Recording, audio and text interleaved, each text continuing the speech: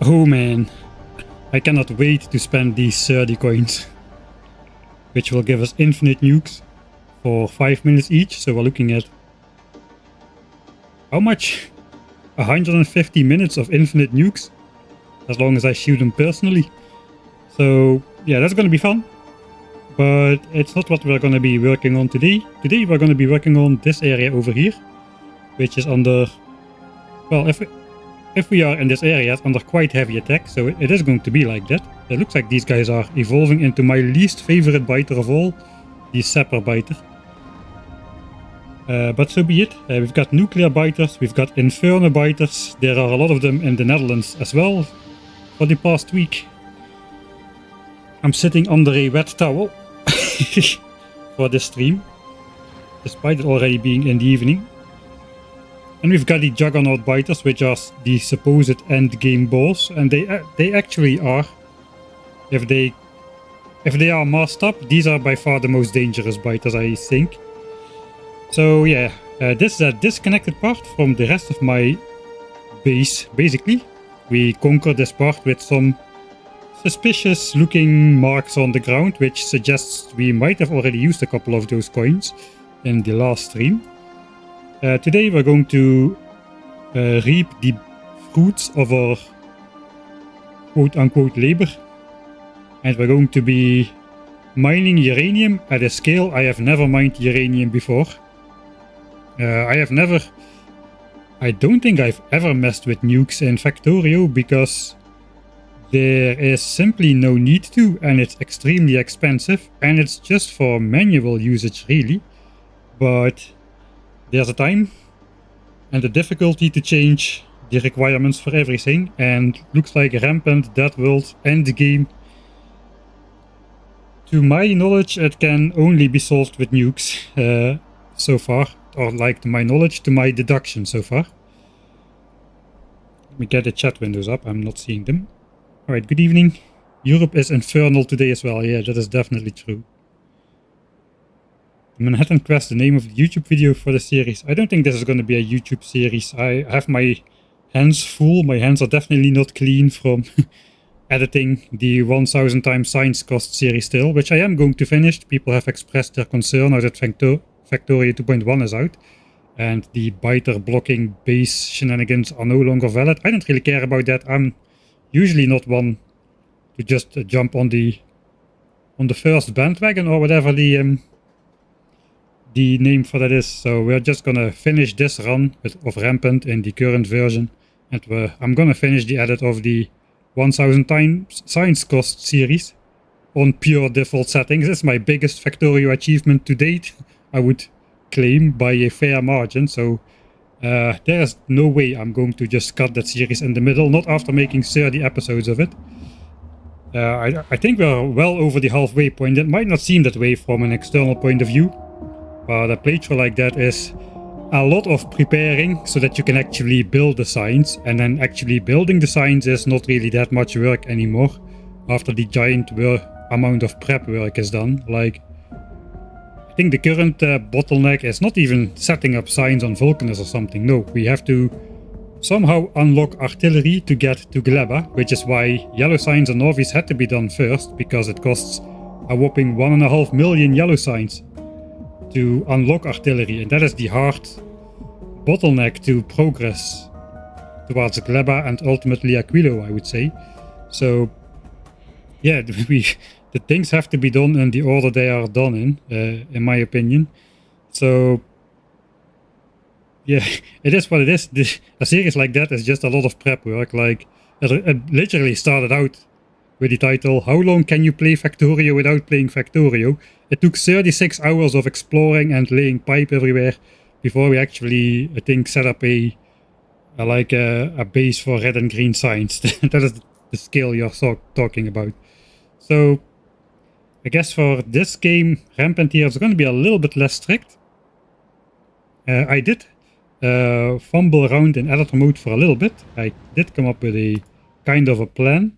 So let's go through it just to get the idea of what we're going to be doing today is going to be behind that. So this is the same world in editor mode, except I've killed all the enemies by command the map is completely empty and I've explored a bunch of it.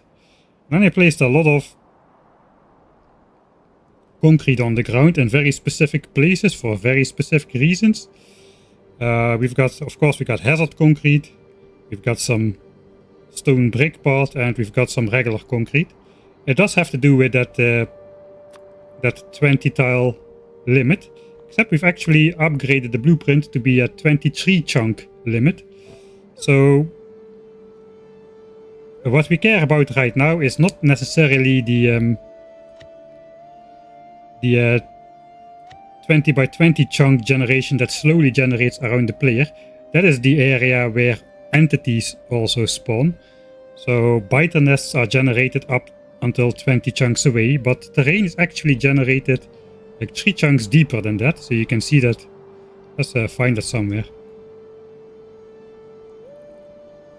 Okay, do we have like a clear edge of some? Yeah, we got something over here. You can clearly see this coal patch has been cut off on this chunk.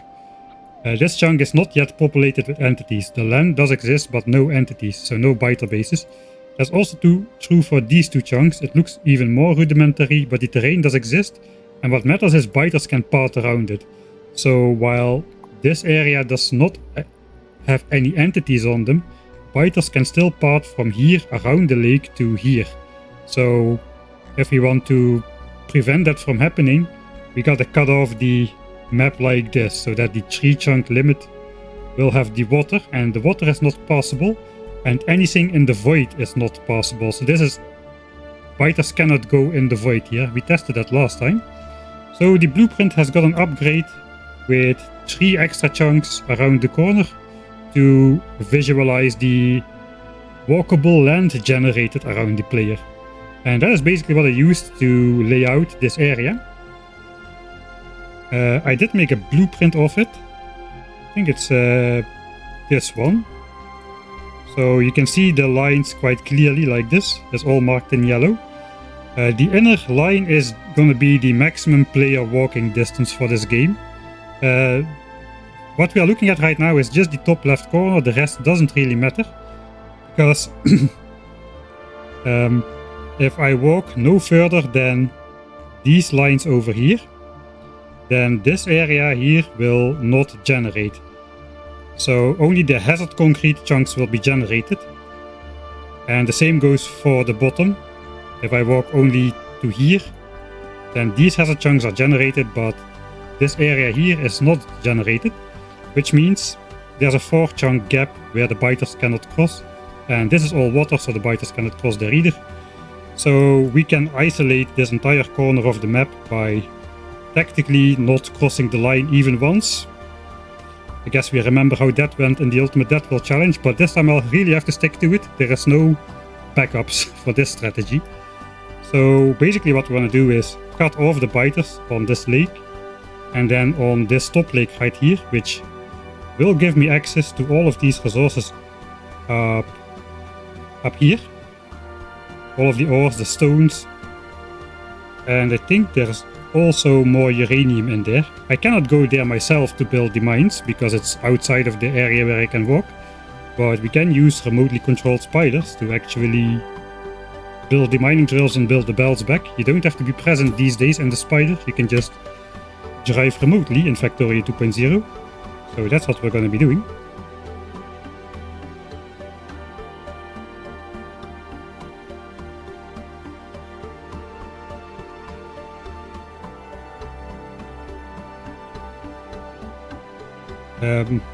One second.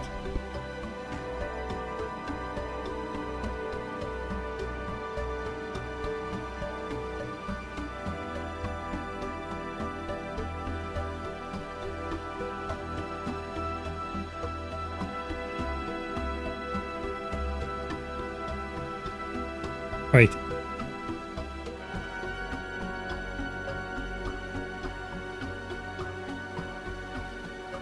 Yeah, I think achieving world peace will actually be possible. We're gonna test it out on this corner of the map, stretching basically around this concrete corner right here, and then up until this lake right here. So if we stay within this area, maximum what will be generated is roughly this area right here, which means it all ends on the water, and we can do like a first practice run on world peace in this corner. If we can manage to isolate this corner and exterminate all biters here, we get access to the rest of the resources we'll need to finish this run. Like tens of millions of all of the resources are present in this area right here, including stone. And there's another 2 uranium patches which we'll get access to.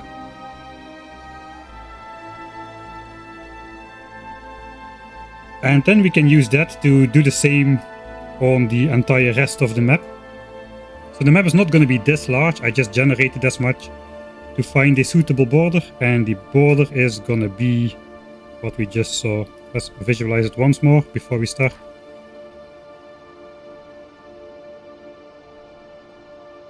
Yeah, it's going to be this. So that is the edge of the generated land, and this is the edge of my walking line. So maybe it could be a little bit smaller, but you know, I've got 30 coins, I got 30 tickets to use infinite nukes, and I want to use them, and I can only use them inside of this area. The rest of the perimeter will have to be done with spidertrons. So I tried to choose the area tactically, so that there is a lot of water in that 20 chunk area right here. So there is not going to be biters if there is water. There's a lot of water here as well, and there is a lot of water here as well. So hopefully the amount of land that I'll have to clear with the spidertron is going to be limited. Only in this corner down here is actually a lot of land. Yeah, but that is the gist of it. It doesn't need to turn into a completely rectangular map. As long as we respect that border, I cannot walk myself past these lines, but the spider can explore here, because the spider only explores the chunk that it can see. I think I'm stuck in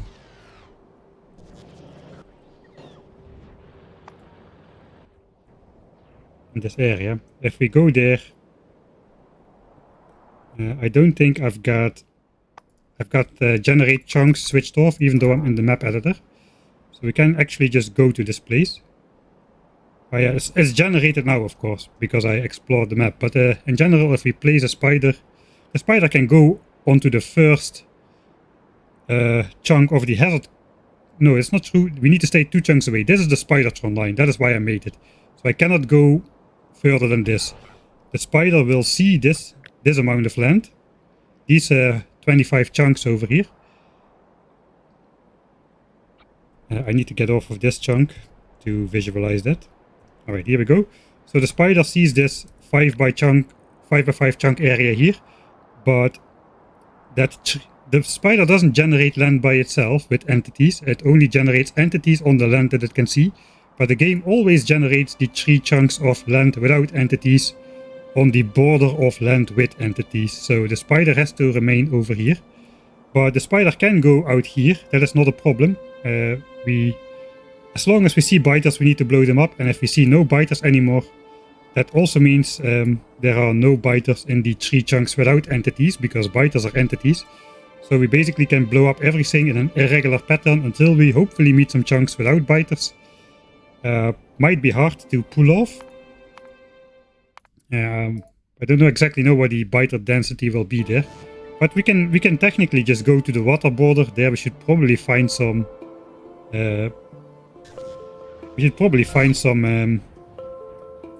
Some areas where it's possible to clear biters. But in general, yeah, this is a naturally generated base. This land does not exist yet, so I'm generating it now as we speak. So we can do that with the spider as well. Blow up everything. If we need to go into the next chunk to blow up the corner base, we'll just do so. Generate the next chunk, and so on, until we hopefully will find something without biters. It might be a bit harder than I thought it would be, but we'll tackle that when we need to. I think it's actually possible, if we are careful, to stay in this corner of the chunk, and then with a nuke from the spider shoot all of the biters out of existence. In a perfect world, if the biters will leave us alone. But Yeah, that of course they're not gonna do that, and the spider just dies pretty quickly to biter attacks. So we'll have to be very careful. We cannot just we are not OP in the defensive part. We will be OP in the offensive part, but they will be OP as well in the offense. So alright. Yeah, I did see 100,000 times science cost is now a thing. I didn't know that was going to be a change. I don't know why the devs would do that. I think 1000 times was a good limit. It was still practical, but I guess on maps without biters and rich resources and other mods, maybe it's for modded gameplay as well, where you have like 20 different levels of quality or whatnot, then it starts to be achievable, I suppose. And there's a lot of biters everywhere. Alright. I'm not gonna restart though. I did my 1000 times science cost run. We used the strategies available at the time. We developed the strategies available at the time, I must say. And I'm not going to redo it with 100k because that's the new limit. It doesn't really make sense to me to try that on anything vanilla, even without biters and buffed up resources. That's just not gonna be fun.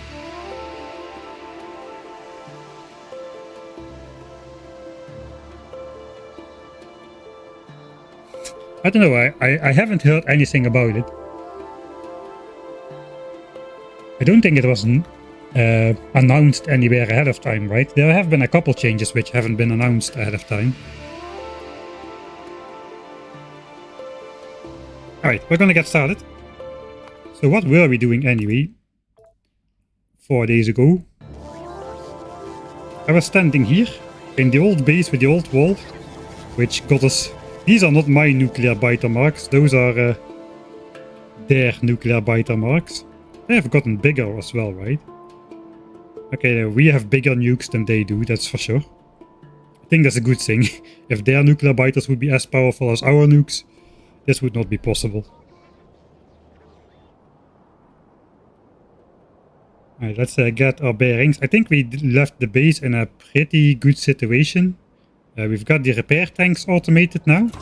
So these indeed have 400 repair packs by request right now. And 25 bots as well. There are still no repair packs in the logistics network, except for this isolated logistics network, which is making repair packs non-stop and has some logistics bots to supply the spiders.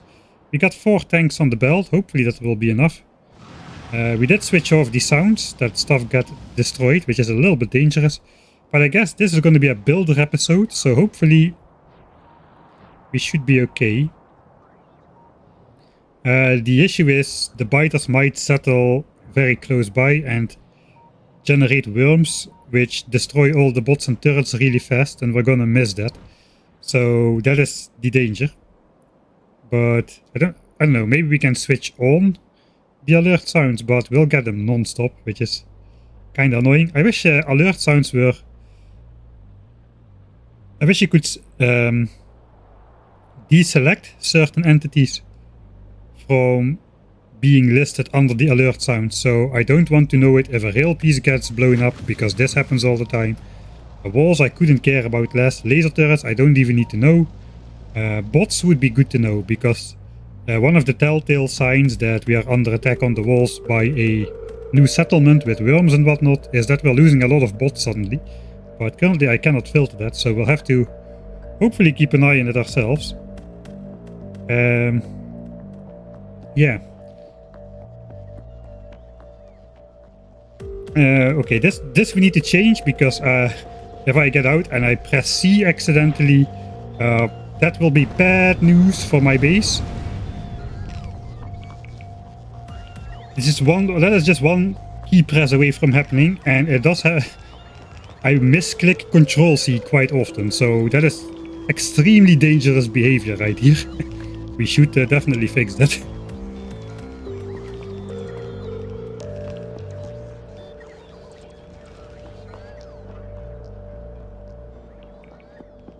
Let me check it. I must have made some notes, right? Did I make some notes?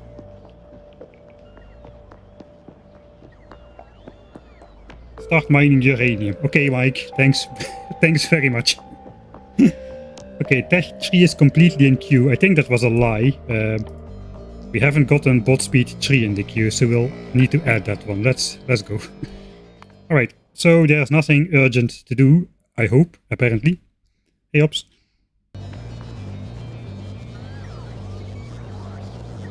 Let's add the last tech. After this, we'll be done researching technologies for forever, I think. So we already finished Stronger Explosives 9, Energy Weapons 9. The next ones cost 8,000 signs. We might research that once we get access to this corner or something. Because then basically our resources will be practically infinite for the sake of this map. We are in editor mode. Why am I in editor mode? Because I loaded the wrong save. Alright. Alright, we did not finish the tech yet. Yeah, I was already thinking, I didn't finish the tech yet. What am I talking about? Alright, here we go. So yeah, you can see how much time I spent puzzling out end game concrete, hazard concrete, walkable distance puzzle. I researched 6,000 science packs of technologies and probably even more. Alright, begin of stream save, let's go.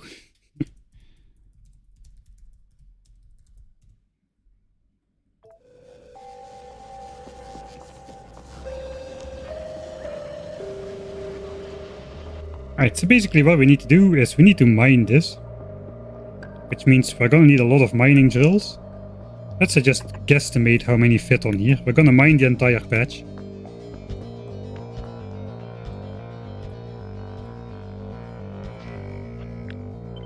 I guess we can kinda do a design. Where's the richest part? I think we need to use the speed module beacon thing, actually. We'll do it from a distance. Alright. So we got 9 drills surrounded by a single beacon. We can then just hook these up a couple times. Something like that, I suppose. Alternatively, it could look like this.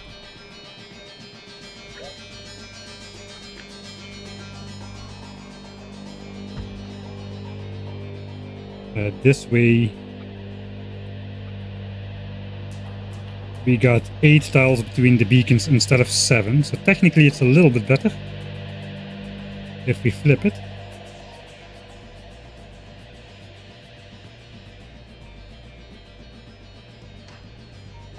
Now let's not care too much about it. I want to find the center of the patch, the richest center. 14k, 14k, I think it's about here. Yeah, see 15k. That's 15k. Alright, so kinda this is the center of the patch right here.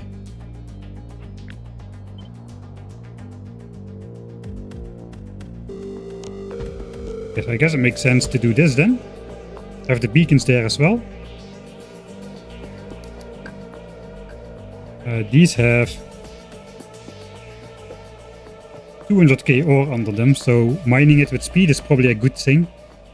Don't think we're gonna run out of these. The question is, do we continue this pattern outwards as well, or do we just these should have a lot less ore under them. Yeah, this is like high 2, low 300k, and this is like under 100k mostly.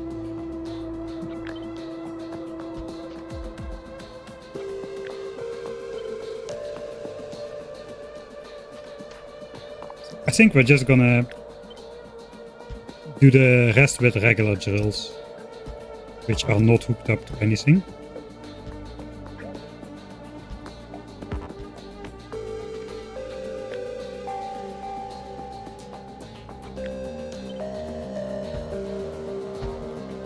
Alright, we'll just fill in as much of the patch as we can.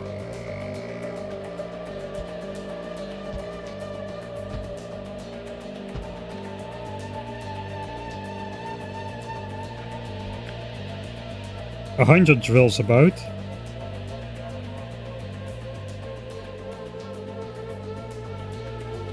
Mining speed 0.5 a second. We will have 4 levels of mining productivity. I guess not all of these are necessary.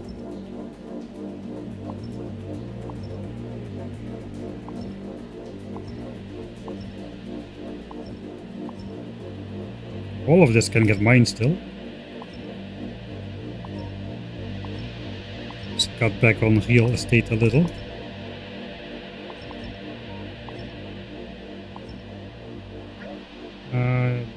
That one has 13k, that's a lot.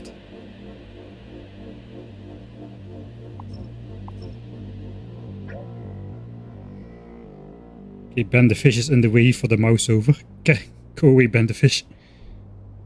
10k. What's this? That's 86 drills, that's a lot less. Alright. 86 drills, so how much uranium are we gonna get from this? The mining speed is half a second. So we got 86 drills times half a uranium per second. Except uranium has a mining time of 200%. So we'll have to divide it by 2. We'll be getting 21.5 ore a second, except we've got some of these with speed beacons. I guess it's going to be 32 drills with speed. So those are going to produce a bit extra. 32 times... What are they going to produce extra? We have 1 beacon, so I think we can calculate that. 30% speed boost from a single speed module, and the 1 beacon has a distribution efficiency of 1.5, so we get a 45% speed boost. So basically we need to add 32 drills by half a uranium per second, divided by 2 for the mining time, multiplied by 0.44. That is the extra just from the speed beacons. And apparently I typed that wrong, because that answer doesn't make any sense.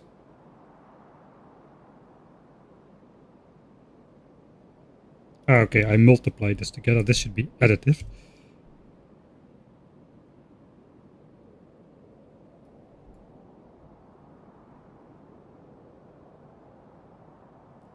Number of drills times a half divided by 2.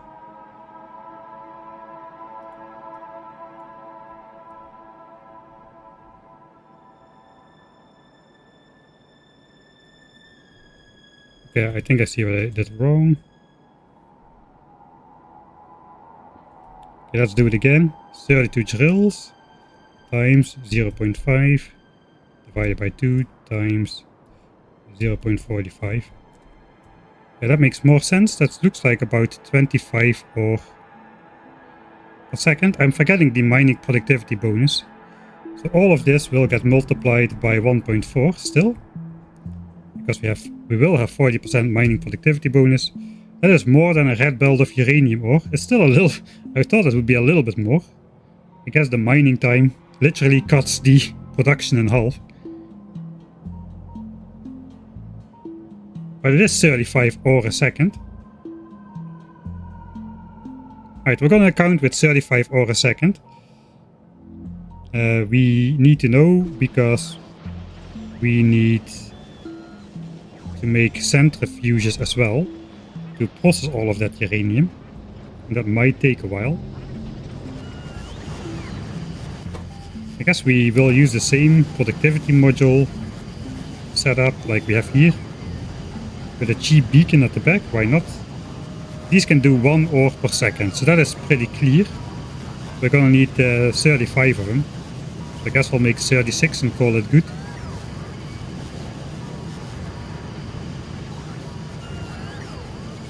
Maybe we'll make 40, that's a nice round number. We still have a little bit of uranium down here.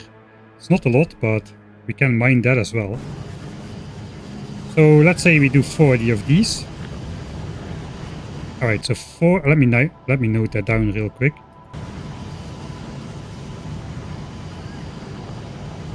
Uh, 35 uranium ore a second equals 35 centrifuges to 40. Alright. So then we get this recipe here.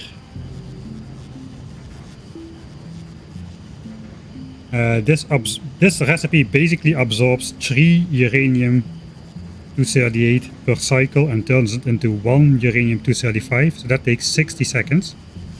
So this does basically 3 uranium-238 a minute.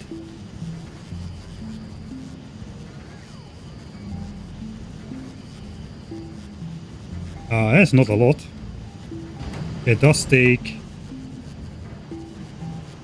10 ore to make 1. We're gonna just assume 100% is gonna be uranium-238. So with 35 ore,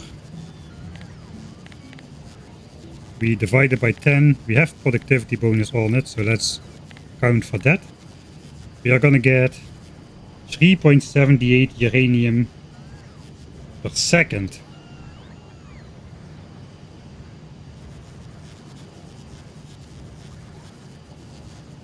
And one of these does 3 a minute.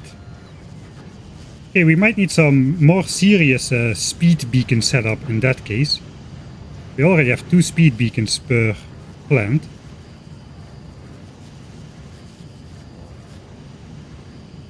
Yeah, but in this case, the crafting speed is 2. Alright, so this one does absorb 0.11 a second, I think. Okay, let's divide it by 0.11.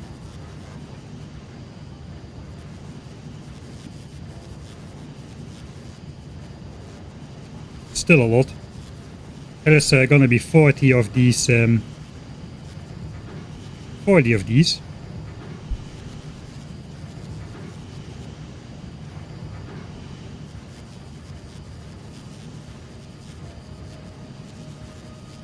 So we need 40 for processing and 40 for enrichment. If we use this setup, I think we'll just use this setup. Perhaps we'll make a real setup with like a row of beacons and those things.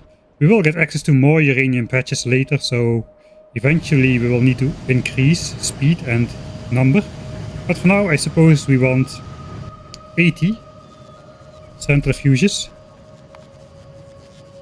Okay, we made 20 of them already, so it kind of makes sense.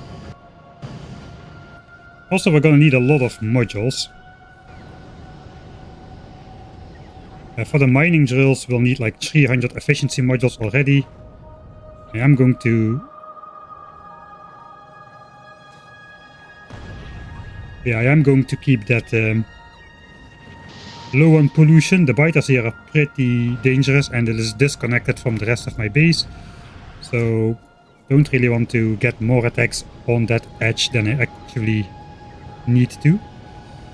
Right, so 40-ish enrichers should do to match uranium production. Yeah, those centrifuges are pretty expensive. We're gonna need to spend 8,000 red chips, concrete and iron gears and 4,000 steel on that. Okay, we do have enough stuff. I think we need to start by clearing out the inventory a little bit at least. I've got a ton of bots for some reason. Let's just get what we need.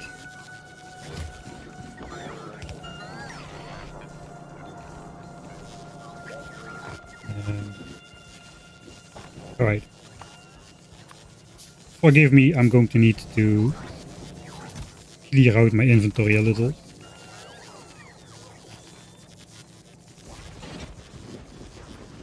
I've again got all bots. I'm requesting them. Okay, I see. That's what's happening. Alright, I just want 3 lines of bots because that is what's on my bar. And the rest, I guess, all of this can go here. That's engines for science.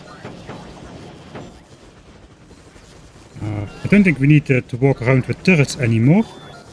We're basically done with that. Gun turrets.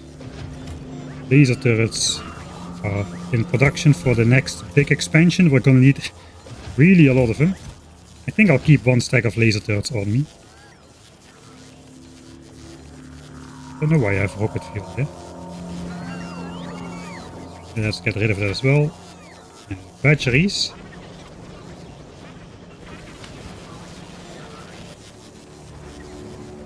Alright, and then fish can go... Did we?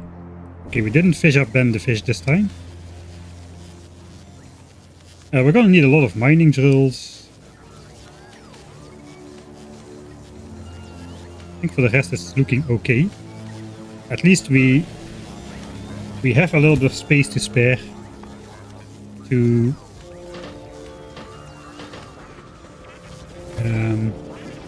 make the centrifuges now.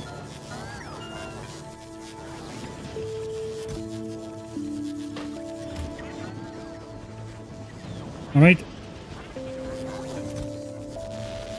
We'll try half of them first. So 4k gears, do we even have that? We do.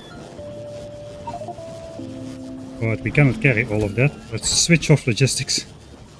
It is off, alright. We'll just stash the normal inventory in here for now. Guess we also don't really need the blue chips.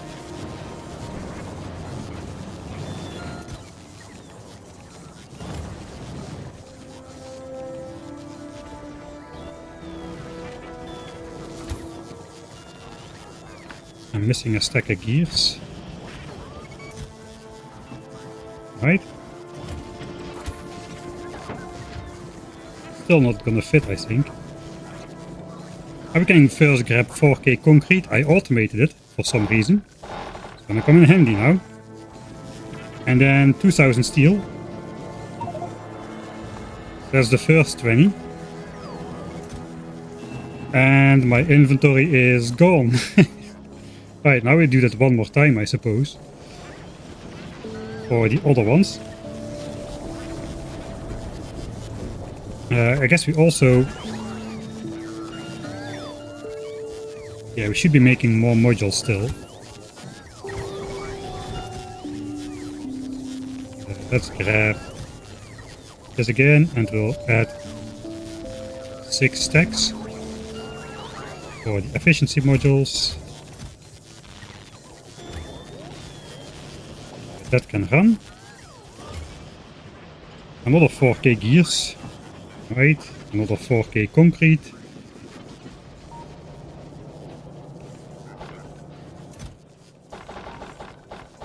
Alright. And then again steel. 18 and 22. That's all 80 of them. If I now click this button, we will have an inventory explosion, so let's not do that. Are you playing on the nerfed pipe patch? It doesn't matter, because we are not using pipes in Rampant. They will just destroy them anyway.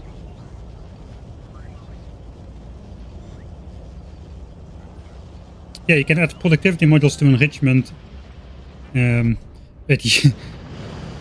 think it used to be not possible, because if it applies to the 4D uranium-235 that goes in, that would be very OP. But they made it so it only applies to the 1 extra uranium that comes out. So the 4D input ones are unaffected. But it still increases the amount of shiny green rocks we get out of the same uranium by 12% in this case. Alright, so what else do we need? We need to build 100 drills. Where are my mine? Okay, nukes over there as well. And I'm out of the loop. We need to check our walls every now and then manually, because we are deaf basically. We need to look to see what's going on. Okay, I guess all my ore patches are on the left side. Do we have enough drills? 2. I guess we can deconstruct these. There's a bunch over here, a bunch over there. A bunch over there. I think we have enough drills then to build. I need like 90. I've got 70 something. Right? We're gonna need a lot of yellow belts and or red belts. I think we're gonna use red belts to bring it out, because we still need some yellow ones for the mining drill. We're gonna need a lot of underground as well.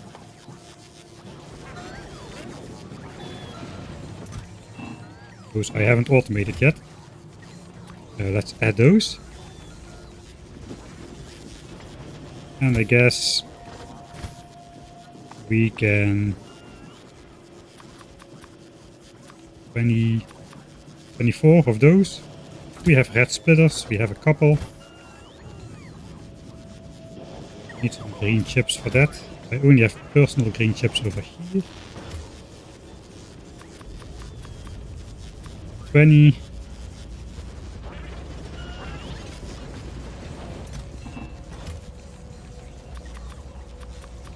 Okay, that's splitters. Yellow belts. We only really need them for the mining patch, so not too many. And then we're gonna... I think I wanna bring the ore in. I don't want to process it here. I'm gonna be processing it like in the base somewhere. Not sure where yet.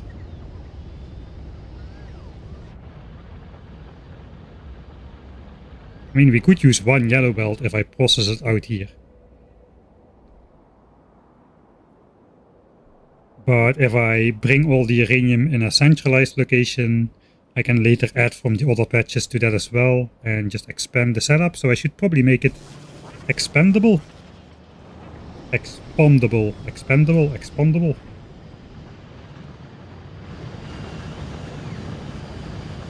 going to be fairly simple though. Alright, let's just assume we need to bring it all the way back to the base. This is roughly how far? 56 rail pieces far. Okay, we can do this. That's 23 chunks. So there's about 35 chunks. And down, let's say 40 chunks times 32. About 1200 belts. It's a long belt. And we need 2 of them. So 2400 belts, roughly. Let's bring 3k. We're making the undergrounds and whatnot. We need a bunch of inserters. We got some long-handed still. Some of these would be good to have as well. I think for the rest we don't really need much. Except for the efficiency modules. We need productivity modules as well. Currently... Let's just grab those. That is going to be enough for 40 of them. We also need some beacons. We need 4 beacons. What kind of modules are in there? I think it's the speed 2s. Yeah, efficiency 1, speed 2. So 4 beacons. I think it's time to get back our inventory. And hope it fits.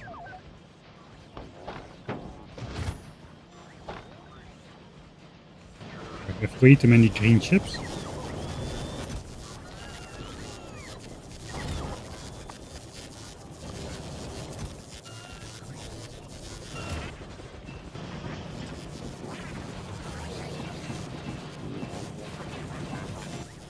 Right.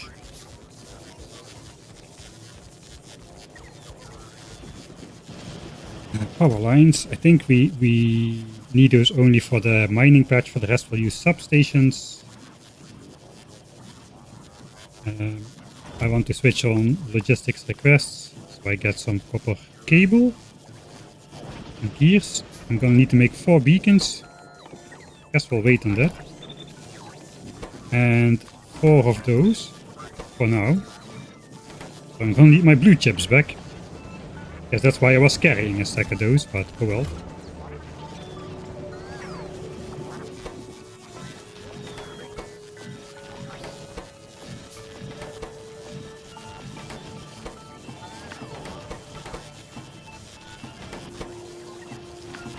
Alright, so while that finishes going, I will go and pick up all the obsolete drills. I forgot one thing, right? Sulfuric acid. We're already struggling. So I guess we can still set it up first, but we cannot really run it just yet until we build a special sulfuric acid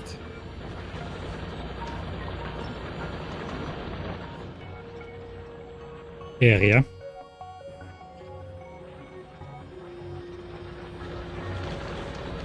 Right, this I don't think we're gonna keep this around. Still symmetric, so I'm happy. Okay, 94 drills.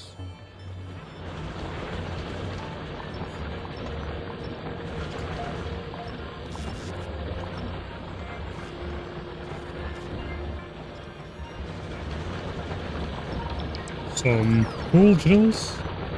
This one is almost out. 120 ore left.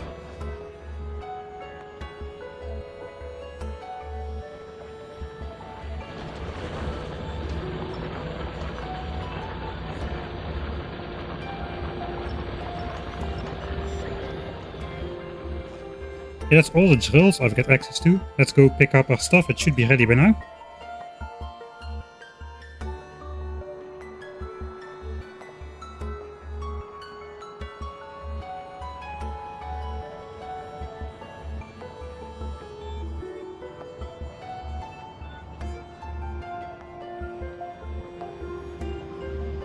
Got pipes. Pipes are gonna shine again in the next episode of the 1000 times science cosplayer, believe it or not. But again, gonna go the pipe way. Right, they're still producing more. Let's save an inventory slot by doing this.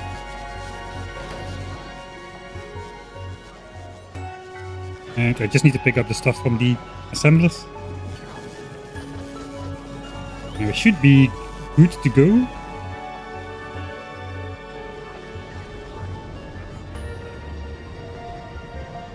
Build the first project at least. Okay, let's not get distracted again.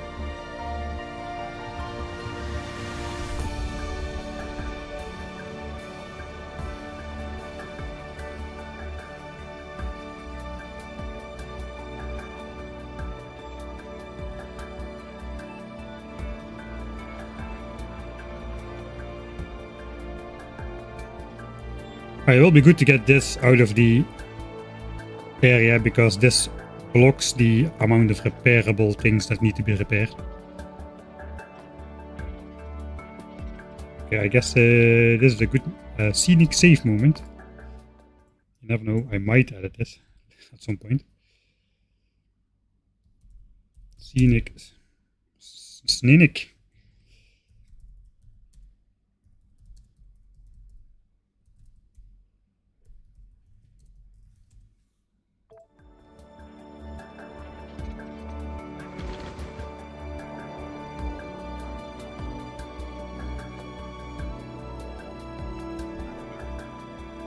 There we go.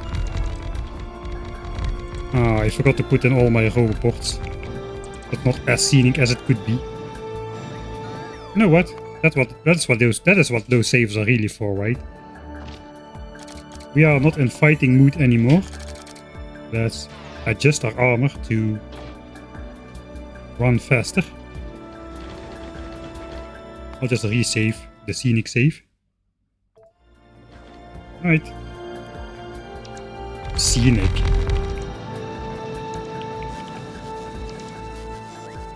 That's a lot of new craters. Yeah, it is.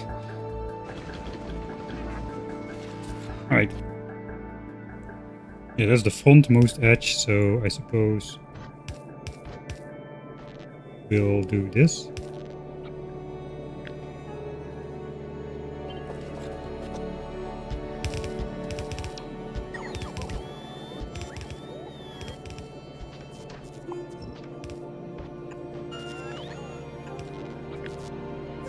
Ooh.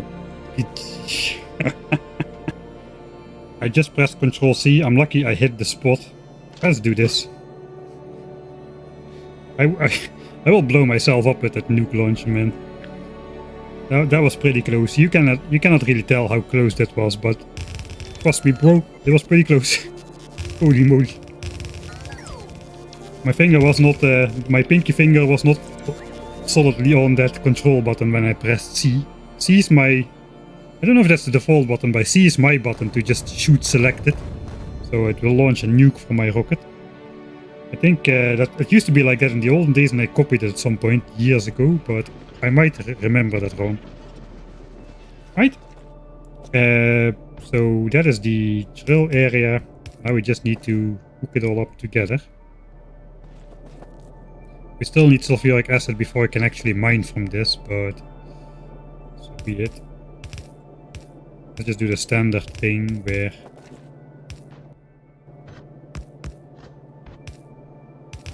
we have 3 belts. I guess these outer ones are gonna be the 4th belt. So this one needs to come down. You know what, if this mine does not exist, it doesn't need to exist, right? It doesn't need to exist. We can sneak this guy through here.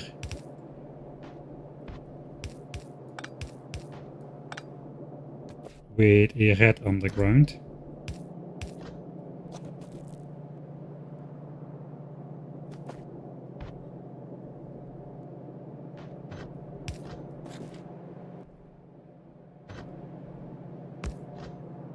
And I suppose it goes in here then.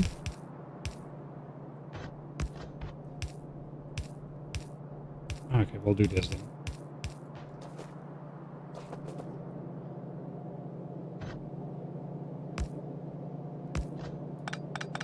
Let's do that. I don't know. Do I... This should be 2 red belts in the end. I think we'll just build this out of red completely.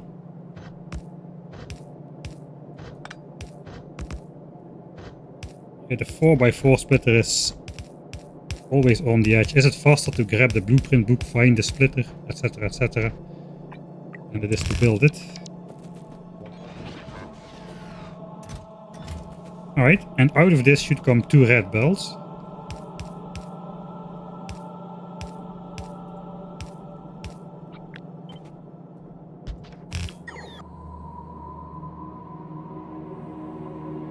And those should be balanced. Pipe network. For the sulfuric acid. I guess, do we just build over the acid here? I think we do.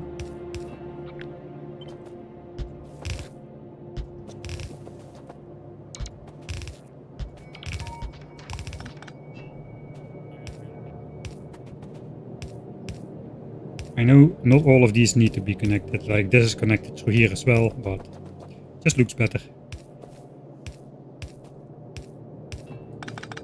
Alright, so sulfuric acid needs to hook up in here.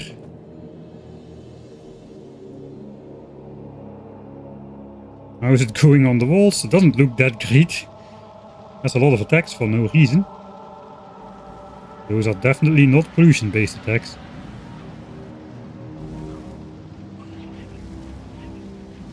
Static safes coming here.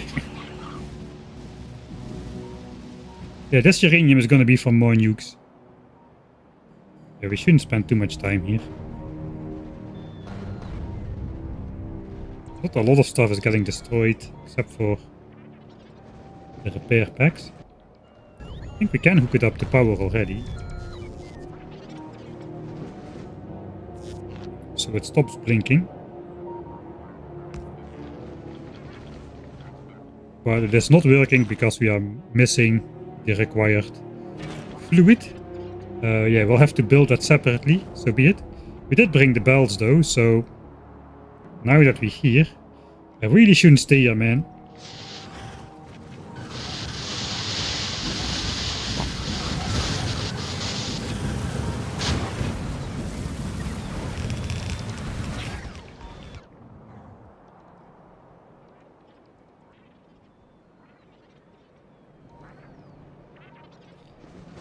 Can we just... I think we'll try to bring these two belts in as high as possible here.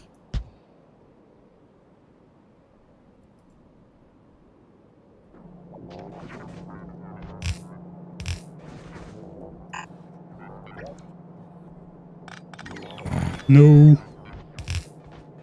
Stupid base bots. Leave my building stuff alone. I guess they are even gonna bring it in different repair chests. I don't really care, really. I don't have any more rails on me. Probably should have brought some rails. 26 rail pieces, 300 walls. If we're looking at the kills...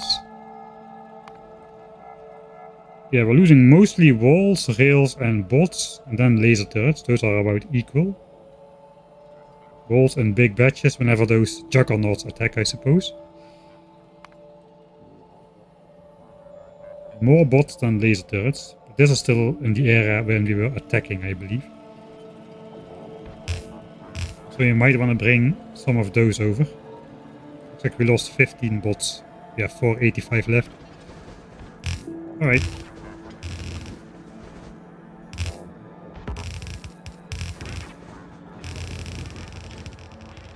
Guess we'll build the top one.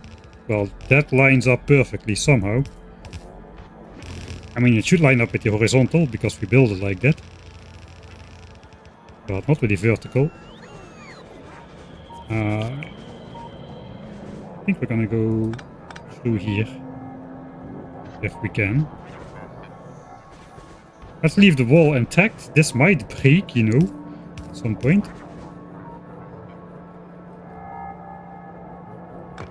No, we'll put that back as well. Let's not encourage fighter behavior to go in here.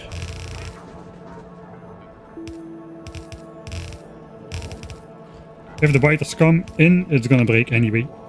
So we might as well do this. Let's build out the other belt. We brought 4,000 belts or so, 3,000. So let's spend them.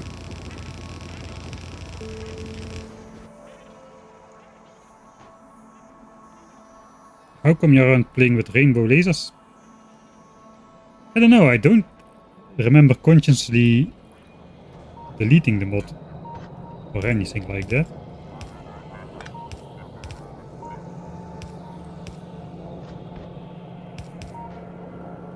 I did, I might have just unselected all mods, because this is not a space age run. I had to change the mods. I probably just flicked on the ones I remembered. Alright. From here though, we kinda need to know where we want to go with this. So... I'm gonna think we're gonna use this oil of the new oil source. You know what, I should make more of these, because this is now idle. I'm not really as much on the ball of keeping oil production going continuously, because I think we'll have enough of it. There should be oil in there as well, right? Is there? Oh, maybe there is not. Maybe there's in the area where we cannot see it. Alright, yeah, okay, then in that case we definitely want these pumps to be producing. I think I'm gonna build another one of these here. I think we'll set up oil refining purely for sulfuric acid here, and then we can pump it out towards this uranium patch. And later there is 2 more uranium patches which we cannot see yet, but they are out there somewhere in the void. So I think this is a pretty decent location for that.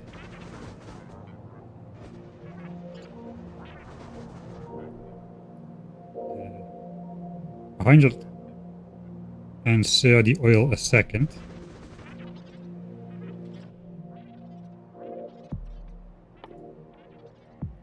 How many oil refineries would we need? How many sulfuric acid is this gonna take? 86, it mines at half per second. It does, mining productivity is free, so we don't need to take that into account. These are faster. Can do the same calculation, I suppose. I think it was 86 drills times half. So 43 a second, and then these are faster. They are 0.225 faster. Times 32. So we'll need about 50 sulfuric acid a second, if I'm not mistaken. 50 sulfuric acid a second. I guess we need to calculate backwards from that. My base is up there. It's starting to get a little bit large. One of these, without modules, is doing 50 a second. Alright, so we basically need one of these. Then, do we use productivity if... Do I need to use productivity on that? Should be oil up there as well. I think there was oil up there.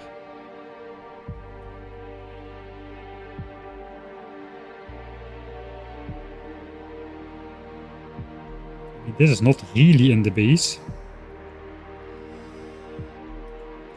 Alright, I'm gonna save.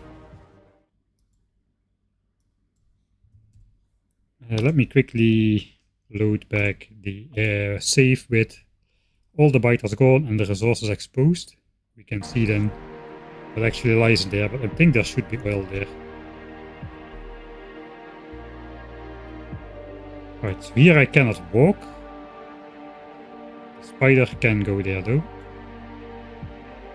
Here is that uranium source 1 and uranium source 2. There's 2500% oil, that is going to be within range. This is probably going to be within range, unless I don't go out further. It's not 1000 times science cost, so that oil is worth more than it would be in 1000 times science cost, where we just would assume it has already reached the minimum at 1/5 of the value. But we don't need to do that here. These will be worth more for most of the game. And we always have coal liquefaction if we are running out, so probably I should not really worry too much about it. Yeah, I don't think we should worry about it. We have coal liquefaction as well, so I don't mind using productivity, but I want to keep pollution under control a bit. It is true that currently most attacks are coming in. That's the wrong save. Most attacks are coming in just because it's rampant and has nothing to do with pollution. But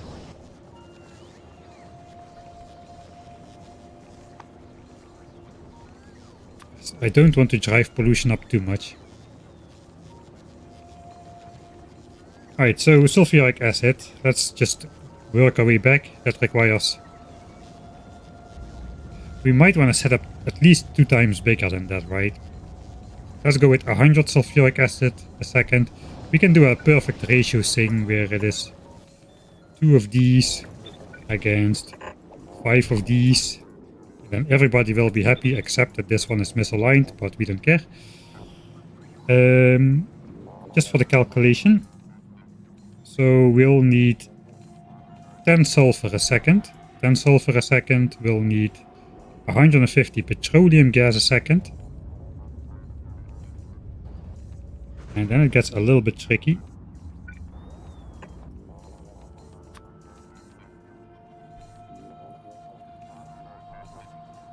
This does 11 petroleum gas a second raw.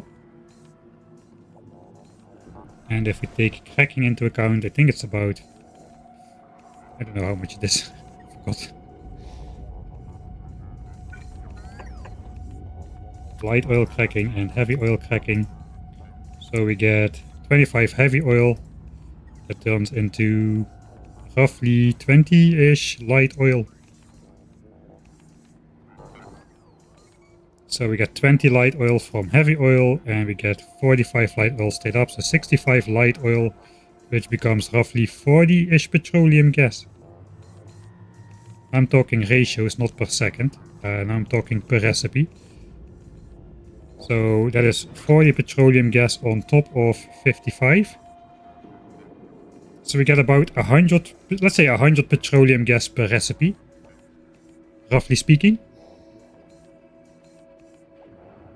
So 1 oil to 1 petroleum gas if we crack everything.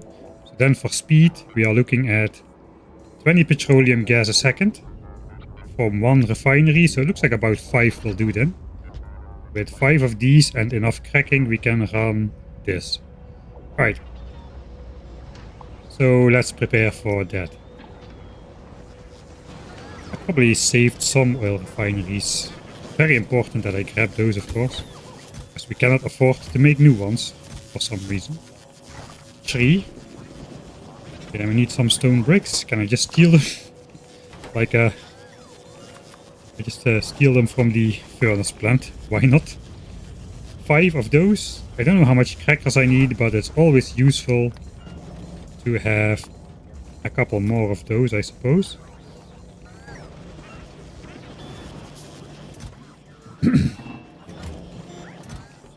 I'm gonna need a lot of pipe works, especially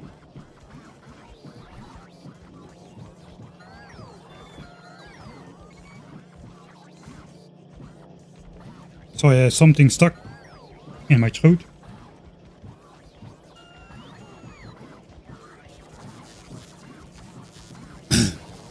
Especially if we need to bring all of that out to the uranium mine. Let's do another 10. If you convert all crude to petrol, it's nearly 1-to-1. 2% loss if did the math right. Alright, good to know that yours napkin mat and my napkin mat match up. That makes it 75% more reliable also. Pretty good.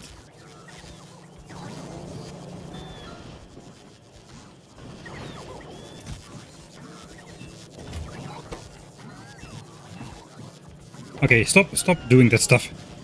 Stop it. We'll make some more red undergrounds though.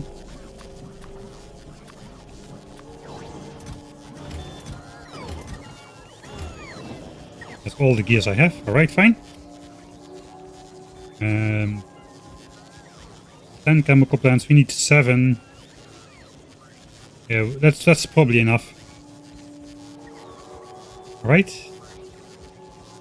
Yes, then we're ready to set up that oil stuff. I do want to make 100 more storage tanks for there.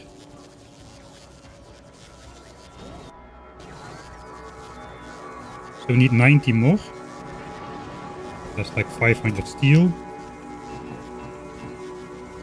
Then a bunch of iron, which we'll just keep spending, I suppose.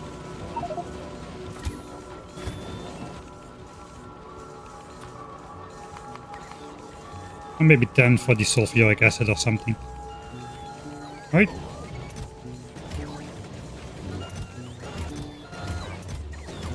Which chest did I steal it from? Right. Sure. Good enough. Let's go out. Right, I still have the red bells.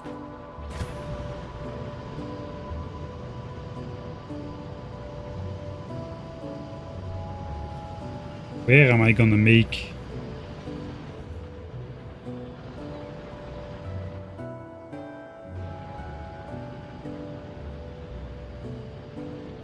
I kinda could try to align it above here actually. There is a case to do that. Oh yeah, Centrifuge stack size is going down to 10. Sucks to be me. My inventory would be full right now.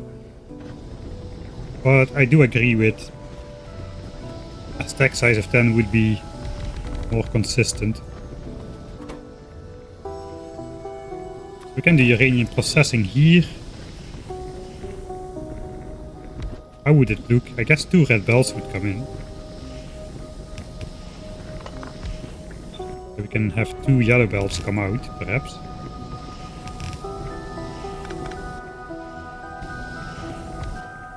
And we just grab from the red bells and put it on the yellow bells. Something like that.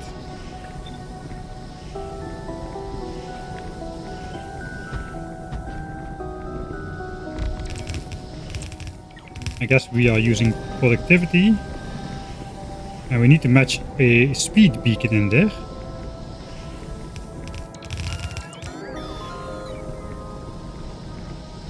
Which doesn't fit this way.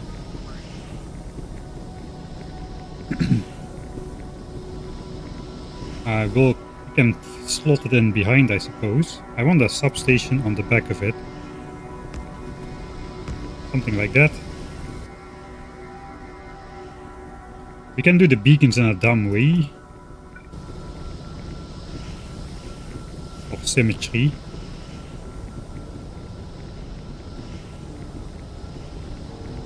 But this is not gonna match up either, actually.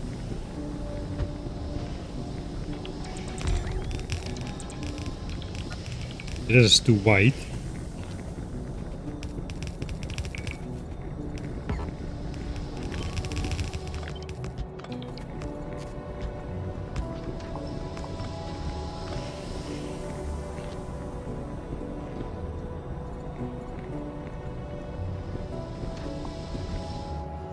So if we chunk the line it would look like this.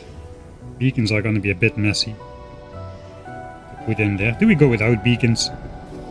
It's kind of dumb to go without beacons. These things are expensive. We do a full line of beacons. That's also a bit meh. They don't all need to be the same speed. 1 or 2 beacons is fine for most. Yeah, this looks okay-ish, I suppose. So that would be 40 of them. 20 of them. This would be 40 of them. If we do all of this. Then we would need 16 beacons.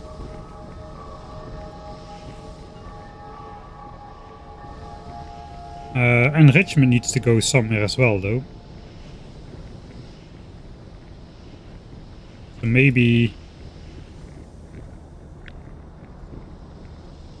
Oh, this is gonna suck. Maybe this goes up. If we want to be able to expand it, though, this is pretty good if we want to expand it to double capacity later on. Yeah, we should keep some space for that. We can keep space for quadruple capacity. How much does this grab? 0. I should grab 1. So these should grab 20 a second. But we're gonna be a little bit faster. So I guess they'll grab... They might grab a red belt. Should I figure that out first? I kind of feel like we should get started on the... Okay, that is not good. Something is very wrong. Why is there 173 things broken at the same time?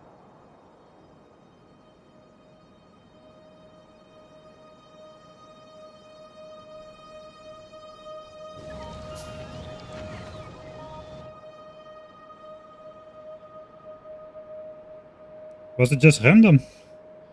I was pretty sure there would be a worm somewhere on the walls.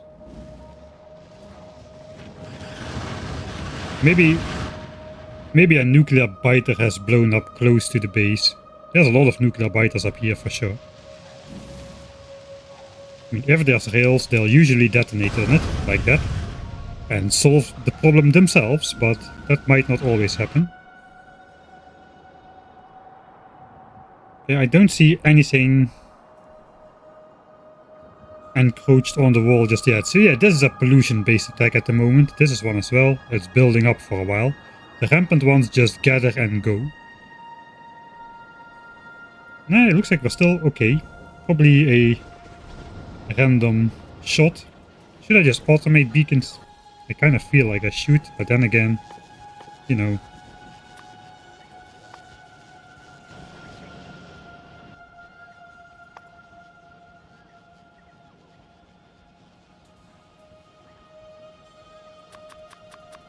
$16 beacons. I think we just got speed 1 in there. So we have the modules already. Alright, I think I'll keep that over there. I don't know where the enrichment is gonna go though. Maybe the enrichment should be up here.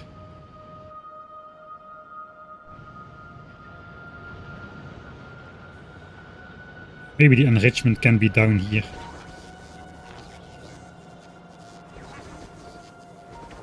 It's connected there as well. It doesn't really need to be connected here. Batteries can go at some point. We can probably use something similar, but just for enrichment. We can, yeah, we can keep the mine around, I suppose,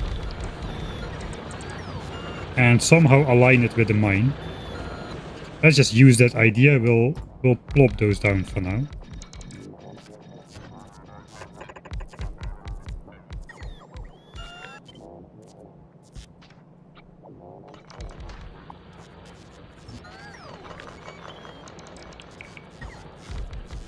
That should be all the 80 centrifuges we made.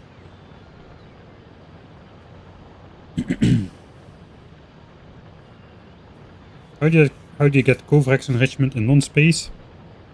Yeah, we've got all tax already almost. We're about to get mining productivity 4. You get it with purple signs.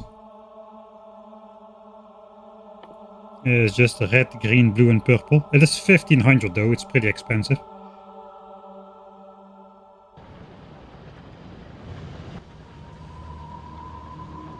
Okay.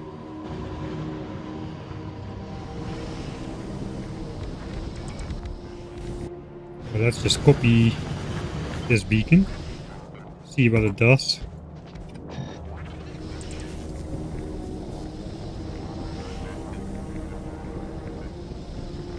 I'm not sure.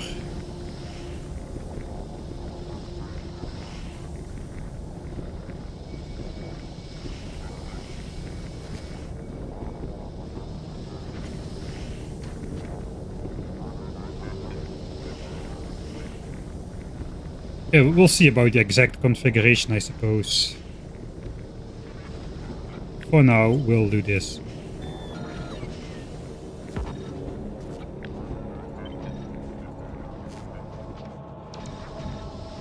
Alright, I guess we can...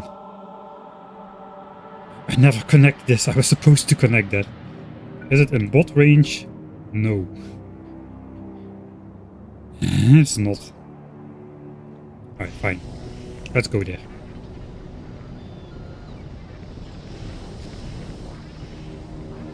It's not running yet, so we don't really need to care right now.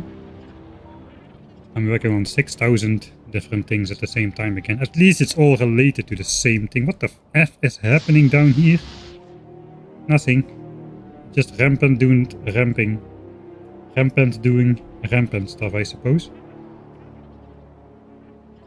It's easy to get carried away in these builder episodes where you just don't care about what's going on in the world, but it's Rampant. You should care about what's going on in this world for sure. Right, so now these pump jacks are finally active again, which is good. Let's I'll just copy this entire field. I should have those. I got 4 in storage as well. Right, these are now half full again, so this can pump away. Let's go for... We need an offshore pump for the water. Okay. Oil refineries.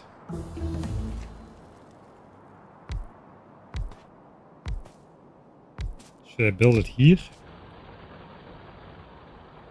I don't think this is going to grow larger than what it is right here. Okay, there's going to be some design. It does. We cannot really align that with 5 of them. We cannot chunk align it at least. So maybe we shouldn't put it next to a chunk aligned area in general. Maybe I don't really want to put it that close to the wall. The whole idea was to have the wall be free of wider area and whatnot. The copper mine is... yeah, we cannot put it in there either.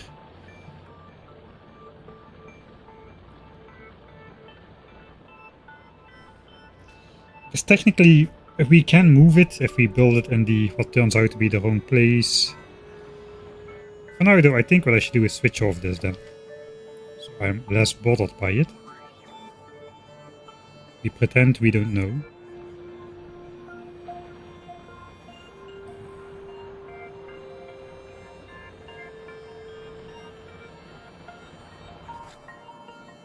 But we do. Right, it's fine. It's fine. Oil line and water line.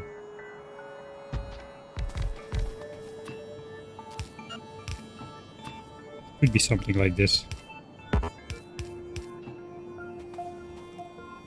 And we can simply hook it up to oil such.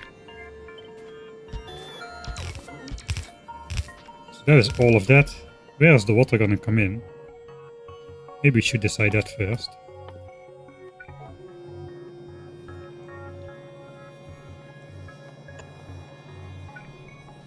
Maybe just like here.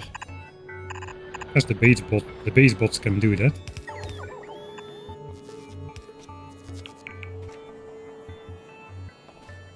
Alright, so if this would align, it would be on this horizontal. We can still do the same thing.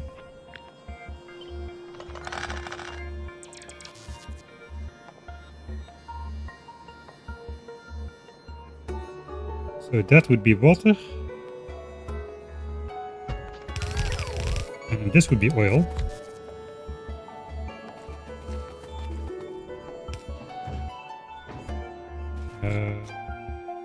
I suppose we need to place the water pump ourselves.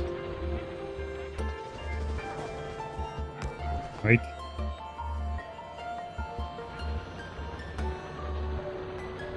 Oh, I don't like that. I don't like this symbol of 5 missing things.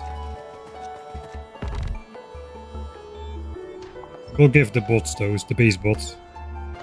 That should go away then. I think the modules should be in there as well somewhere, I hope. Or we'll just get that one more time. But oh well. Technically we also could do the other way around, right?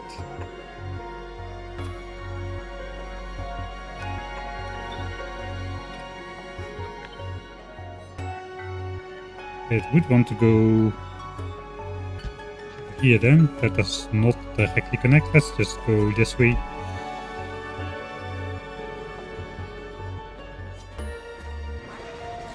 Alright, so how much cracking do we need? No productivity, we said. So efficiency it is.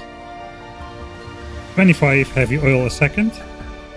Oh god, that's 1 1/4, isn't it? Okay, this eats up 20. It eats up 24. 24 is almost 25. So that should do. And 45 light oil a second. This eats up 15. So we need 3 of those. But this thing also makes light oil. It makes 18 light oil, so we need 1 more. I guess that also needs a speed module then.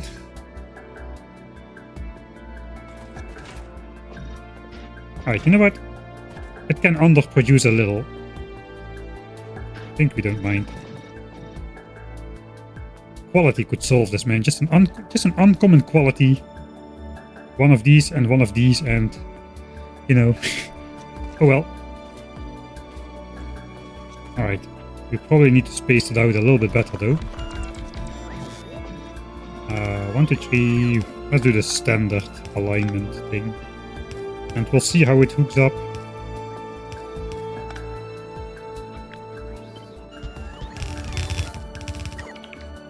Right, all the heavy oil goes in here.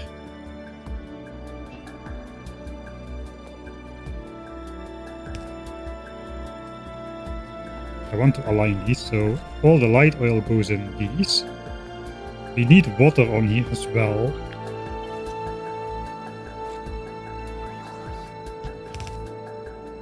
Guess we can add that parallel or something. Can we do these? Kind of. More water there. I guess sulfur and sulfuric acid also needs water, so this will still go further down. Kinda looks like the game wants us then to flip that around if I want to align it with this over here, which is annoying because then this doesn't line up anymore. So it looks like we are not doing that.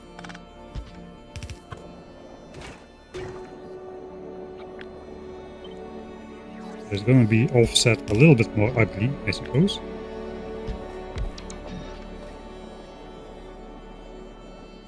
So technically that could connect as such.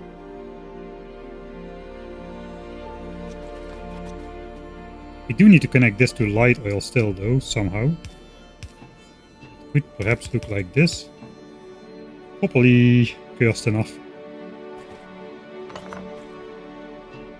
That means do we need to do this the other way around? I don't think so. Alright, light oil. Guess just can go in as such to the ones that need it.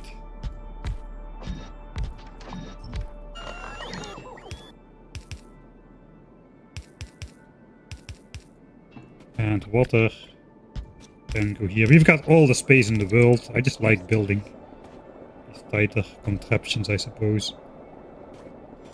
Okay, and then all of this I now kind of blocked off. It needs to be connected to petroleum gas. I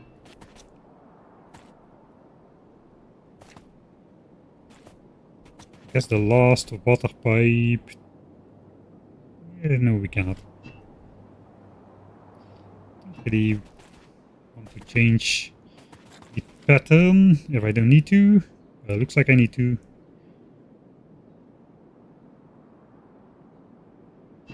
We can maybe do this instead. Might look the cleanest.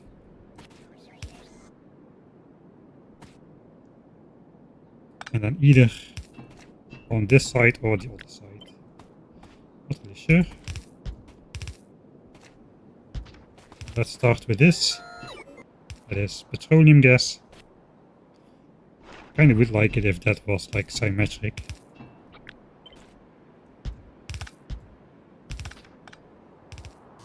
This also does not look great. You know.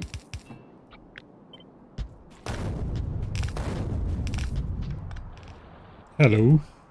Forgot we're playing Rampant. Don't worry, happens all the time. Yeah, we are missing modules. 5 and 2.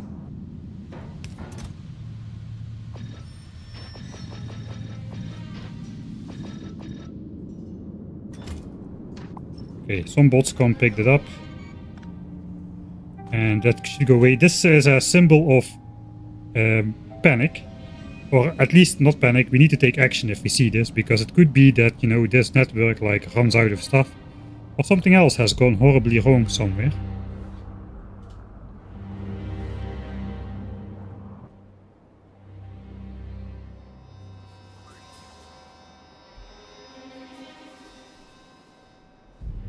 I think you can do like a one-dimensional line from edge to edge of the map. And I think someone has even done the circumference, like the perimeter of the map, but you cannot possibly fill in the entire map. There is no way. I don't know how this looks. Let's make it worse. Okay, sulfur. We need 5 sulfur plants to 2 sulfuric acid plants, so logic dictates, at least my logic, that it has to look like this. And we don't do direct input for sulfuric acid. Or they could just go like over here, perhaps, that would make sense. The fluids could be flipped though. Fluids could be flipped. If the fluids are flipped, then this would make this easy.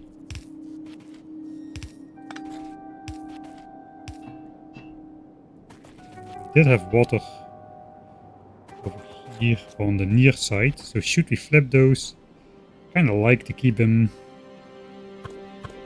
original way, but let's flip it anyway.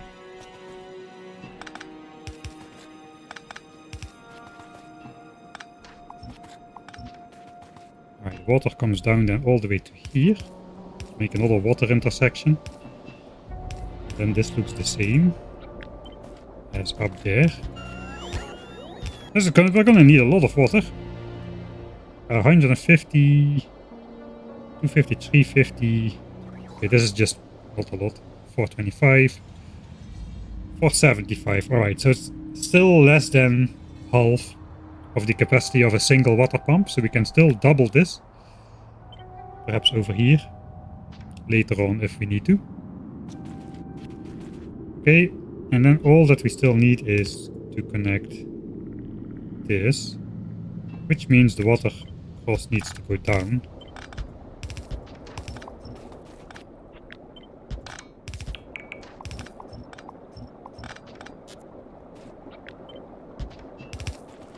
Because the petroleum gas has to flow on this line. Or it will connect to the water input of sulfuric acid, which shouldn't be a problem, but that looks a dump in a way that I don't enjoy. Right. So we are kinda stuck with this. I guess this can go further next to the site. And that should be the entire build. If I didn't miss anything.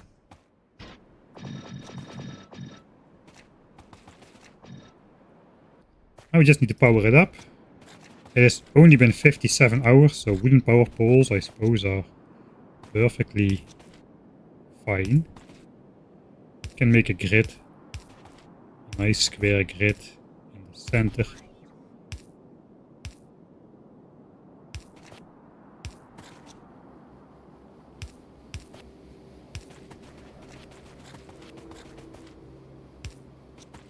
Something like that.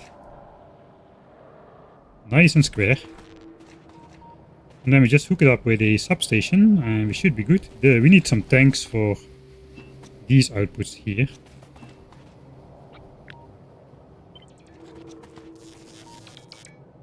I got 10 more, so we can do 10. Can I just paste it onto here? Looks like normally it looks like this if it's outside, but that does not line up. I guess we'll do this.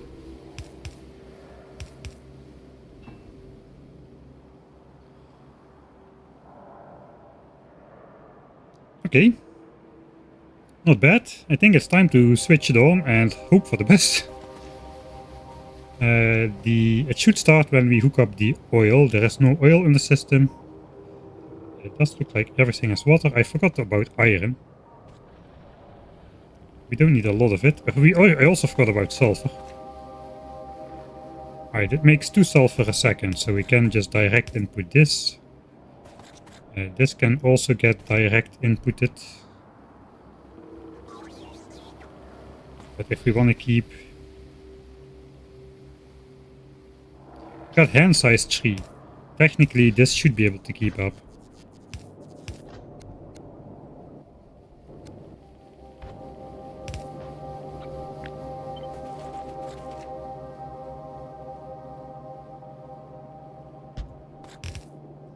Should be able to keep up. Put that in completely. And then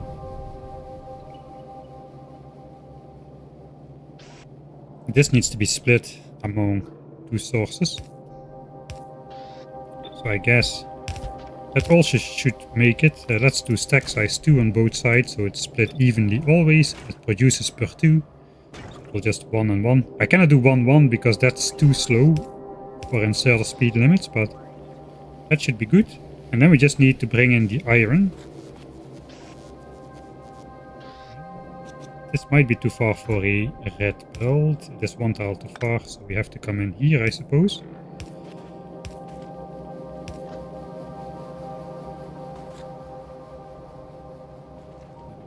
We can just come in from both sides. Will that look dumb? Maybe that will look alright. I think I prefer to come in from one side though. Let's come in from the other side. Here are our pipe shenanigans as well.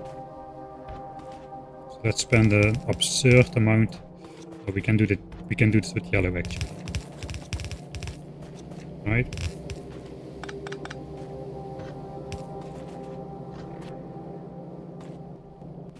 And we just need a little bit of iron in there. That should do the trick. We can do this with yellow as well then.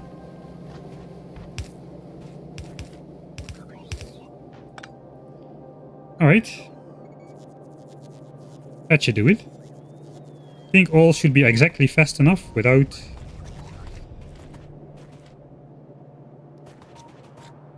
being overly fast.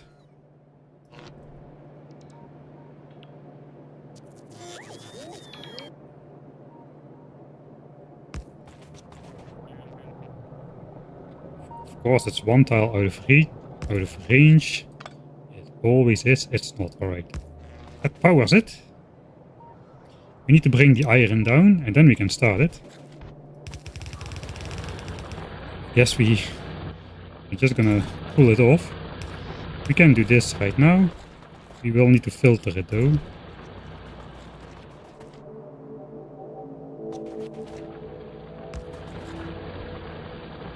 Okay, that does it. It likes drawing off the near side of the belt, so that should be good. It shouldn't steal too much from repair packs. We just need a little bit of iron here. 2 iron plates a second, actually.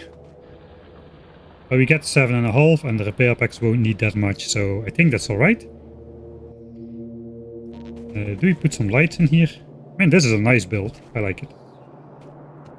It's getting night, so let's do put lights. Before we switch it on. Not too many, just something like this. Then we just connect the oil and call it good, I suppose. That deserves a save. See if it works. Sulfuric acid. On a stupid scale. Misconnection of water to sulfur. Ah, yeah, I see. 1. Oh. Okay, we have it on the left side here. 2. It just saved me. It happened again. How many repair packs? We have automated them now. We have used 7.2k during the entire game.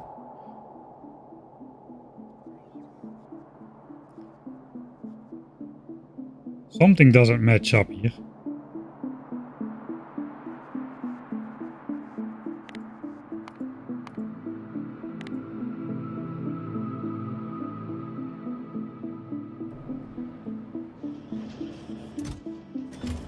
I guess that's 10,000 repair packs, which will fit in here. And maybe, yeah, maybe it does match up. We're still producing them over here as well. 14,000. And then all the tanks will have some inventory and still feels a little bit off though. But it's like a partial unit, so maybe something is going on there as well.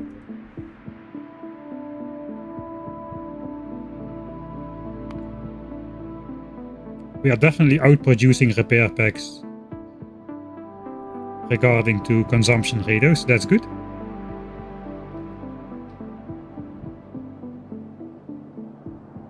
Okay, I think it's time. Let's flip it on. And if all goes well, we should see sulfuric acid in the tank not before too long.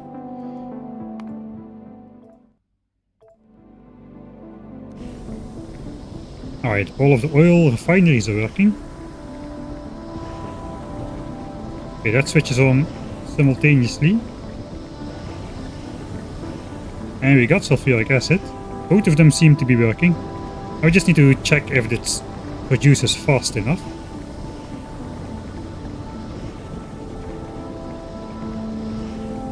I don't think any of this will fill up. This will fill up here. The heavy oil will fill up first. Because we have... I might as well just build 4 refineries if I leave it at this. You know what? That's... This one, 1, and this one, 1. Then we're just 1 heavy and 1 light oil under specification to run at speed.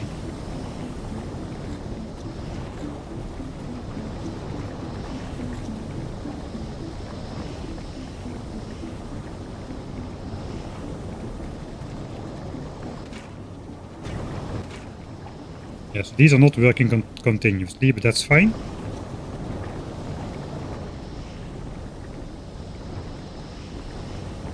This is 100 oil a second. This is producing 128 oil a second. No, it's not. We have 40% productivity bonus. Yeah, we could double this if we do some more beaconing of like depleted pump jacks shenanigans later on or something. This oil source actually started at 1700%, so it's gonna deplete to 350. Yeah, you know what? I don't think we can run much more than this. We got an underground attack incoming. Because of course, there are underground attacks. And poison melting walls and stuff. It's unfair, man.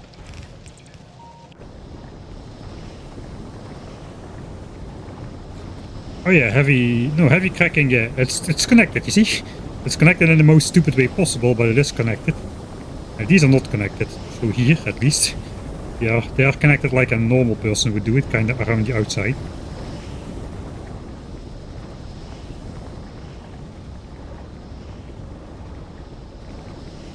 Alright, it looks like everything is working still, so I think we can go ahead and hook this up to the sulfuric acid mines. We might actually also just want to connect it to the base later on. Okay, no, this is now filling up. So what happened is the battery is probably... Yeah, okay, these batteries are... One of them is no longer producing, so we were quite close to... Yeah, okay, we will be fine here. We can run this on the base for as long as it lasts. And just pump it out to the left side. We are going to need to pump it out though.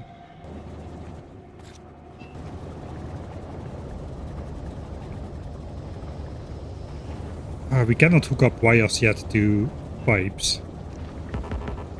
Because it's Factorio 2.0. Oh well. Did we pump it out? I don't think so. Let's just go left. Where we go with the pipe. Left, up. We should stay clear of the tank here. I think we just go somewhere next to here. It does not really matter. It does not really matter, but I'm going to look at it anyway.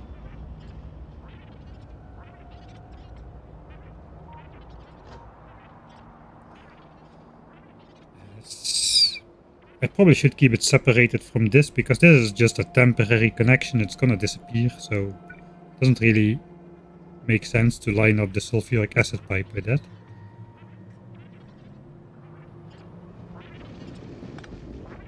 So maybe we go over the top instead, or maybe just through these 3 drills over here. For fun.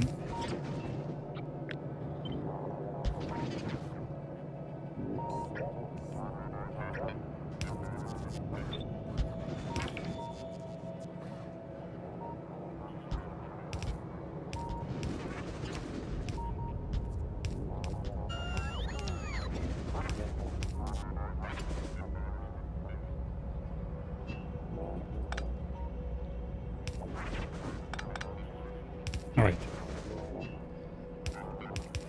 That comes past here. Looks like we have to go... I kinda wanna go here then.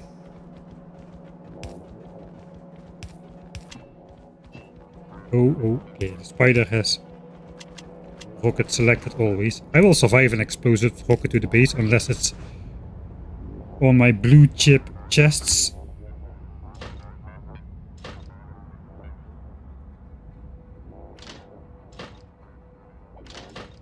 I don't know, should I take him out? I need to react with a spider though. They're gonna stay in.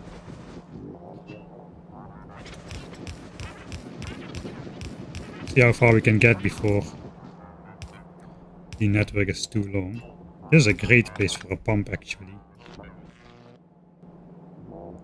160. Sure. Alright, so if I don't want the last ones to fill up, probably should have a pump. I don't know. Yeah, I should have a pump. Let's do the... We need one more reservoir.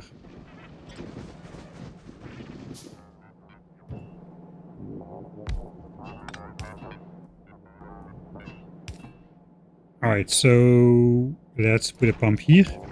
We'll hook it up and say only if there's less than... I think there's a limit at 5k and 20k in pump speeds.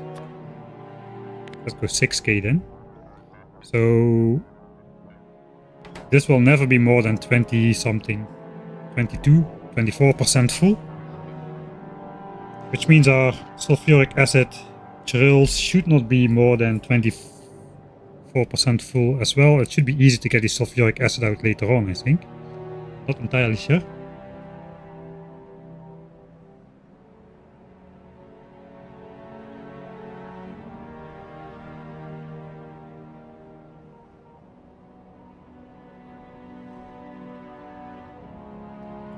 We're missing two things now. Okay, we're missing rails.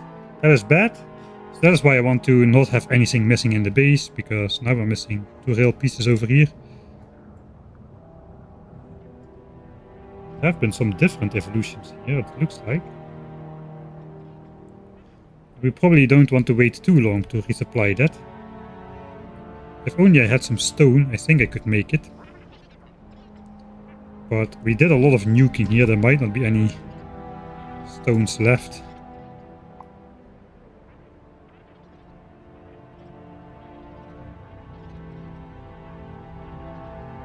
There's literally no single rock left in this area. Right up here, no. Out here, there is a rock. Which bot is brave enough to go get it though? Get me a rock. I believe in you, bot. It's just on the edge of the... Okay, he got away with it. The bot got away with it. Thank you.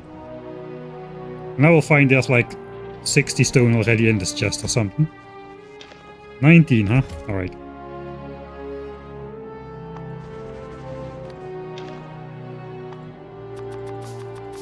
There's gonna be 38 rails.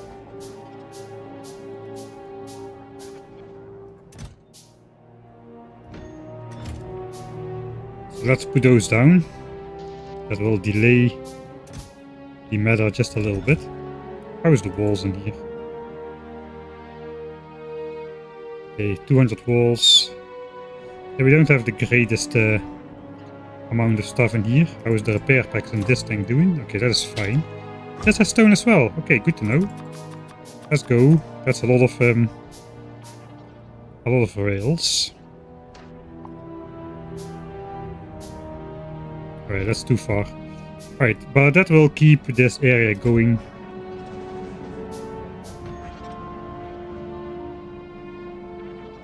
Just a little longer.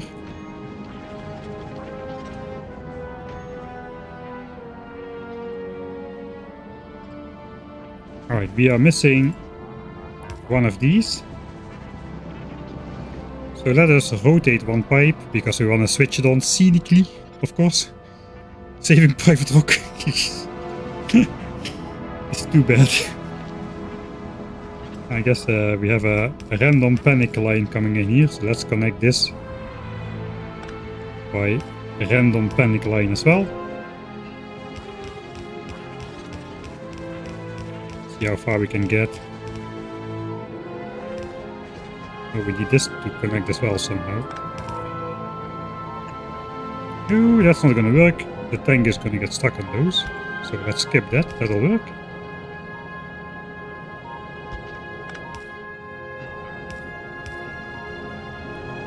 Kinda feels like a great place for the next one, to be honest.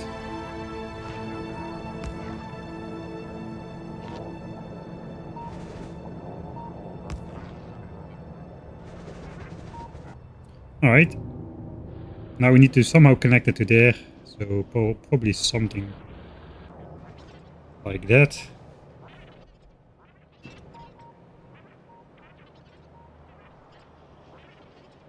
Guess we'll just flop it out to the left. I think we're gonna put a pump in there as well. got a tank belt here, so we got to keep clear of that. So what is the biggest gap we can bridge here? I think it's this one. That's the biggest one. This is too far, right? Another perfect pumping, please. Were it not for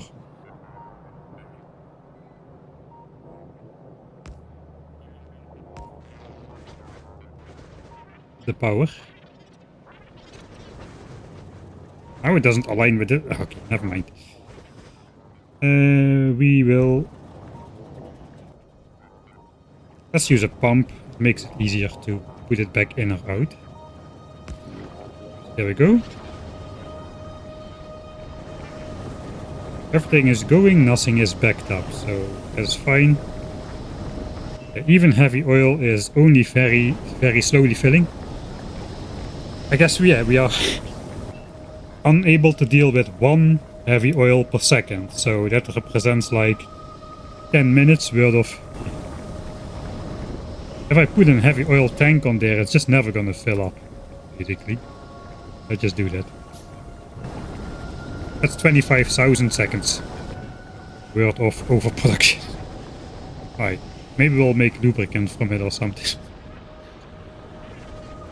Okay. Now we just need to connect this up to the top. And again, that is illegal. I just deleted 200 sulfuric acid, but yes, anyway. Okay, where are we now? We need to go up a bit more.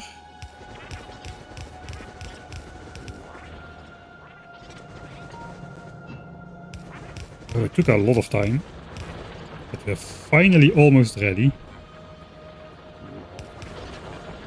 I think this should just connect without getting gridlocked. It does. Right? Let's place a radar somewhere here. And we can maybe just place it on this sulfuric acid tank right here. We cannot see everything. Let's place it over here then. Right. Sure. I forgot to farm... Oh, hello. Forgot to farm landfill for a while. Let's wait for these guys. I've created a lot of landfill here already.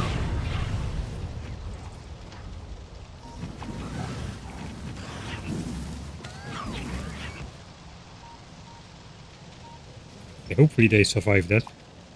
Flying through the fire.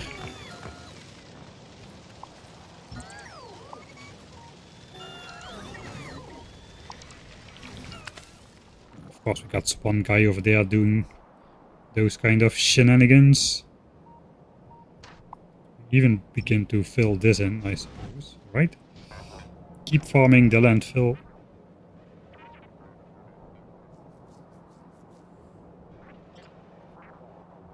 The underground biters, they surface when they meet a turret. So that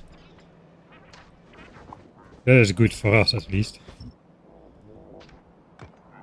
So as long as you have your base completely surrounded in turrets, which I don't have actually, this very well could... We have to fill this in, man. That is what we are farming the landfill for, really. I don't want to spend my stone if I don't need to, but I think before the next offensive we should complete the wall on the water. It sounds stupid, but I think it's necessary.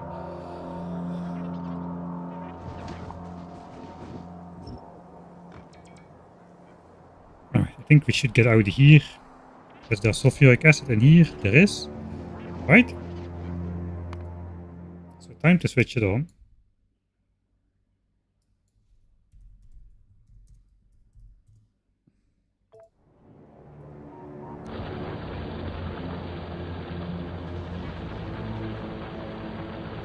Yeah, everything switched on instantly, that's good.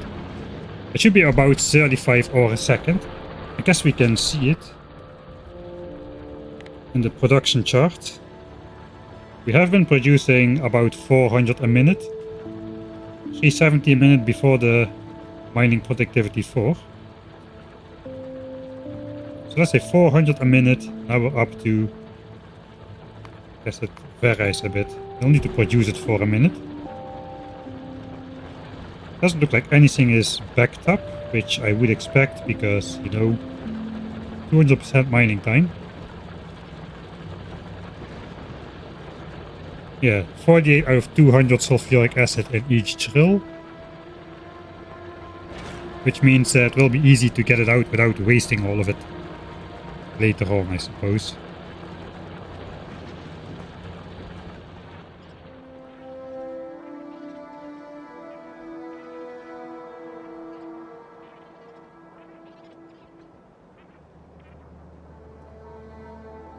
Yeah, I think the rails on the water... I mean, this is just placeholder stuff for now.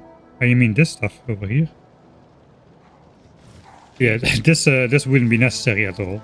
Maybe we should get rid of it for now. That will cause those guys to come into the base.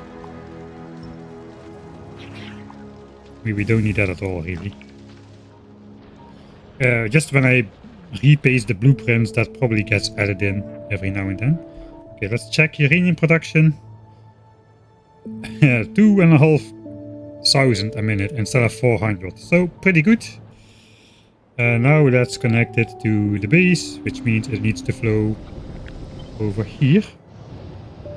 It goes through the nuclear plant. That is not super. Can maybe do this.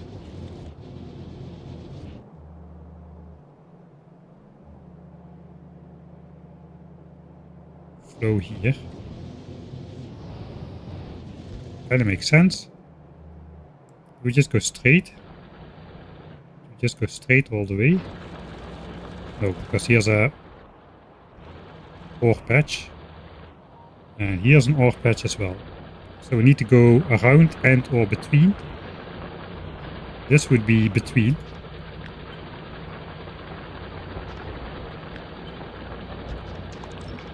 This would be really between. So we'll choose this alignment.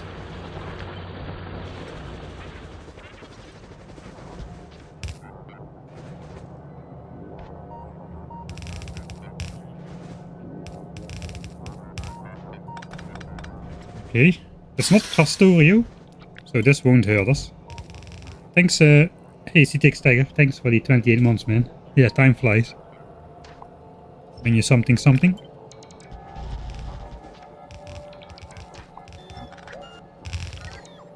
Forgot that, they take it away anyway, that's annoying.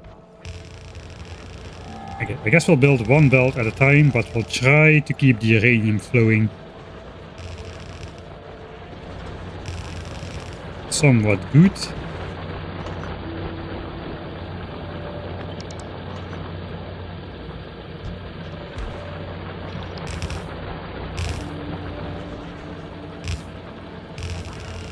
Just go straight. Hey, there's a chest with rails. An old one. Well, that comes in handy. Alright, we'll bring those to the front as well there. Because they were out not too long ago.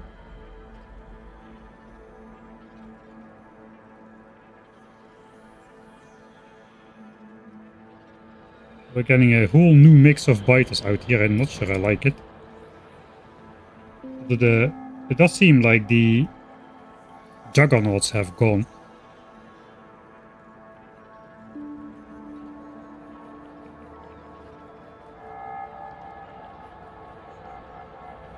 Cloud, yeah, I haven't looked at it at all yet, the 2.0 update.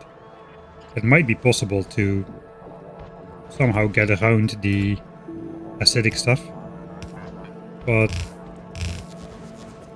nothing comes to mind just yet. I don't even know how it works and how damaging the cloud is.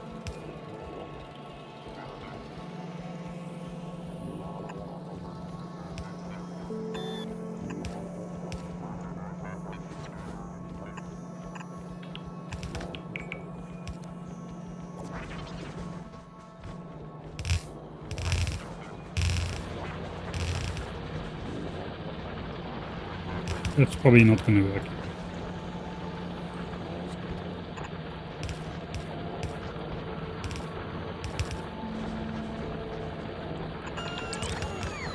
Alright.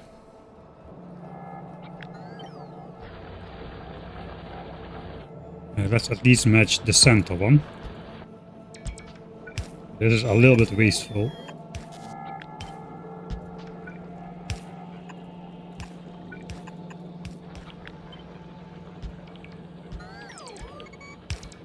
The cost of going straight. It's not only wasteful for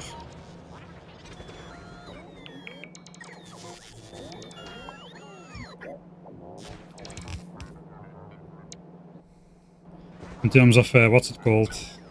I'm out of underground rats. Make a couple. Stupidly expensive. No need to do this at all, but here we are. And we did it.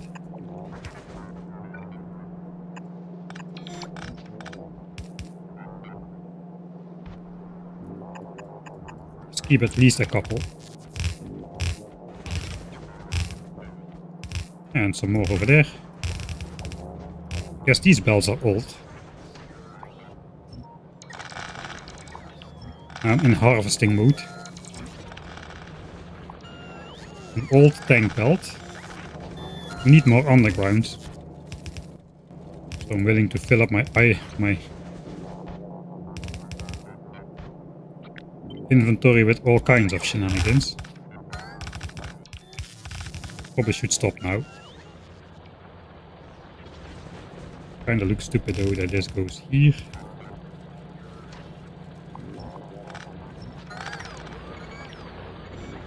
Kinda still looks not great, but let's stop it. That could be more landfill. We should be able to go... we need to go somehow down here then. Around the nuclear plant.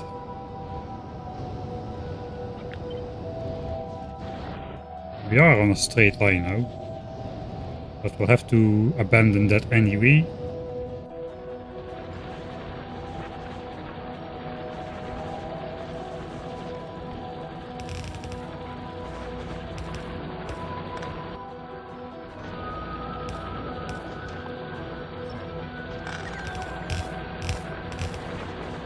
The biggest time investment goes into this basically.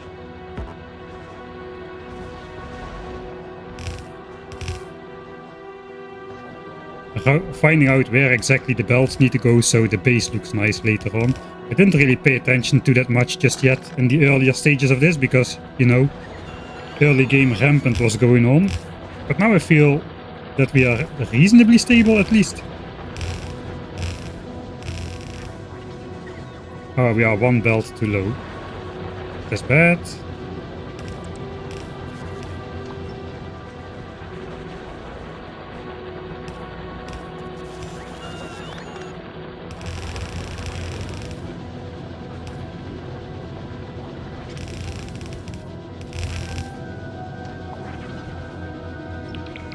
Yeah, we cannot really change that too much, so let's not.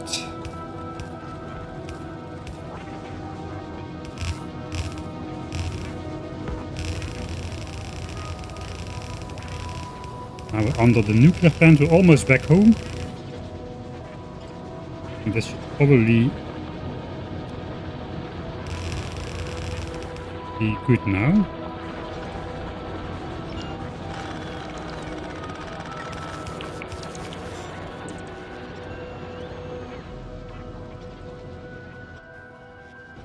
Inventory not yet full. We can get rid of the iron over here.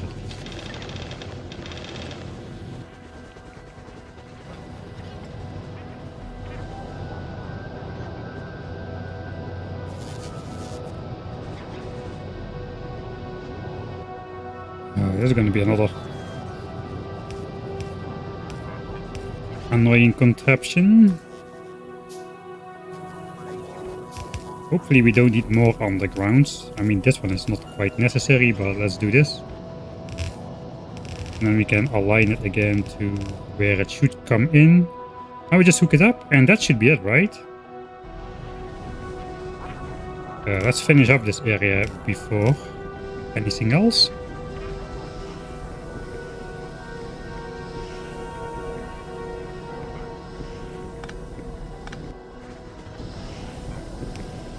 We'll decorative underground our way in, and we'll decorative underground our way out. Even if I have to craft 40 gears by hand to do it.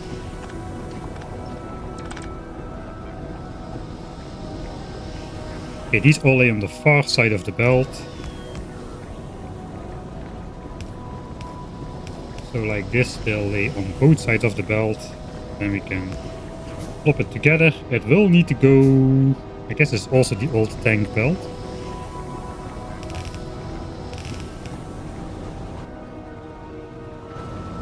Let's hijack the old tank belt.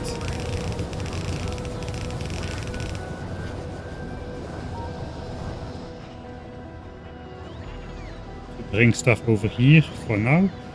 I don't know, we have a chest over here with... Or, I think we'll bring it over there. Let's just first connect it. And then we'll have a long time to... before this belt fills up completely to deal with where it exactly all will go.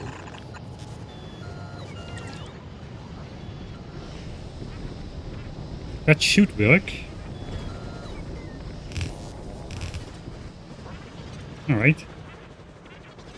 Last little bit. Have we been producing all the time? It's probably backed up. It's backed up. Alright, that's fine. It's not like my science graph. It doesn't need to be continuous.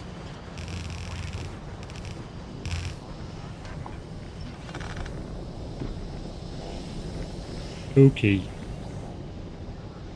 That's gonna be another save. It's not gonna get worse anymore. I think it's gonna get worse still.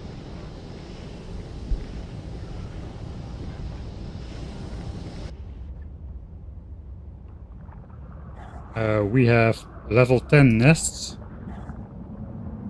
but the spawn chances are only 26% of the biters are level 10, 36 level 9, and then 18% level 8. We still have got some level 7s and level 6s as well. And all of these spawn chances, they do go up to 100% level 10s, which means unlike in vanilla, the difficulty is still gonna spike pretty hard, even at the last points of pollution. There's a good reminder to do another wall check. There are some nests close by, forming even right now, but there are not really nests too close by yet. Might be a new settlement. We don't really care anymore. We can defeat any biter with the nukes at the moment. I mean, we can defeat the nests with the nukes. I don't know if we can defeat the revenge attacks they'll send our way yet. That's still an issue.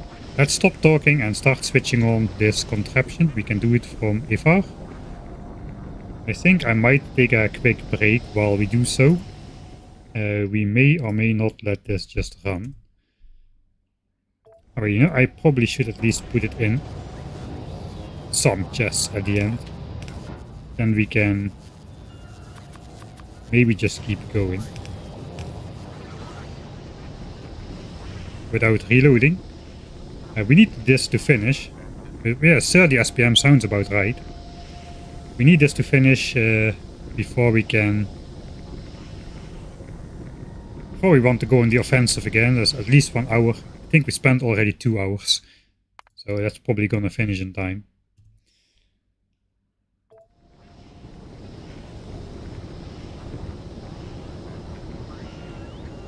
Alright, so we can stand right here.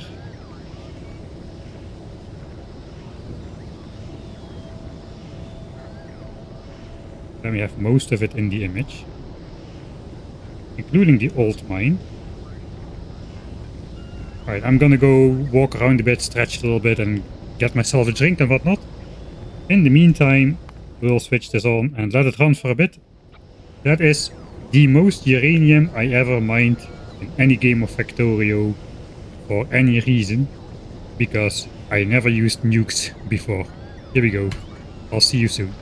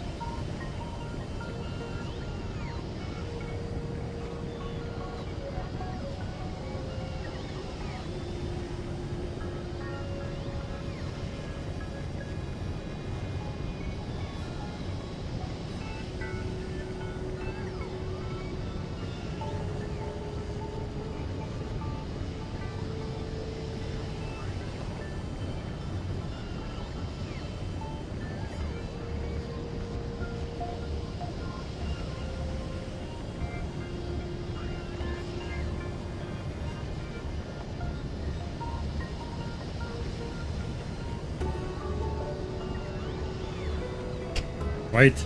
Of course I got the mouse over on something. How's it going? Looks like it's going alright. It's looking a bit slow. That's probably because the belts were fully backed up with 60 or a second of throughput. They're only producing like 35. I guess if we go out to the mine, we should see that hopefully, yeah, the mine is no longer backed up. So that is good, I suppose.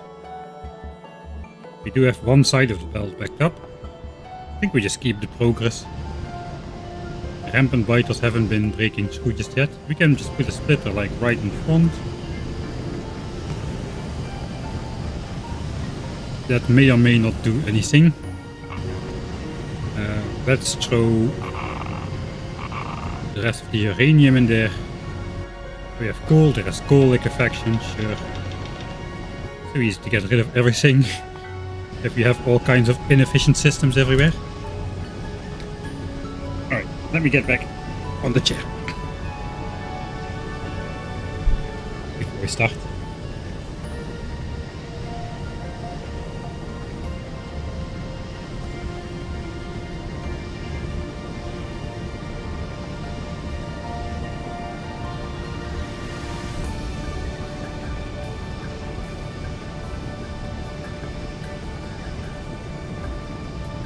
Right? Okay. We had just only one thing destroyed when I looked last time, like 10 seconds ago. I was thinking I can switch on the alert sounds again. But maybe we can't.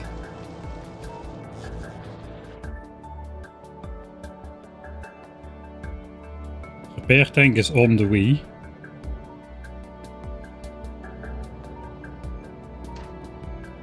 We cannot see the individual range of this guy, but he should repair. Let's check if it repairs everything in the corner here. Just to check if it's working. The turrets are repaired in general, so it should work, I suppose.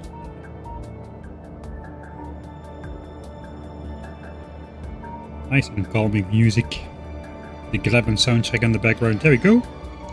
Right, repairs are being repaired, except this wall piece. Oh, no, there it is.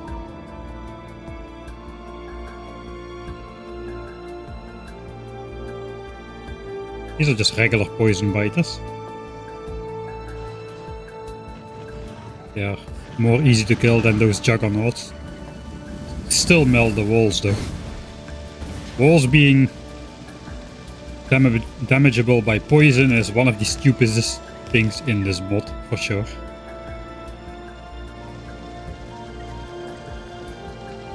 Okay, let's also check the oil. If there's still oil everywhere.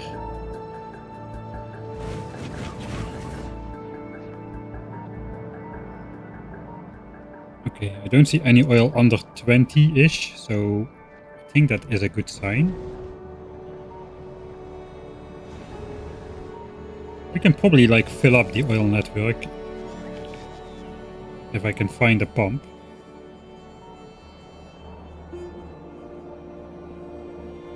Especially if it's the last one up here. 200 meters up. It might be a while before that pump is found. There it is.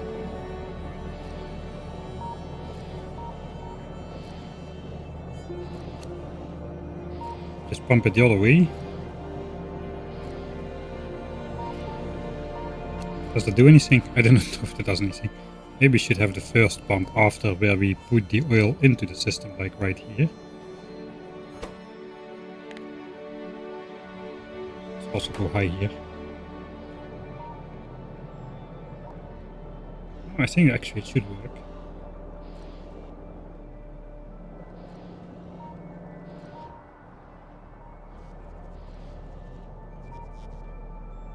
Okay, let's not worry about it. I don't know what I'm trying to do. That's the main problem. Wall is maintained by belted tanks, yes. It was the only way to not have the bots die to the biters trying to repair the walls during the biter attacks. Looking pretty good. Actually, there's a sweet amount of stuff. We even got some shiny rocks on there at the 0.7% chance.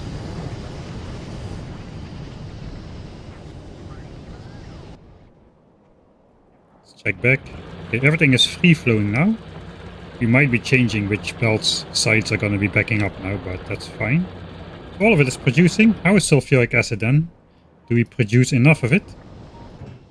Okay, there's like 10k in the... literally 10k in the tank right now. So we just check back in a minute or so. If it's more than 10k, we are doing good. If there's less than 10k, we are doing not so good. Alright, so in general, this should not go in here. We need a... I guess a temporary storage area until we set up these guys, which are going to enrich all the uranium.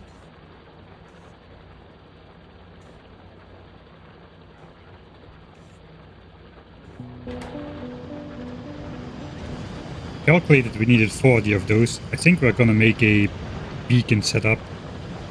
Probably, I think we need to go in editor mode to see this. I know in Factorio 2.1 you can actually do this, and the mouse overs will tell you the speeds of the machine and stuff, taking the ghost beacons and modules in the machine in mind. But I cannot, so I think we're just gonna quickly pop into editor mode and see what we need to make in terms of modules. Do we want tier 3 or tier 2, or just tier 3 productivities, tier 2 speed? And we do have a notion of how much we're making right now. So yeah, we do make a bit over 300. That was about the order of magnitude we expected. So that is good. This hasn't changed at all, I suppose.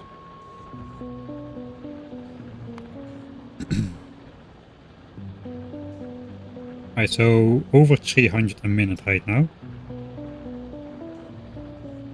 So that is what we need to convert into shiny green rocks. That is 100 shiny green rocks a minute, or about 3 nukes per minute of production.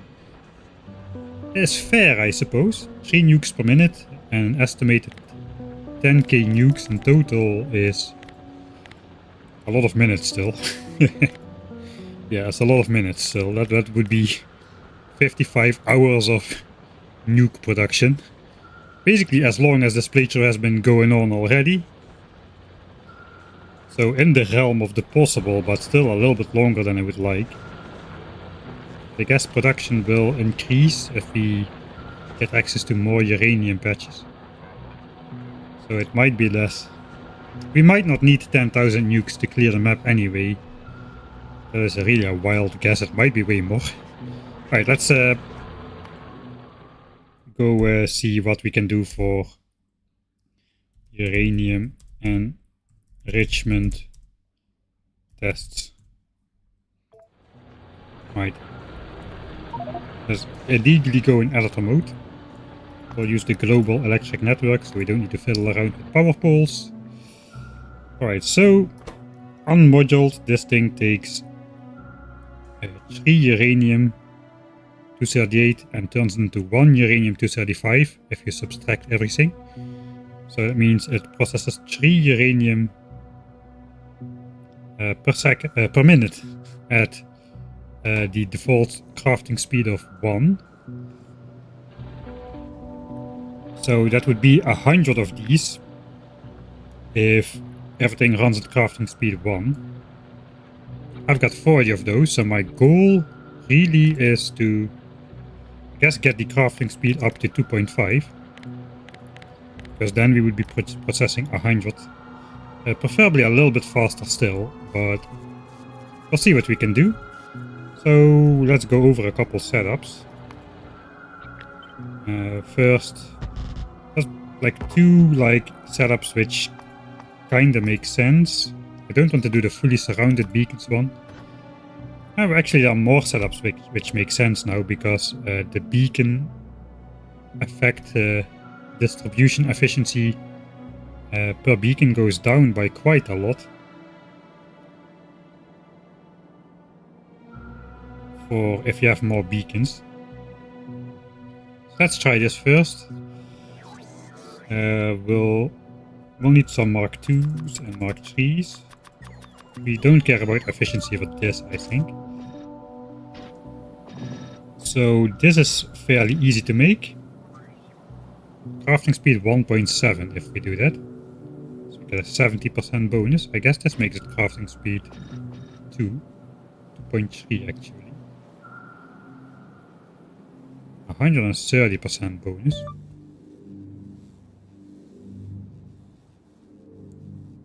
Alright, we are negating the 10% speed penalty from these first.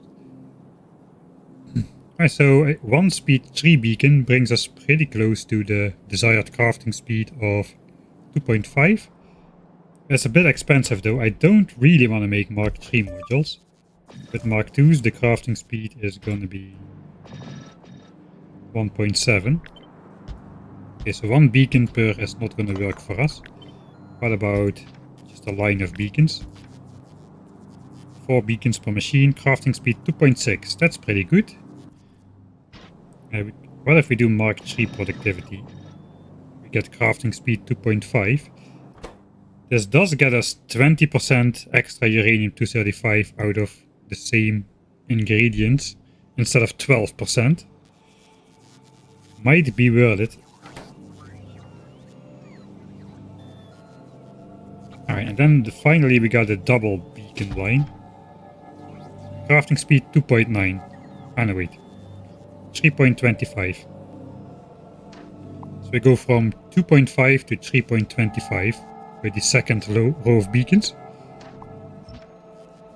We go from 0.7 to 2.5 with the first row of beacons. Yeah, I'm kind of thinking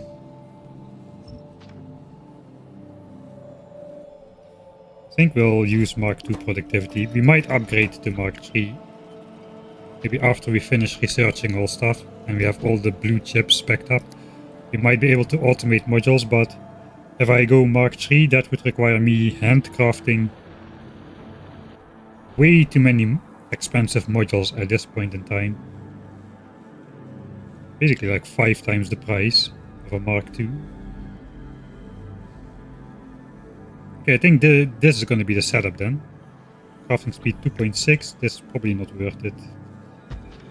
Since if we do tier 3 modules, then it might be worth it to do the beacons around because the speed 2 beacons are way cheaper. Let's see what we can get if we have tier 3 across the board later on. Okay, that's crafting speed 5. That is way better.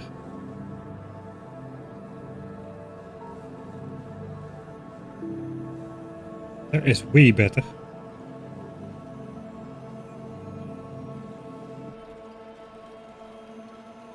I don't really think we need to do it though.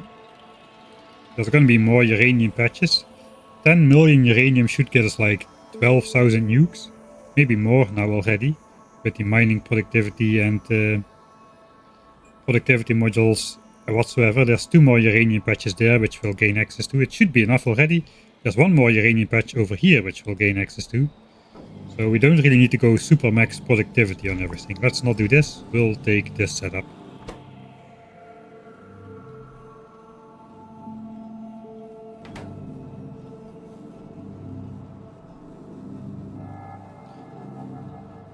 With 1 line of beacons.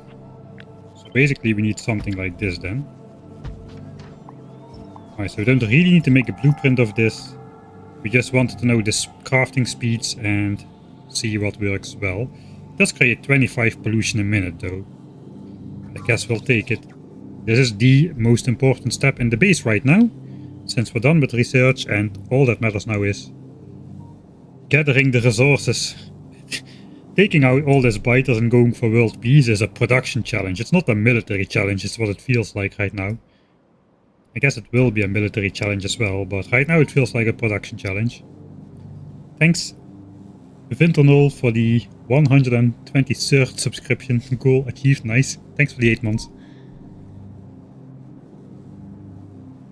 This plant base is starting to look train-sized. Have you seen my 1000 times science cost playthrough? I don't think I built a single train on Norvies.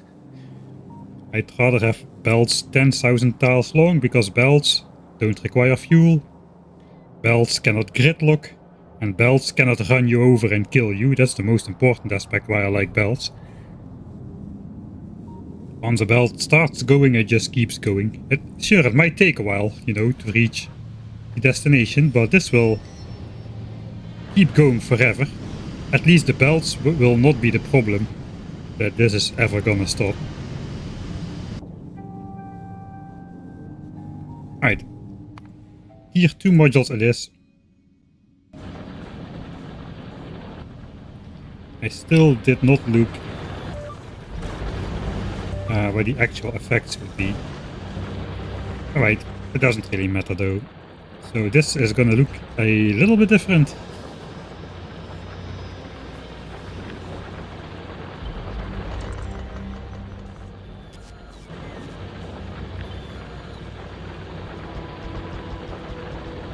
That is a little bit annoying. This is the wrong alignment for these.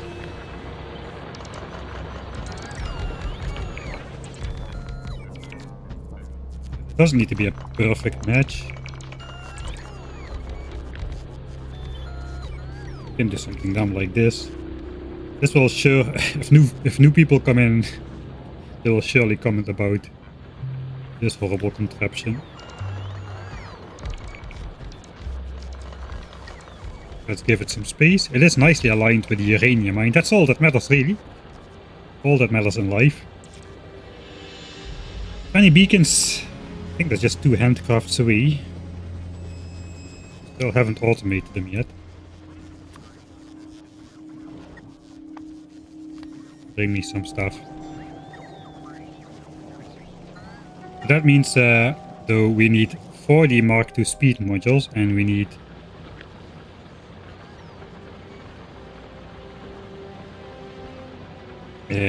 80 Mark II productivity modules. Each of those cost 4 regular modules. We can basically do this. No, this.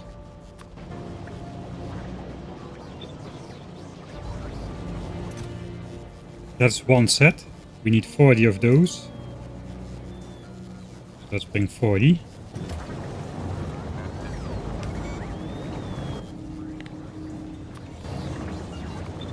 We need 80 of those. Let's bring 80.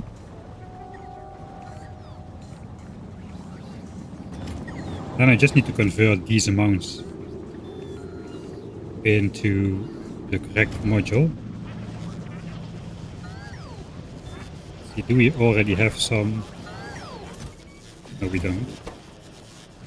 Guess we are amassing purple signs still. What's going on? Or maybe we were. Right, sure, we need some speeds and some productivities. 160 speeds. I guess 320. Okay, yeah, we just requested those. I see what's going on. Okay, we do have the productivities, we just need the speeds. So I guess we'll make them in the temporary. Not the temporary, this is not temporary, let's not fool nobody.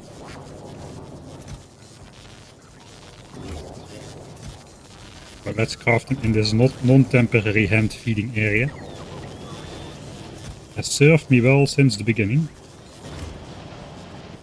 Alright, I guess we have 2 of these. Technically, we can just plop that down.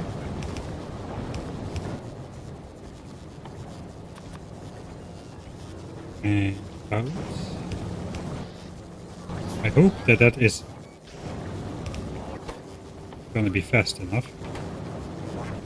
Let's make one more, since this needs to be twice as fast. This one can be productivity then on the side. It's the other way around.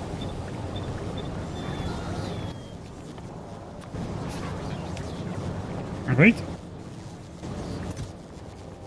That's basically just 200 for the speed module.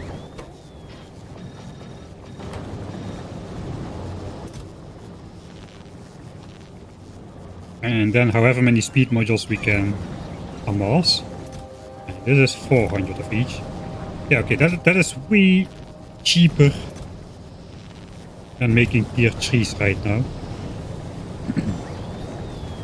That would cost like 5 times the amount of chips, and I would need to make make 5 times the amount of Mark 1 modules, including productivities, which I don't have enough of. I think going for tier 2s at this stage of the game is the right call. For 320. That's 300 more. That should make all the modules, except for speed, which we'll have to hand feed a little bit as it completes. Right, I don't like that the...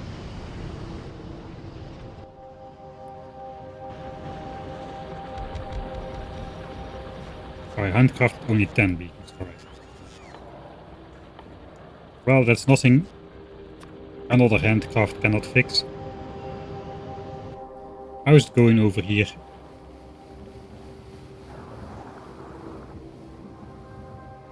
Okay, hello guys.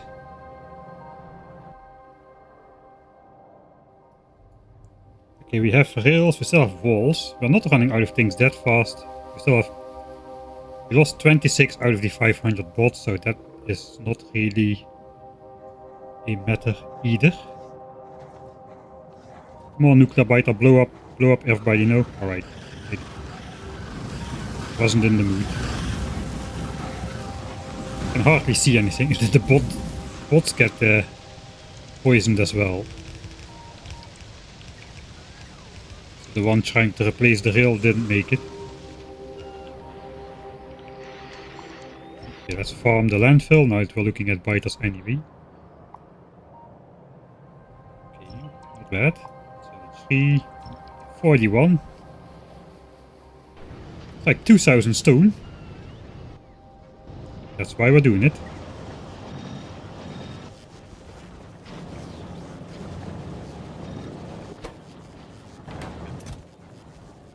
Yes, we can just throw these in there. We can then see how much we still need.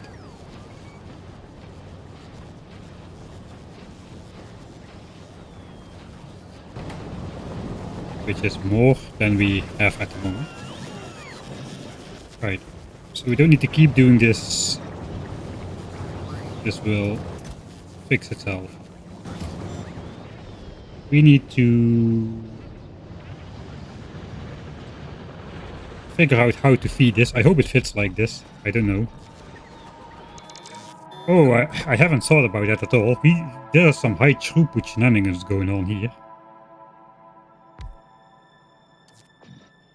Do we do like each one individually?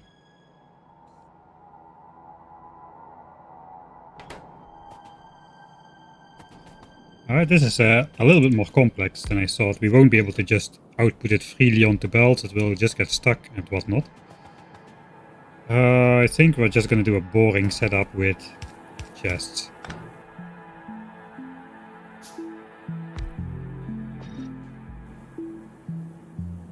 I mean, we've got enough to get this started. So basically, it can even fit like this, with stuff on the inside.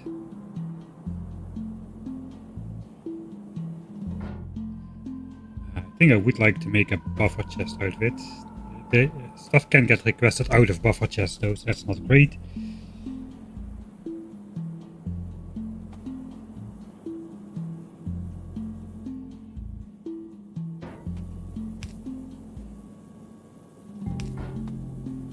We can read machine and in crafting and stuff.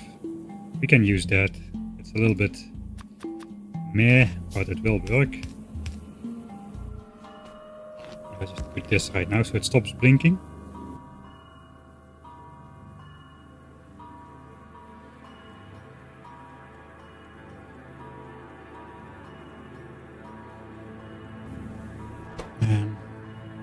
out comes 2 uranium-238 as well. I guess we can keep the uranium-235 going in here.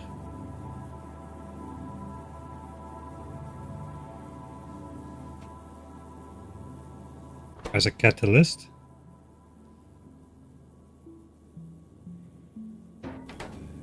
I think this is what buffer chests might have been made for. So we'll just keep a stack of that in here or something.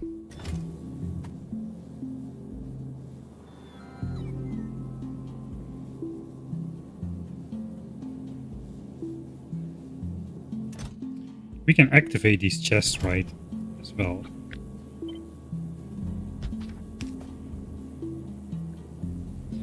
I probably shouldn't mess with that. This should just be self-containing systems, really.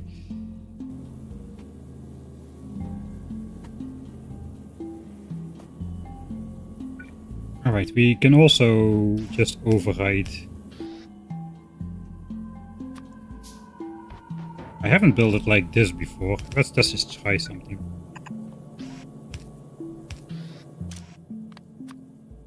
This uses this. We get out 2 pieces, right? We get out 2 pieces. This should always be faster than whatever's going in.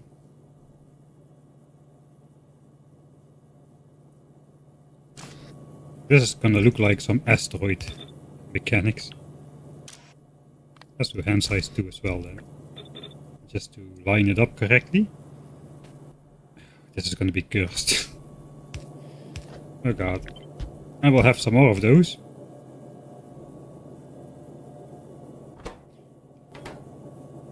Even with hand size 3, that should be the same speed. We can make these hand size 1.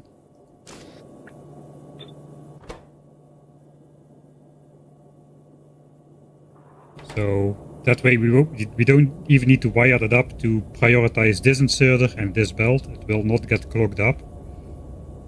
Because this guy can insert 2 pieces in 1 swing before this guy can insert 3 pieces in 3 swings. That should be good. I like this already. Okay, so let's not go overboard just yet before we got the total complete system. We do have the same issue with the power. It's not really an issue, but we can pretend it is.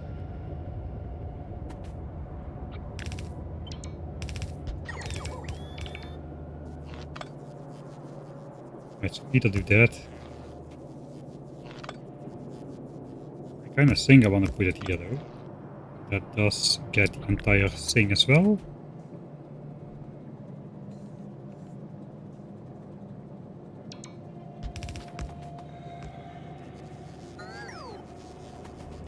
Okay.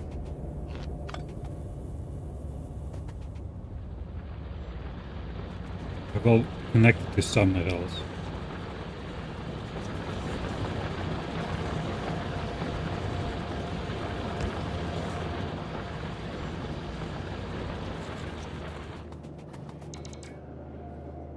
Okay, this looks sufficiently cursed. This is not gonna eat up. I mean, we don't get a belt of. We are not getting a full belt of these rocks out there, so a yellow belt will do just fine. That's not the worst contraption I've ever built. It is not gonna... Is it gonna fit? It might fit. I guess this needs to be a circular belt, which just goes around the entire thing. And this will just rotate around. Okay.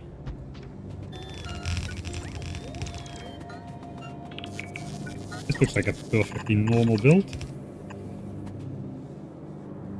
Okay, the substations are just close by enough to power the beacon, so that's good. We could also power the whole thing on the inside at least with wind power poles. I guess that's not. We have values.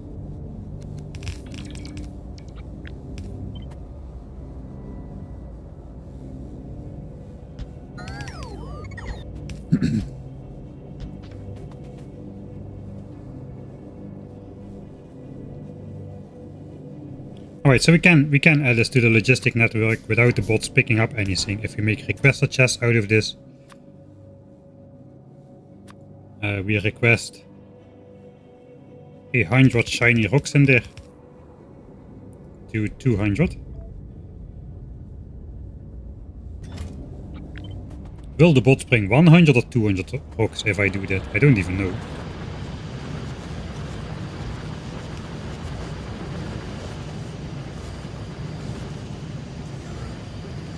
They bring 100, alright.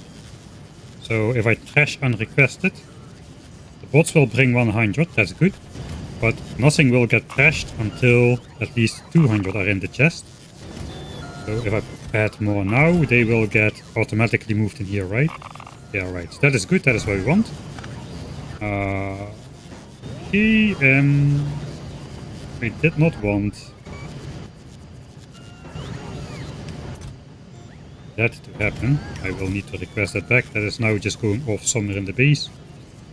Let's do this. Alright, so basically we can make those chests unavailable to the bots, except when the chest moves stuff to the trash slots by itself. That should overcome the issue with, you know, stuff being inserted and outserted all the time, and the bots just bringing and taking and bringing and taking, which would happen if we would put it to 100 exactly. So that should make sure the bots will only take out the excess uranium. And that way it can keep going forever, instead of us needing to pay attention to it after like 60 hours or whatever. But I think it's probably still better to do it like this then.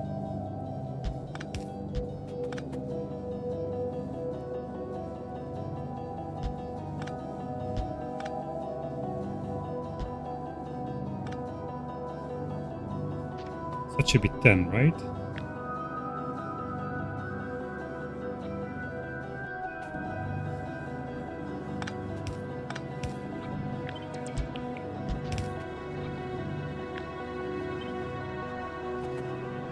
Right, flip it, flip it, flip it.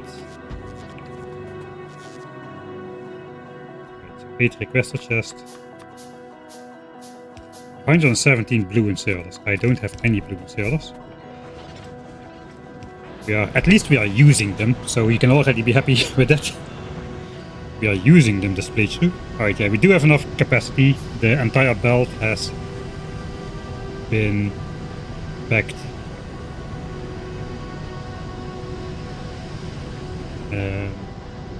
Backed off. I don't know. I think we need more speed. No?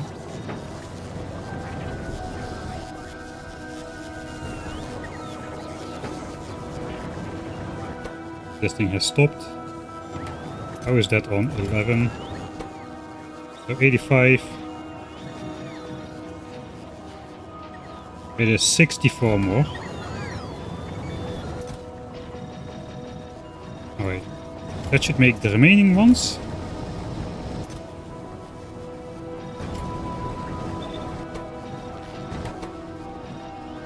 We'll speed it up slightly.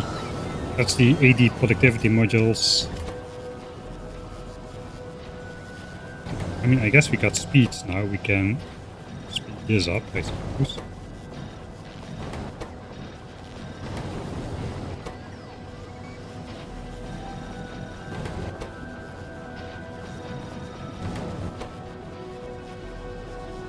Right, I'm not gonna micromanage that any further. That doesn't look right. Something is not right here.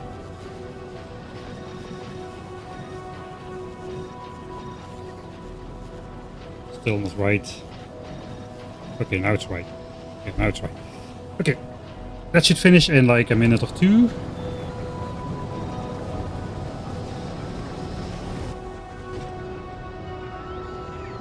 Oh, let's make the inserters as well. That's just some green chips and yellow inserters.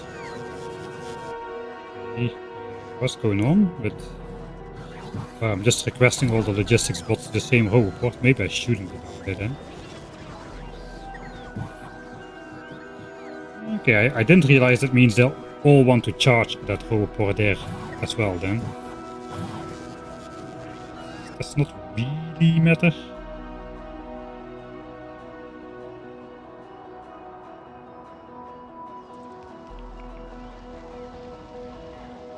Okay, they are not coming more close by. The cliff here is kind of messing them up though.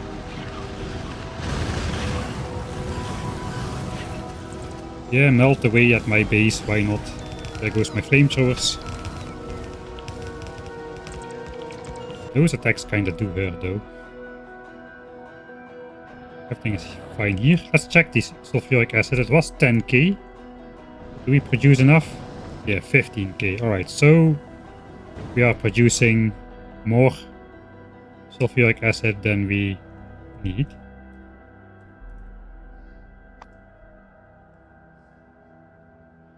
Producing 8k, consuming 5k at the moment. So we cannot quite build a complete second mine with that, but we are decently close to.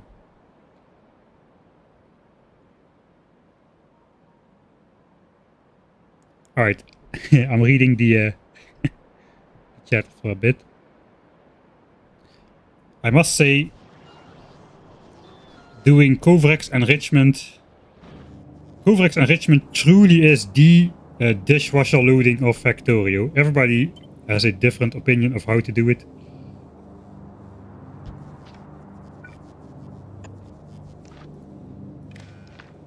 And how it should be done by everybody. This is definitely not the way you should be doing it. Let's just keep it at that.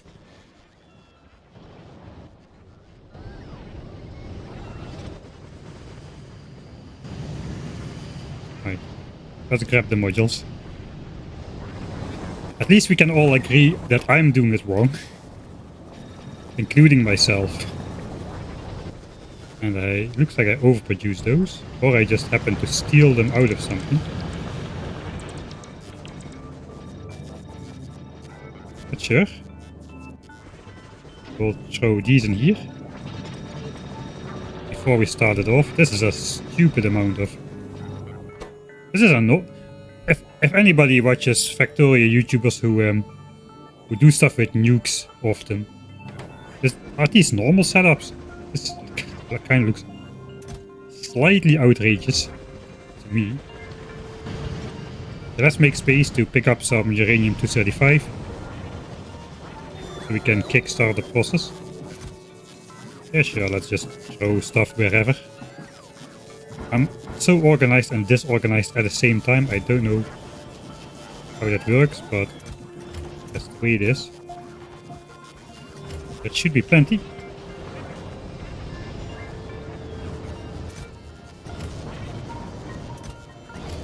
Right.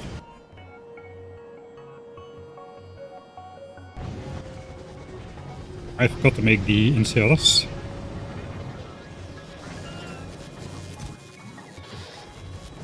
$117, that's more than that.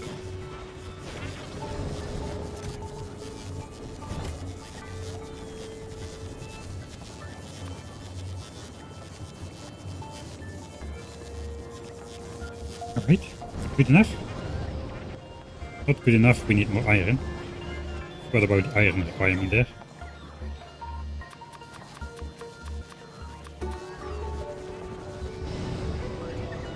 Pots will bring the rest. I want to throw the initial amount in there myself. Let's grab all of that. I guess these are gonna become obsolete. If we're gonna centralize all of that.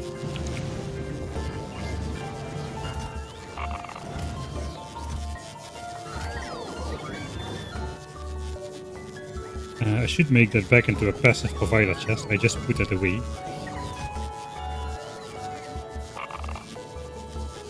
I got 40, so I need 40 stacks basically. And then another 20. I want to take all of it out of here. Actually, not all.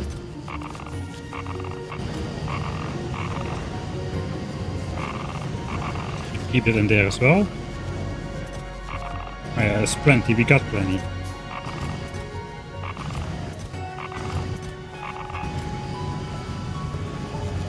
I mean, I guess we can let these run as well. Won't hurt.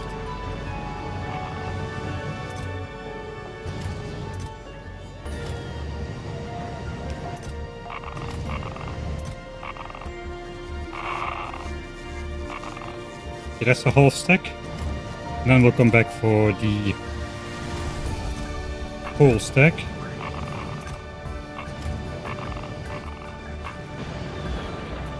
I guess we...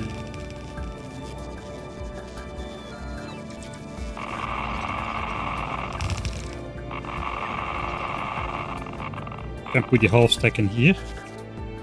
I'll put the whole stacks in the chest then. That's going to be slightly annoying. Nothing out of the realm of what we haven't done before. Can I put 100 in here?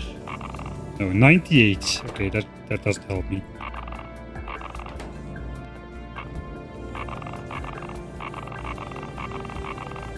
Means I should have used Mark 3 speed modules, then it would have worked.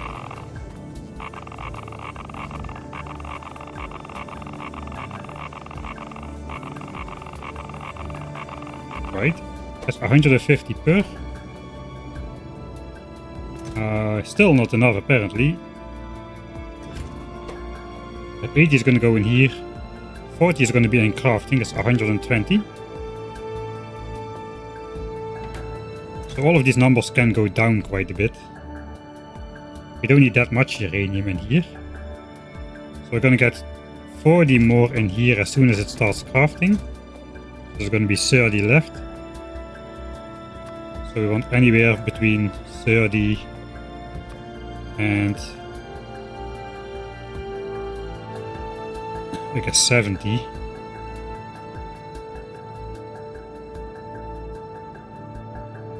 Let's go 80.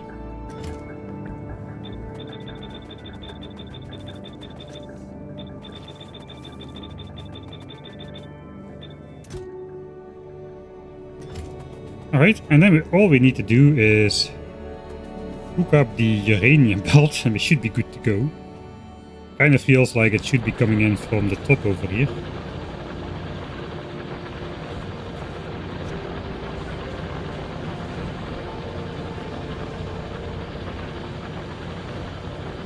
We could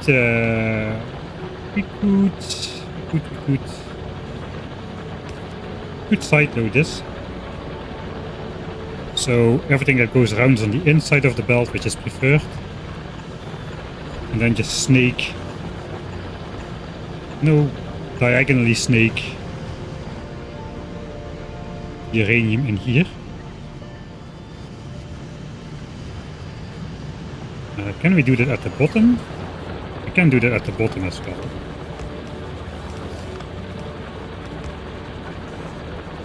Right. No, we cannot because, yeah, we need to... We could do it if we rotate the entire belt. Let's rotate the belt.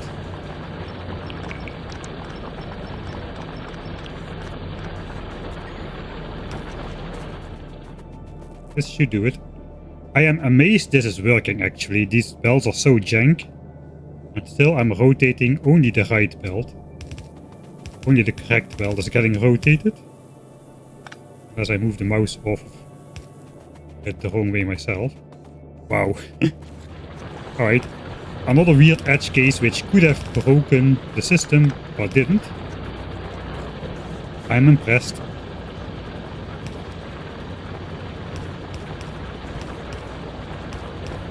Okay, we'll diagonal it in here then.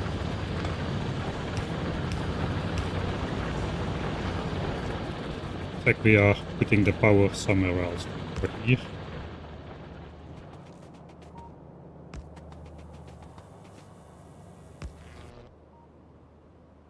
Alright.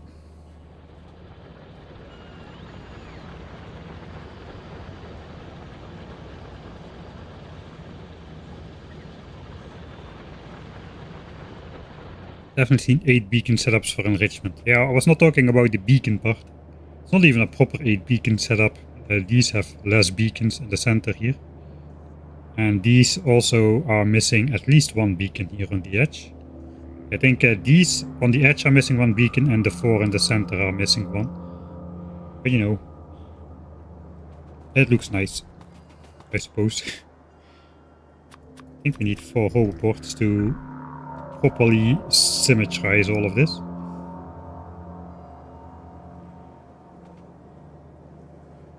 That will...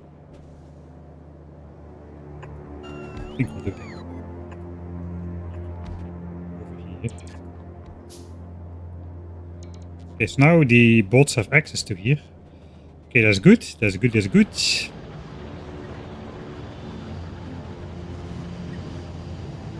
Then we can stop doing this. We just need to already fork off the shiny rocks, I suppose, before anything else.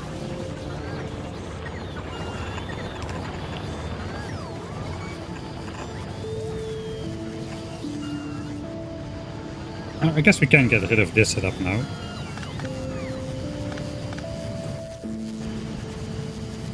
Oh, stop that.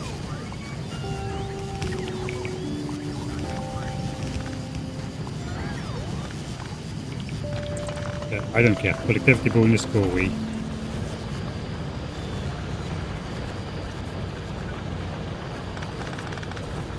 That means this can go straight.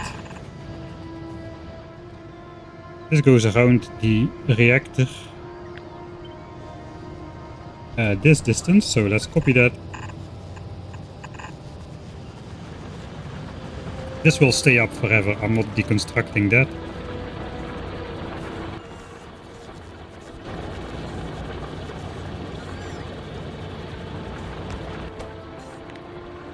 Shiny green rock, go away.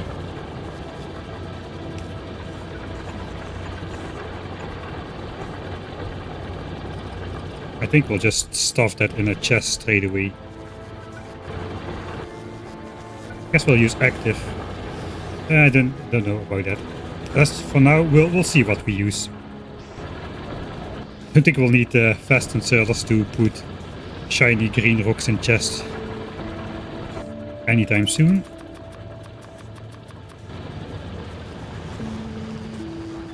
Alright, that means this temporary chest shenanigans can go. There's a lot of stuff in there already.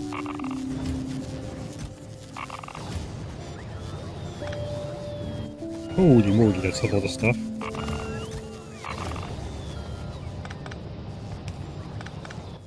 Alright.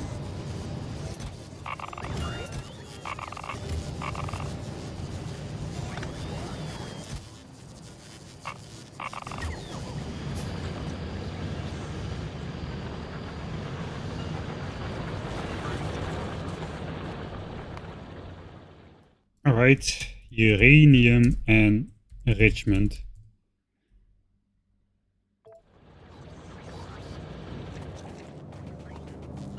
It should light up nicely in the night. Stand over here because of the minimap. A bit more.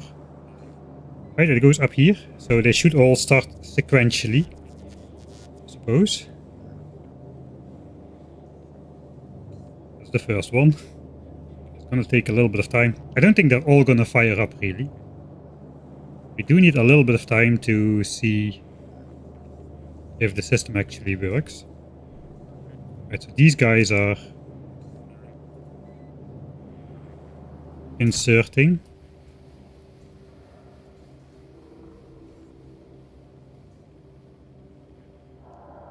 Alright, yeah, we are inserting in stacks of 3, I suppose.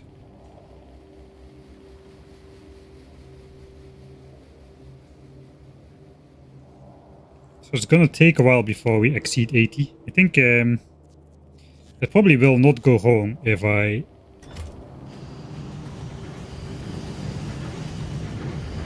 Let's check out if this works.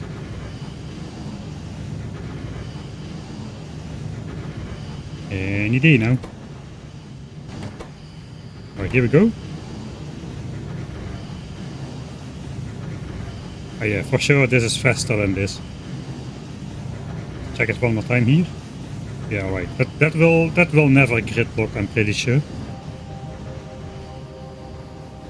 I guess for the time being, the question is now, I should not starve my base of uranium-238 because of the nuclear power plant.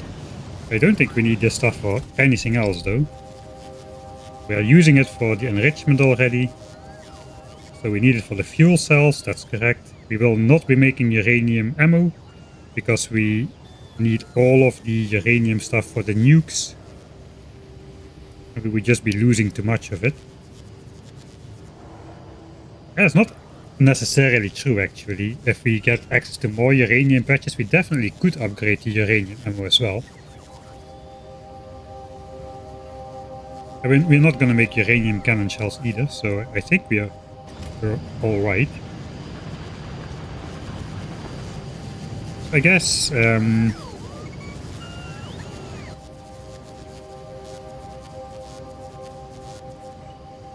we'll make this into a passive provider chest. Now we're gonna start the chesting business. That's gonna pick up a lot of this, I suppose. But I'm gonna be bringing it to over here. Because of the stack size issues, I guess that's fine. Just don't want the bots to fly continuously.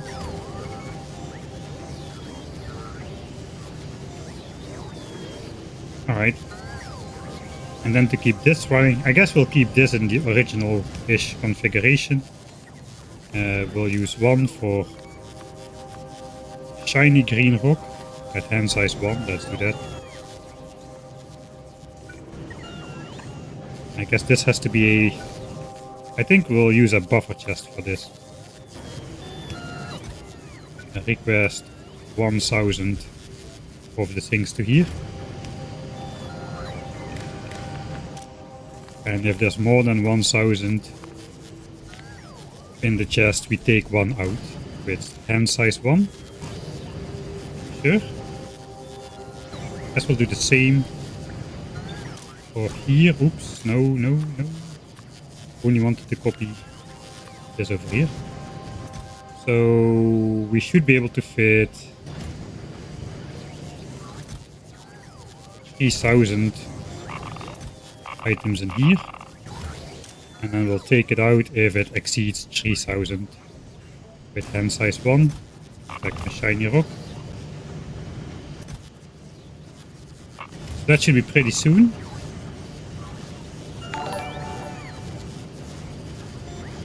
Oh, was that? I haven't seen that before. 3? Man, I'm such a noob. Can you do that with channel points or something? I think you can, right? It scared me.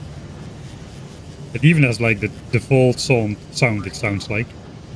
Some of the other stuff I gave Factorio sounds. It does seem to be working. So we want this requester chest to request from buffer chest. That way it will request from this buffer chest over here to make fuel cells, which is good. And the rest can basically get fed onto a belt. I guess we are simply going to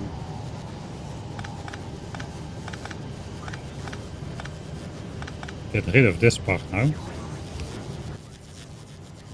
And just feed it out on the belt.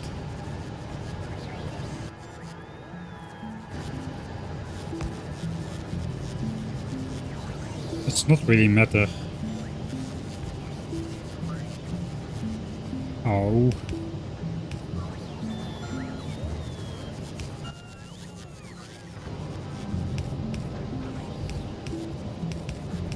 Let's do that. Side loading should keep this. I don't know if that's as reliable anymore as it was though. I have seen like stuff sneak in between, blocking the belt in the back. Right? And I guess we will get rid of all of these chests in a slow way. Don't really want to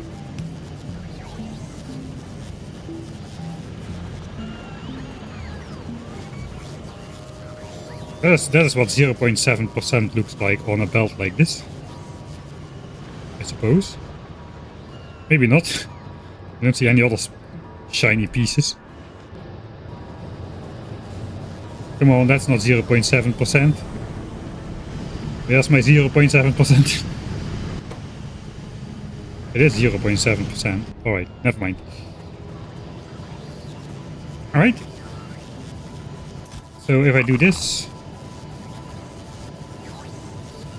let's give it hand size 2. It will put one on each side of the belt per swing. And then whatever comes out of here.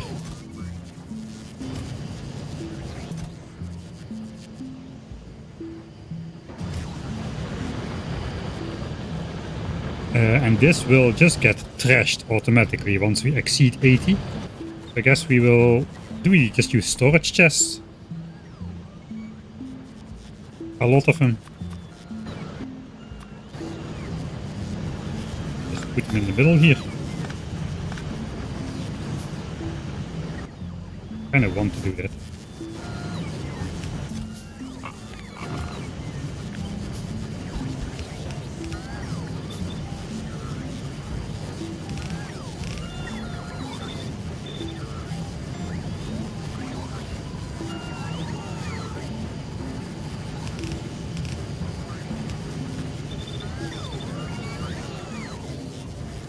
Alright.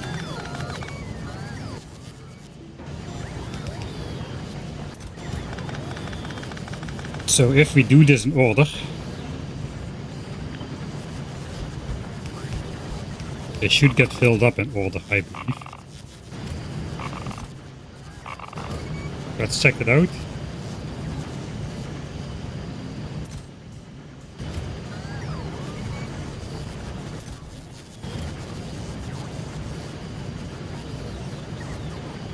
How are these guys doing? Pick up? Where are they bringing it to though? Bring it to there. Ah, the last ones. Yeah, right. So those are still at the 38 stage. I think this should work though. I guess I can just throw some in my trash slots. Okay, that goes to the second chest. Alright, so that's good. If the second chest fills up, it goes to the third chest. Alright, so that works.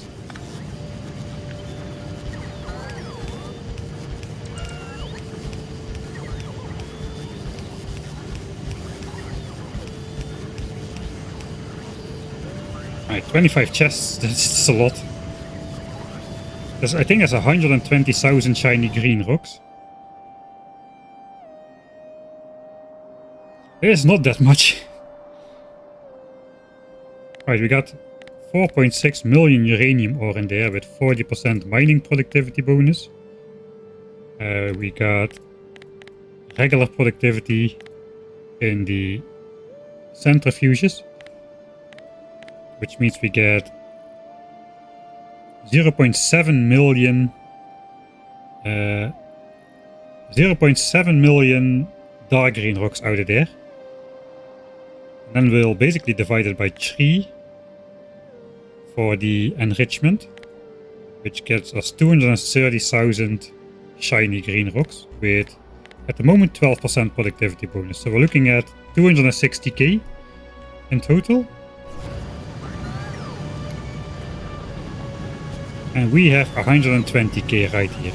Alright, so this is about half of the storage we need.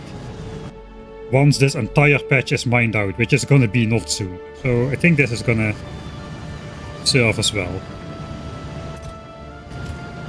I suppose we do need to make this an active provider chest then, to force it into the storage chests. We can do the same trick, right? We can do the same trick and just trash it.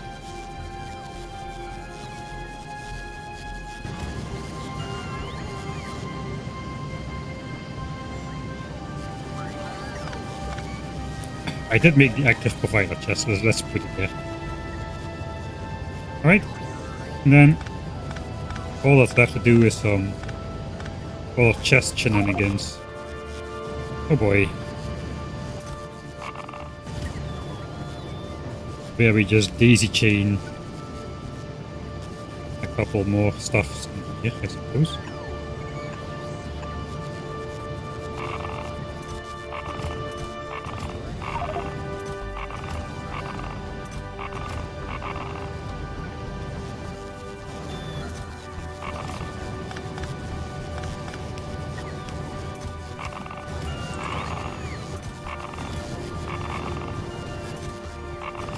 all of that can go away. That's pretty good. That can get put onto the belt. This can all go away.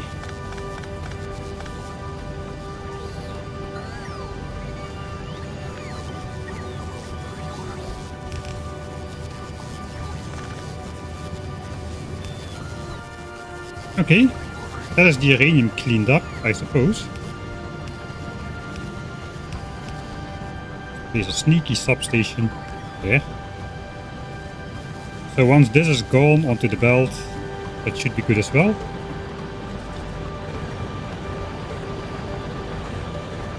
This should back up now, I suppose. Right, so all of it is running.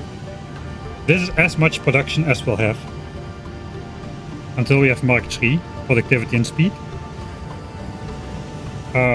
This was not the intention. I wanted to do this actually.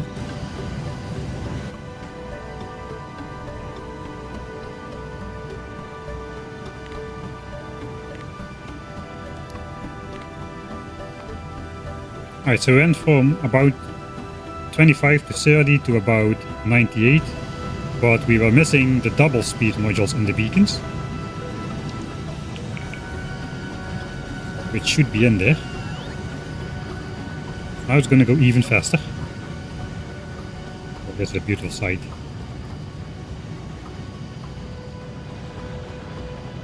Don't know how to put it. Oh, there's the belt as well. I just enjoy it for a little bit. We got the refining as well. That is a stupid amount of uranium stuff. Holy moly.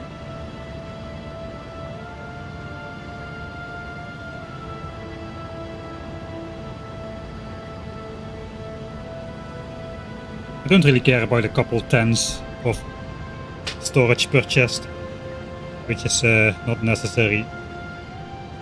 I know it shouldn't go wrong if you put it very precisely, but you know it's more prone to error if you put everything very precisely with that kind of request stuff, especially with inserter hand size maybe changing and bot speed maybe changing, or like some other things which go wrong.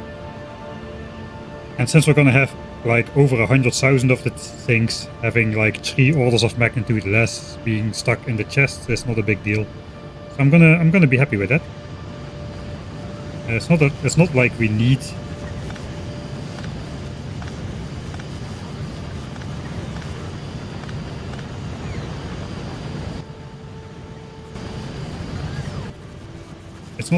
anything else at the moment.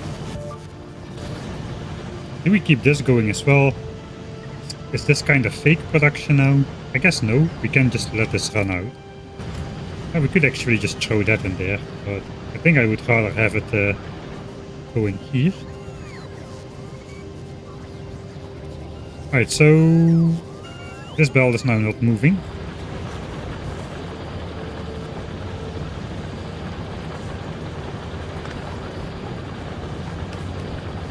Let's just see which goes first. Okay, it does seem like the belt goes first here. Okay, this is the behavior I was expecting. The thing is, I did not see that behavior on my ammo belt, where we're also side loading.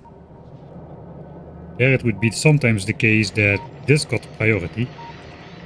It might have to do with the fact that it's a circular belt, or there might be some other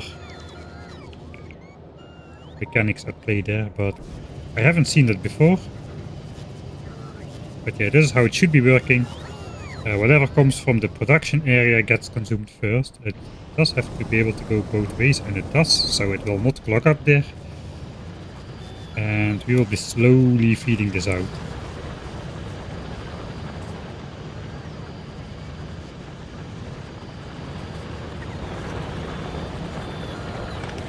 Put it back to the regular belt.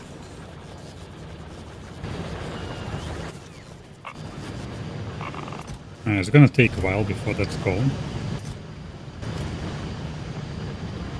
We might as well use those. Do I have 100 centrifuges now? I've got 96. So where are the other ones? Oh, I just deconstructed for alright. Guess that.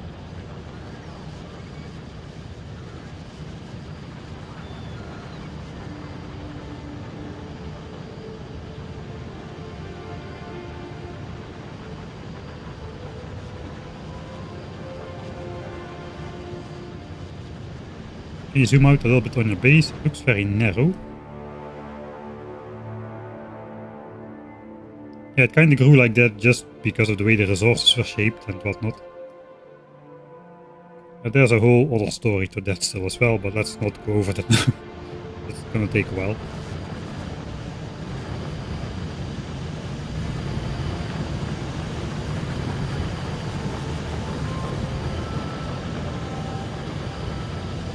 Alright, that's where the other 4 modules came from.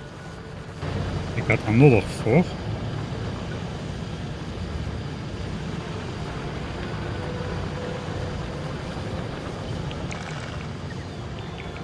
Right, so we can keep these active as well if we really want to.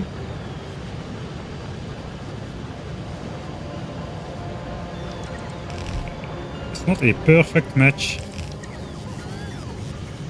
It is probably close enough though. There's only 184k uranium left in this mine. So we could potentially just grab these. I don't really want to do that at this time.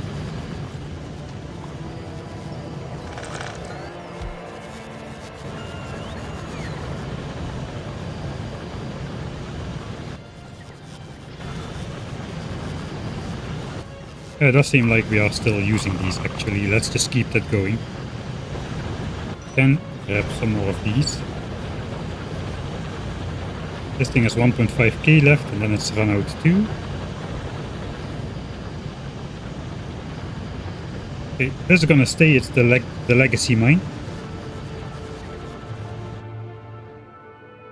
We have started to research artillery. That does mean explosion damage 10 is finally in, right?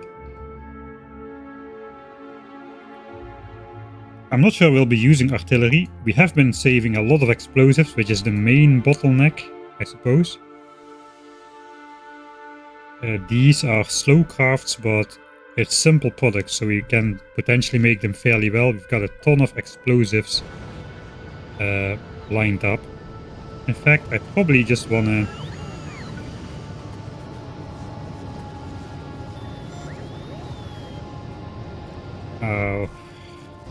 make a storage area for explosives as well.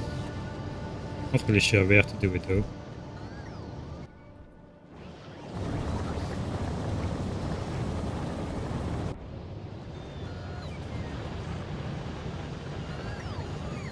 We could do this smarter.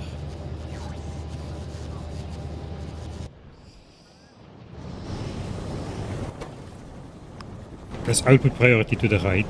That makes everything lay on the near side of the belt. No, we should output priority to the other side. Output priority to the far side of the belt. Because if we go down, the far side is what is getting used.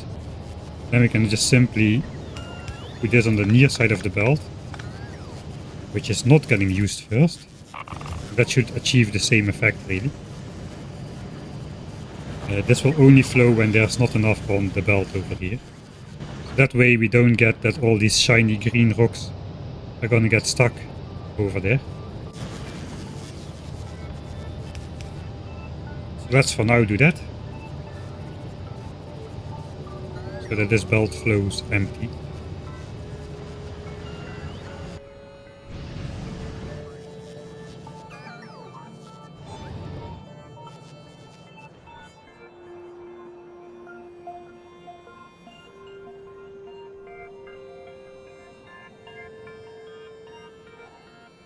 It's not looking too bad still. We have a new base over here. It's still far away from the walls. We haven't got those super close settlements just yet.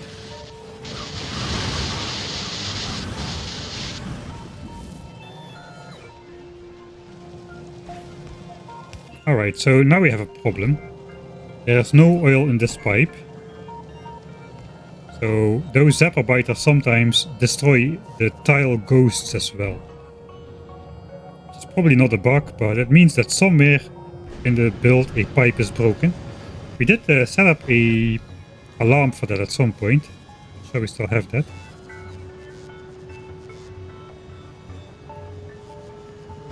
We can probably do that again. Let's go do that again right now, because we need to find where the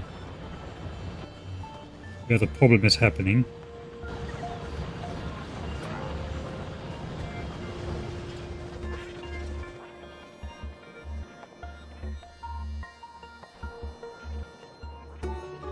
Probably want to hook up the other uranium ore as well. It probably does not really have priority. I kind of wanna expand. Oil tanks are still filling. As expected, the heavy oil tank is extremely slowly filling up with 1 heavy oil per second overall.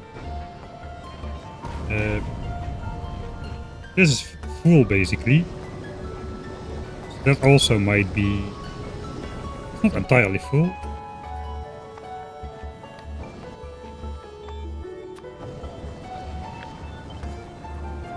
Let's keep making it. We should probably fix the oil situation before it gets out of control. I think here this starts to get a bit too close. We've already burned down 2 bases and worms are shooting us. I think we do want to, you know, intercept right there. I cannot really walk out because of the fire. I should save because my own flamethrowers will kill me in an instant. Yeah, like that. That's the only way to save it. Fortunately, I had space in the inventory. Now it's no longer on fire, at least.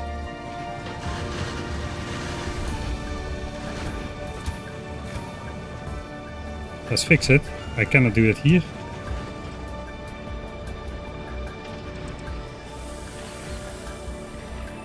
That was just from some ground fire, I think. Holy moly, that was a lot of damage.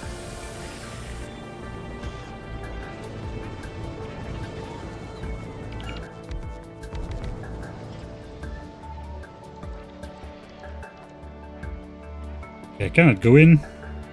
My own walls are in the way. I think I just need to push back the worms here a little bit as well. Oh man, that stuff slows me down like a maniac.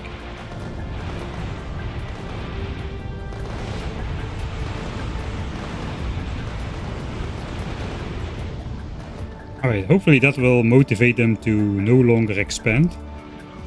Probably gonna, yeah. Trigger some revenge attacks. You know, a couple. Just nothing like unreasonable or something. Just, you know, a handful of biters here and there attacking the base. You know, just perfectly normal shenanigans with no absurd feeling whatsoever. We were trying to fix the oil stuff before we got distracted. Alright, so oil goes in here. And it is full because it cannot move out. So here the oil is full, we just simply follow it. This thing is not pumping, this is still full. Still full. Still full. Yeah, okay, here a lot of stuff is missing. So we got some zapper biters here. We might want to attack out here a little bit to stop that from happening. I can probably just put back the wall blueprints.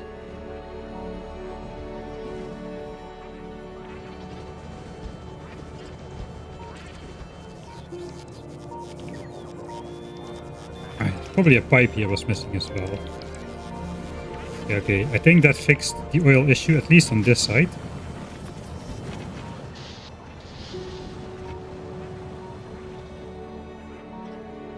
Okay, so the reason I can just do this, right?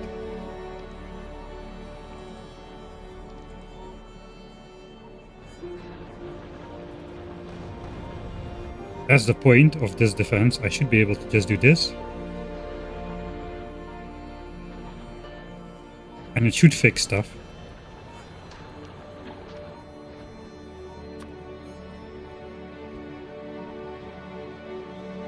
Doesn't work entirely because we've got some shenanigans going through, but oh well.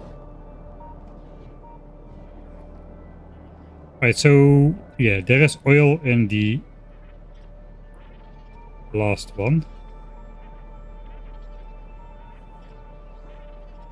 Okay, so let's set up an alarm system in case.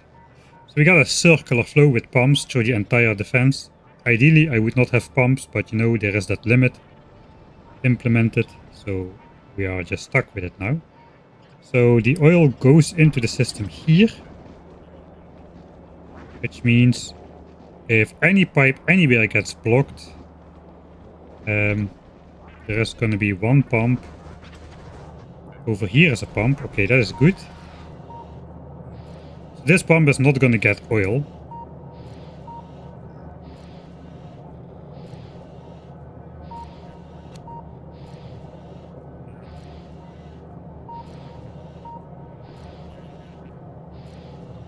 I want to wait for this to... I want to fill everything back up properly. Might take a while.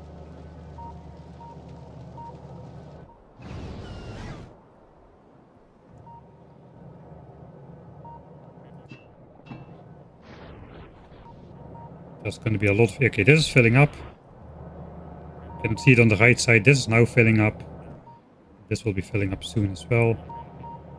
It's filling up now. So the tree should start filling up as soon as the next one is full. There we go. Okay, it's all connected. I think it's the last one. Maybe there's one more. Okay, this is filling up as well. Alright. So now everything is kind of full. I want to... I guess we can afford to do this here. We should do it here.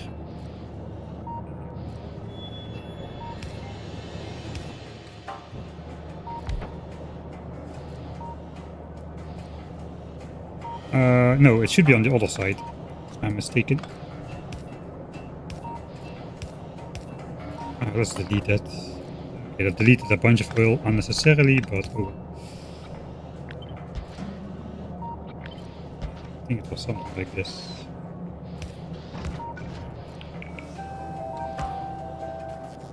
Right. So this...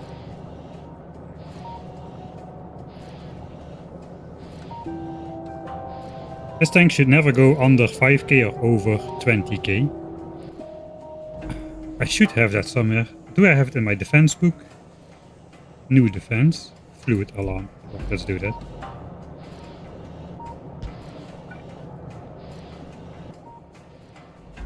Alright, so if this tank ever goes full, which it won't. Well, let's... Yeah, it might. Or if it goes empty. There is a missing oil pipe somewhere. So if there's a missing oil pipe anywhere, this is the last leg of the chain. This is gonna run out of oil first. We're gonna get an alarm. I'm gonna set the volume a bit higher. Because we don't have the multi-alarm anymore. The bots should bring me this. Because I used them before and we all have one big network now. So it should be good. Probably these two guys. There we go. Programmable. They look like flying programmable speakers like this. Alright. So they're coming up. That should be the oil alarm reinstated. So we should not get surprised anymore by biters. Damaging the oil section. Are they still revenge attacking or what the heck is going on? Yeah, this is why I do not want to use choke points for my base, really. I like it if all the biters come in at the walls everywhere, like evenly, because all of these biters are just parting around the lake and all hitting the same spot here, and this spot is under heavy attack. There we go. We already have the first example. The oil tank is full. Why is the oil tank full?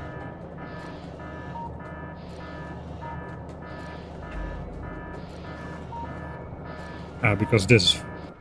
Okay, I think I may have overfilled the system a little bit. Okay, I think for now...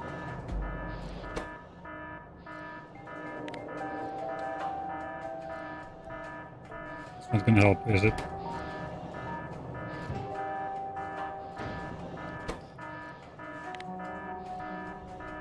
For now, we're just gonna switch this one off. It is gonna show up here, right? Yeah, this is gonna show up there.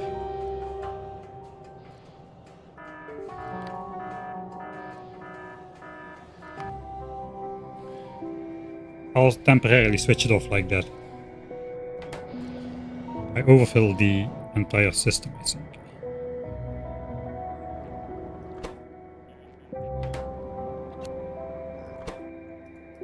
Let's pump a little bit out of it, maybe that'll help.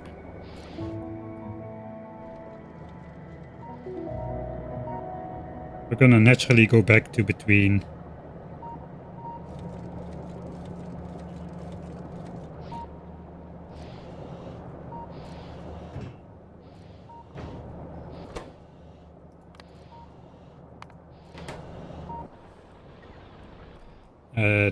20% and 80% anyway.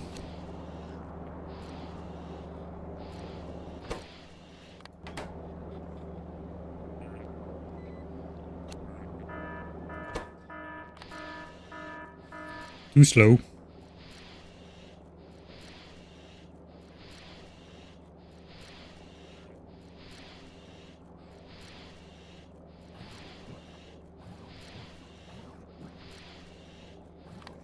Good enough.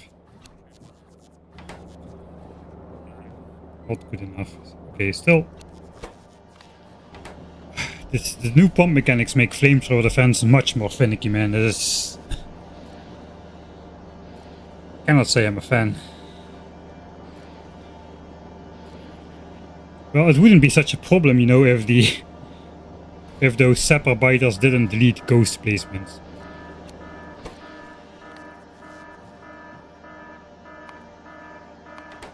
Okay, since we got only one alarm now.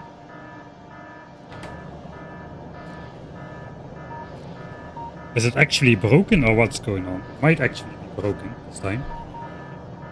I think it's actually broken this time. Oil flow broken. Low. That's gonna be every time. I think this one is obsolete. Because it's the last one always. Alright, so if you hear this, that's a good example. We just need to find where a pipe is missing.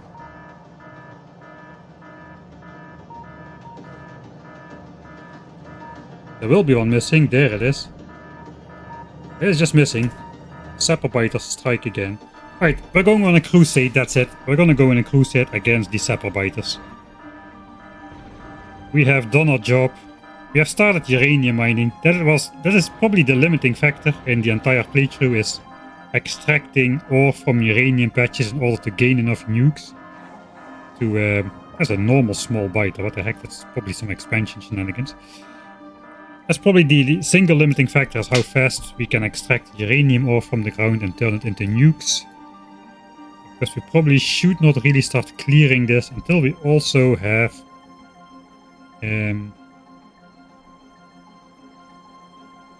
until we have enough nukes to fill a spider.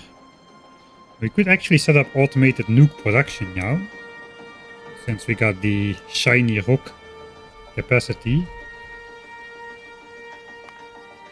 We are making 133 shiny uranium a minute. That is insane.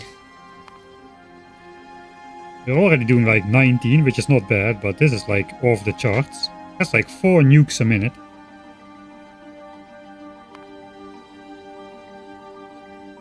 Over 4 nukes a minute. Hey, bacon!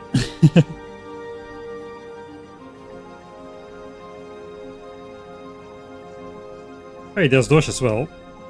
Looks about right. Yeah, the problem is we have these coins, we've got a lot of them, and it gives us infinite nukes if we have more than one. Well, we've got 2, so that's more than 1, so we have infinite nukes. for 5 minutes per coin. That's 2.5 hours or something like. Yeah, 2.5 hours of infinite nukes. But the thing is, if it only counts if I shoot them myself. It doesn't count if I shoot them from the spider. Which means... that's probably gonna lag a little bit. I can be inside this square, this rectangular square, with my nuke coins, but then we need 20 chunks around that we need to clear with remotely controlled spiders, which actually spend nukes, and my estimation is I'll need about 10,000 nukes, order of magnitudely speaking, to clear out the biters in these chunks. It might be way less. We will get a good estimate once we go for the first corner here. We can do some map-based lake cutoff shenanigans, so we can make an entire area of the map biter free without actually having biters be able to go around and settle it again, because it will be entirely blocked by lake or out of bounds with some map cheese shenanigans. But yeah, we'll need a lot of actual nukes for the spider cleanup, despite us having infinite nukes ourselves. The problem is if we go further out ourselves, yeah sure, we'll be clearing biters further out, but we'll also be generating new chunks further out, because that happens quite far around wherever the player walks. If I walk here, the entire red square will exist. If I walk here, the new entire red square will exist. But remotely controlled spiders don't do that. If they don't see new biters, once they cross the 20 chunk player thing, then those biters don't exist, so they physically don't exist on the map. So that's the goal. We want to eradicate every biter, and that is the way we're going to be trying to do it. If we survive. Big if. Looks like these guys are no longer trying to settle in front. Underground attack has struck already. I think we're gonna go on the Sapper Biter crusade. You know, we might spend... Do we spend a nuke? These things are resistant against explosions, 65%. It will take forever.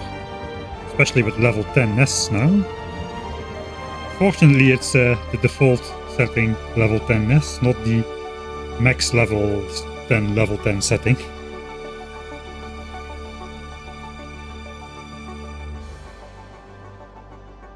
Sapper Biters seem to be a popular faction choice.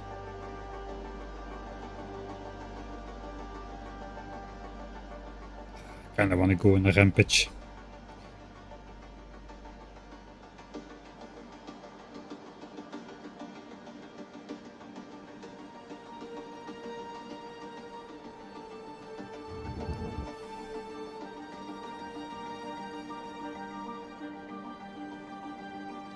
I don't know if we should do that. Let's see how much landfill we have. Can we already... There's a lot of landfill here. 42. This is our landfill farm. 52. Okay, that's pretty decent.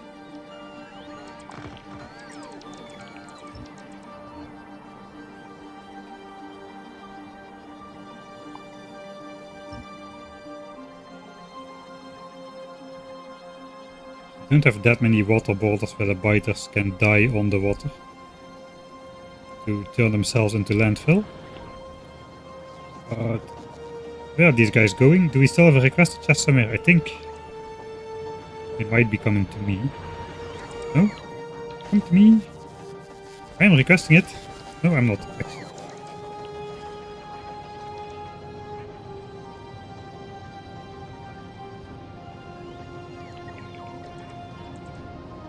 Why is there a constant alarm? Because it's rampant. I switched off the sound. But at least we have a number here. If the number goes above 100, we should probably look what is getting destroyed exactly.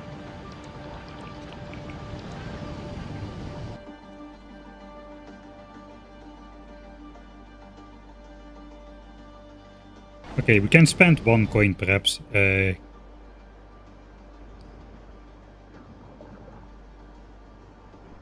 should have pretty recent intel on what biters are where. The sappers are black, but then again these wasps are black as well on the map.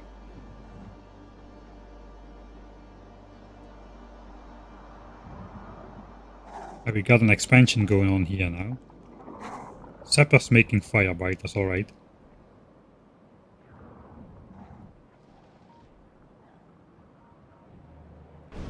I'm a little bit hesitant. I think it's a bad idea.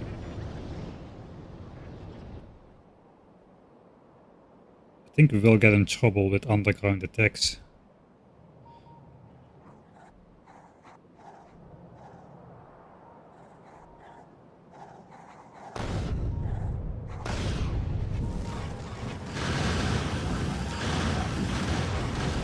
Okay, my laser power is sufficient. Walls are spaced just right, so the laser turrets don't get damaged if all the juggernauts die on the outer wall. That is the goal.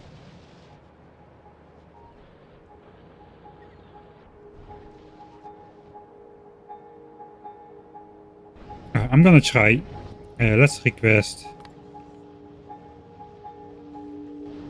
more of this.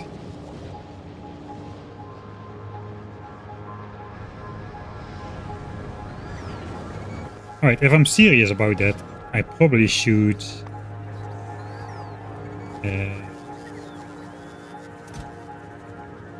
buffer chests.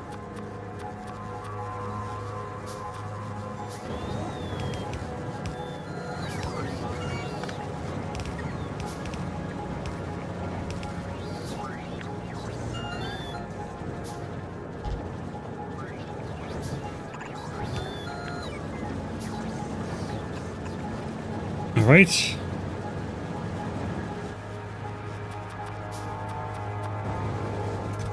Set it to stone. I will first do... Oh boy. Okay, that was what I was trying to prevent. Right. I just want to craft this into land for myself. We're going to be needing it. Okay, it's empty. The bolts are going to fly all back again. So be it.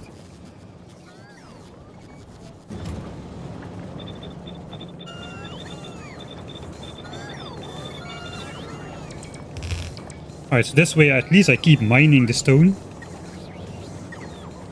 Even though I can later choose to convert it into landfill. But at least we are making it. Man, the landfill change is really biting us in the behind now that it costs more.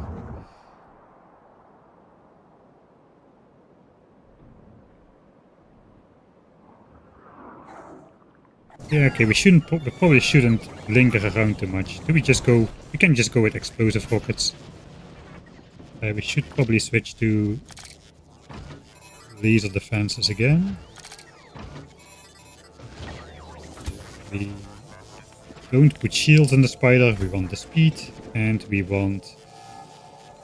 We're just gonna do explosive rockets, not nukes. Let's put some in there.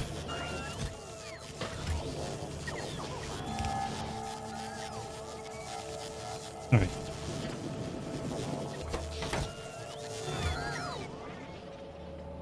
I suppose this chest is no longer necessary. We can... Okay, let's not worry about it now. I got distracted way too easy. Very annoying.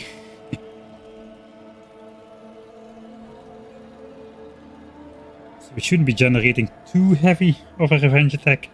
The firebiters have already changed into arachnids, it seems. Those are all gonna turn into nests, so we probably should attack now. I think we're just gonna cherry pick with the explosive rockets to delete the factions we don't want. Which are gonna be the explosion resistant. We can give it a try.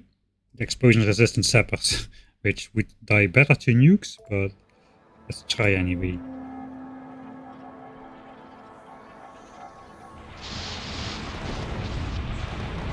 Yeah, they also do a lot of damage to the spider.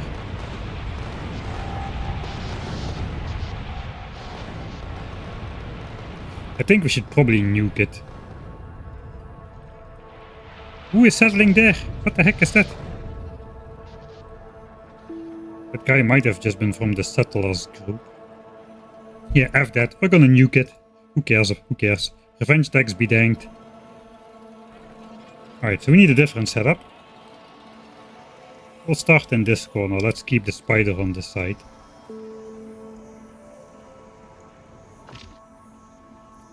Different setup it is. Who needs laser defenses anyway?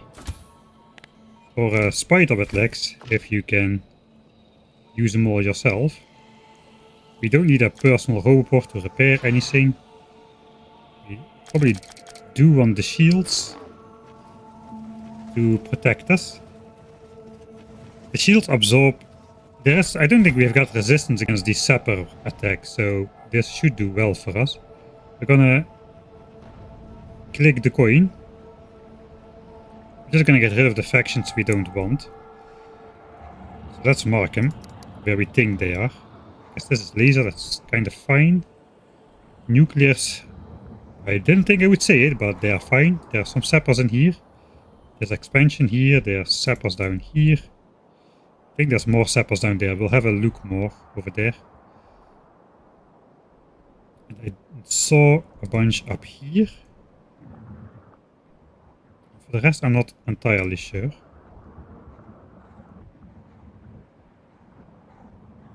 Probably that's gonna be our start. There's another settlement group right here that could become anything.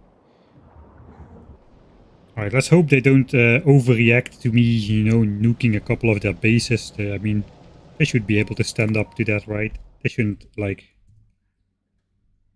you know, overreact too much. I'm gonna consume my infinite nuke coin that's loaded. I'm gonna consume it at the 5-minute mark. 30 seconds from now. Let's see, we might actually get back a coin. We are going to be destroying a lot of nests, even though we are destroying them from a distance. Alright, so we don't want to start here, we want to start somewhere over here. 50 seconds. Let's save. Once more. Nuke coin time. Alright. Okay, 5 minutes. Let's give us a couple seconds of leeway. Alright, I consumed it. Let's see what we can do. So now we just go in, fire a nuke, get out. I switched off the excessive flickering. The shields are doing some damage. Okay, we got the biters going underground actually helps me. There's more of them in there. We'll get them on the second loop. We cannot stay around too much. Let's push these guys back a little. We've got the power.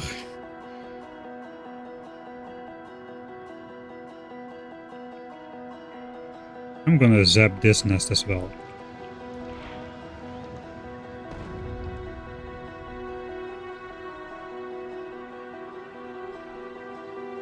Oh, we already got the coin back. Holy moly, that was fast. I might have been extremely lucky. I don't really like the juggernauts on this edge of the base, since they attack my corner a lot.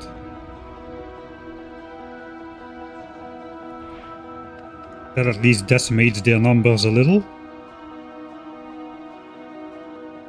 These are fine. We're gonna take out some sappers over here, I suppose. The worms are very dangerous though, they do a lot of damage. We have infinite nukes, so we might as well shoot this one nest over there for fun. There's a nuclear hive. A few nuclear biters.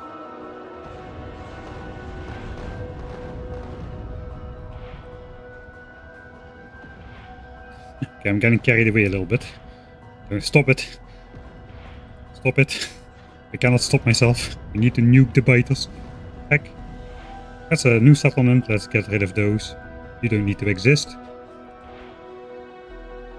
Okay, we still have 3 minutes left. Those are settling right there. These are not really doing any damage. Let's keep them.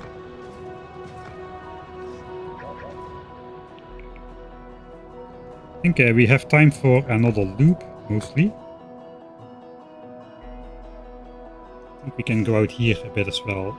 Some of these are pretty close. There's sappers there as well. I hate sappers. Okay, we'll do a different coin for here. I'm here now.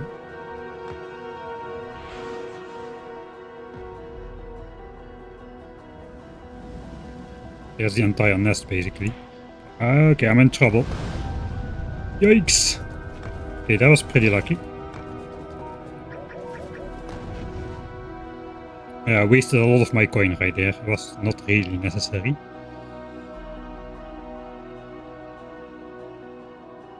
Yeah, the rails are basically landmines. Fireproof landmines. But for nuclear biters only. Okay, we got only a minute 45 left. Not too much.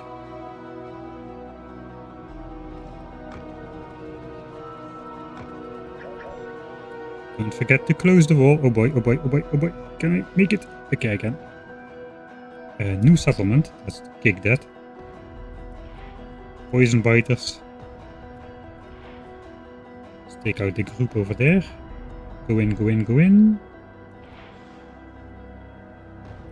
We go on sapper biters. That's new groups as well forming. Oh man, this is so fun. More sapper. Oh, okay, I'm getting in over my head a little bit, I have to say.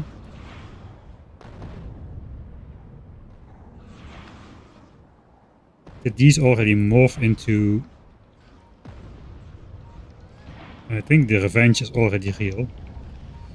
Yikes. My own nukes are the most dangerous, man. Alright, more sapper biters. 30 seconds left. Don't think it's really worth it to shoot much more down here. We can always farm coins on these nests, so I don't really want to get rid of those. Okay, we got like a couple seconds left. Let's... There's... Ooh, that was dangerous. There's too many poison biters there. I think that's all we could do for now. There's something forming there. Let's nuke that. Revenge attack settling on my walls. And some sapper has bitten through some pipe. No, just a regular pipe got destroyed and it got rebuilt. Right, now we get to find out how well our defenses do, because for sure...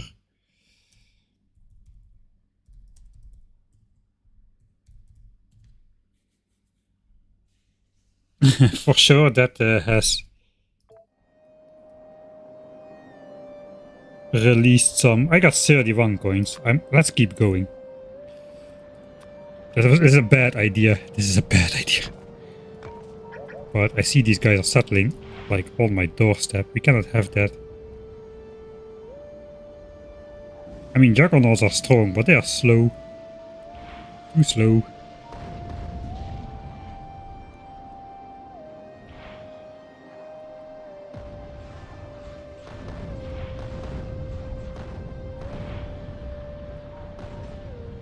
I think some of them have started like revenge settlement parties,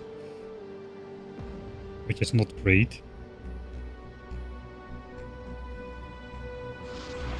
Aye.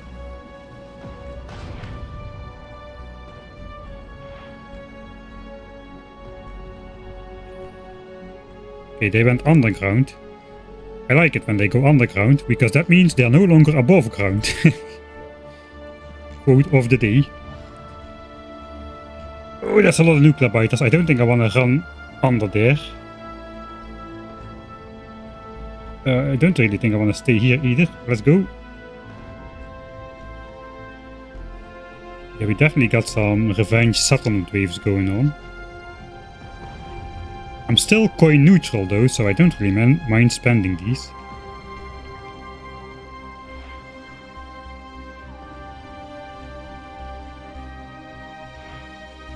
It might do me more wrong than right. Is that like a reaction like specifically for getting attacked? Those settlement waves? Because weren't really happening that much before.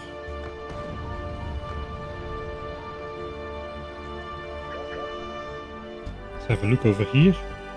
We have no new settlements over there, so let's skip going there. We'll go down once more.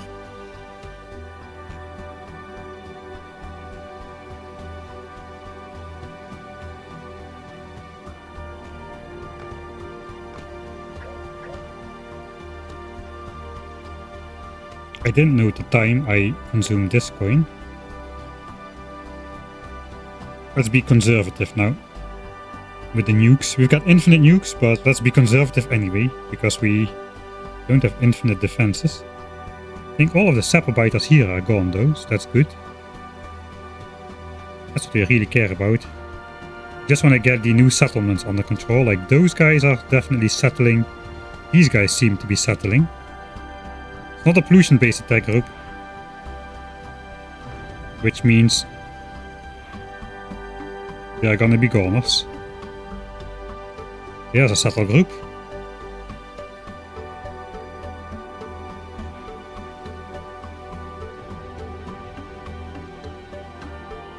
Okay, I'm out of juice for my legs. That's bad. Because I need the speed, especially when the biters get enraged.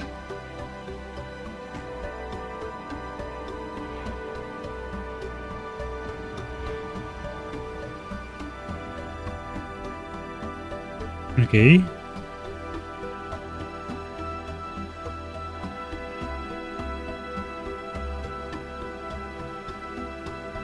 It's feeling too peaceful with the alarm sounds switched off for sure.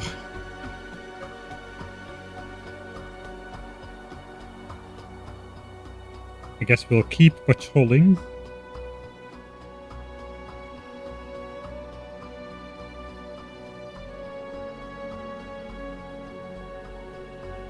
We did a lot less damage on the second loop.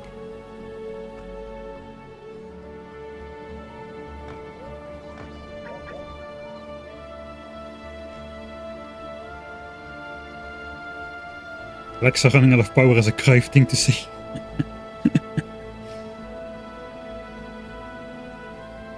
I should get rid of this cliff in my base, but not by firing a nuke. Heck no.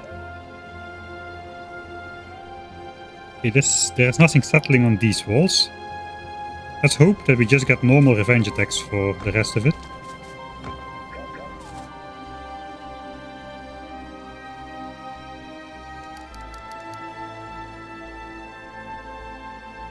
That's fine. We are not really trying to keep the area clear. This is not fine. This is too close. My walls.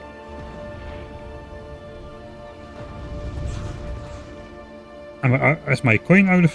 I ran out of coin. Do I consume another one? I guess I do. I didn't spend one actually really just yet.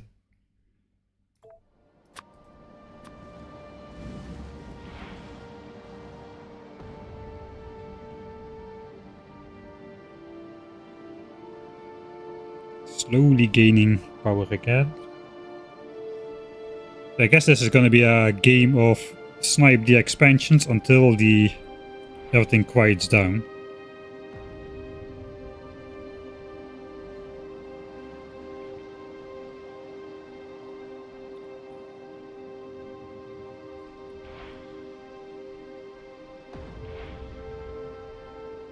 Snipe the expansions and a couple of the dangerous bases on the corners. The juggernauts on the corners are definitely the ones which are doing the most damage to the base. The ones that attack the corners. If they attack the straight line, then it's going to be the sappers which are the most annoying. Right. Oh boy, the revenge attacks when we're going for the world peace movement is that is gonna be insane. We better have our defenses up to par. Yeah, I think we're gonna use artillery. So we can remotely take down if anything settles on our walls. It might take us like a couple dozen shells or whatever for the more resilient bases, but I think it's gonna be worth it. I try to spare the biters in the back by firing close by enough. I'm a very biter main person. No, I only take out the absolute minimum that I need, like every biter on the whole effing planet. That's exactly how many biters need to get wiped out, in my opinion. That is a great idea. Make a hole in the wall just as all those biters approach. I probably should make more than 2 nukes in case I, misclick and whatever. We can let's switch on the point spending. We can see how long we will have to do this for. Until the settlement spree settles down. 15k points left. Migrate squads, attack squads, siege squads. I think the siege squads are actually the ones that like to settle closer on your walls. Alright, 12k points. This is gonna fill the entire screen, so let's switch it off again.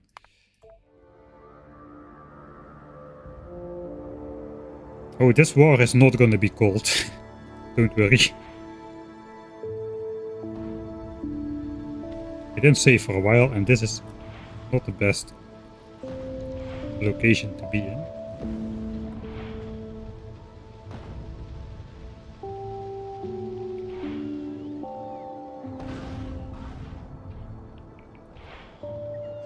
I don't want these growing.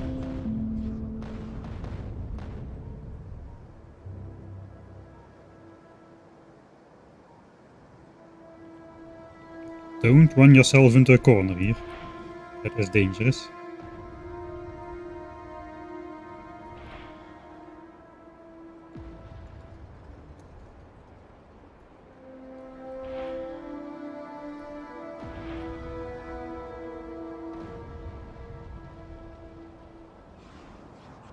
Yikes!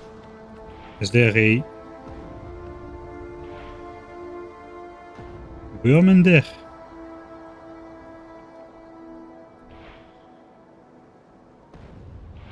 We're gonna have to do this for a while, it seems.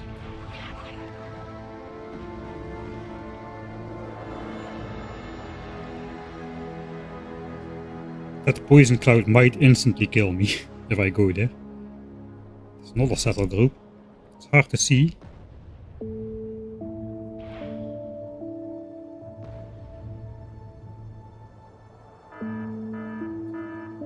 Right, that might be normal. Oh boy, oh boy, oh boy, oh boy, oh boy. Yeah. The S hits the metaphorical F. We are missing a bunch of stuff. Where? Here. And why?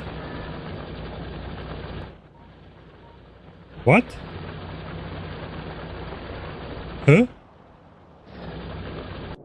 I'm standing not in a great position here. I'm gonna reload that save. Just wanna try to figure out what went wrong here. That happened 5 minutes ago. The corpse is fading right now. It's not unsurvivable, so that's fine. I did shut off most of my uranium mine though. That was a big corpse though. It looks like a biter got in. But how?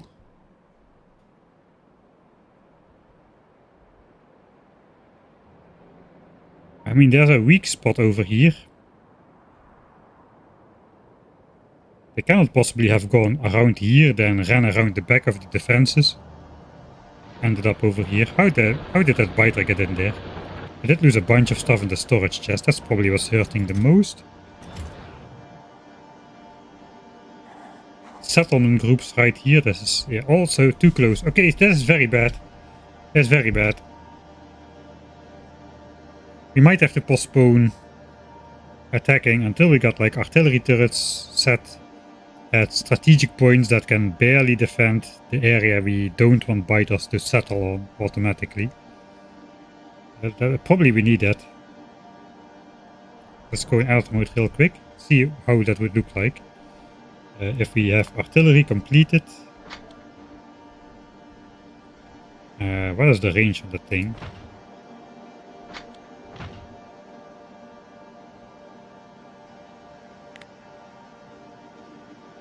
Well, that might be about the right range already.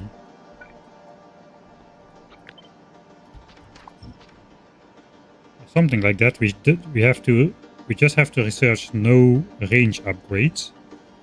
And this line here is as far to the front as we want to clear it. Probably we just want to make sure that worms cannot shoot the rails. I think the best worms, the longest range worms, have 48 range. It's the fire worms, if I remember correctly. Fire. Worm. Level E. Yeah, 48 range on those guys. So that's a chunk and a half. So to be safe, we probably want to artillery clear like to the chunk in front of the rails. So that this doesn't happen and this doesn't happen. Mostly the worms. Worms are what's the dangerous part here. Because they're gonna be under attack when the bots are gonna be replacing the rails. I hope they will. Here they come. Yeah, that's gonna do that. And best case it's gonna damage the rail, worst case it's gonna destroy the bots continuously.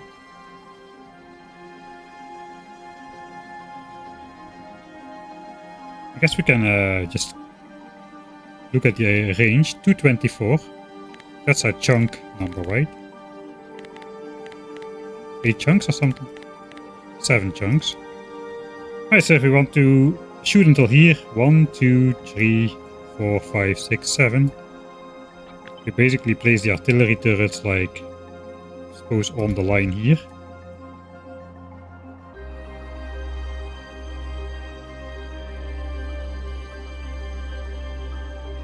I guess just one every couple chunks or so should do the job. We can then use the bot network to supply them. We'll have to expand the bot network inwards a bit over the entire wall, but it's definitely doable. Right, let's go back into the save. Let's go back into one save earlier. See if it already happened there. It is happening here.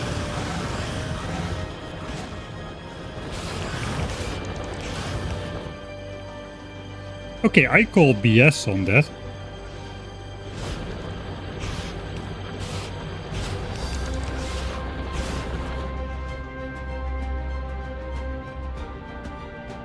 How? Does anybody have an idea? Let me read through chat a bit. So, doesn't look like. How did these guys get in? There's no... Yeah, alright. Fine. There's no way.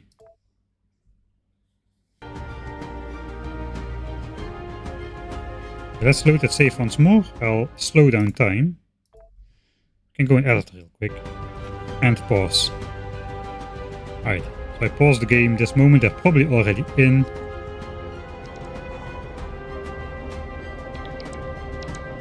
They are, but I don't see the poison biter just yet. Or do I? Spawner biter. This is a big boy though. Spawner spitter. Test is already gone. Oh, I see. This is a trill. Look at the trill. What BS is that? It's an underground attack. An underground attack got in there.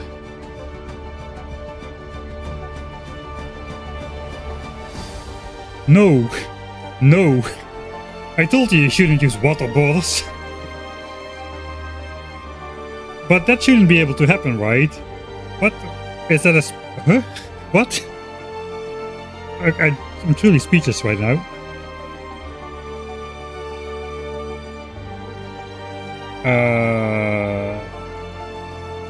Factoriopedia?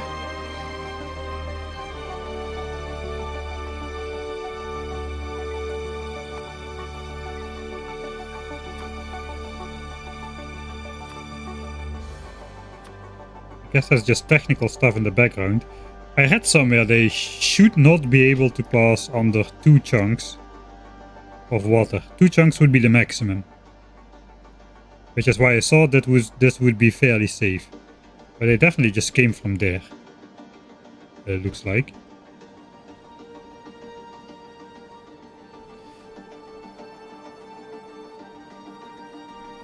Maybe they already left on this save then. Probably not, but we can always... See, everything is still fine. I guess it won't repeat itself. I'm inside the base.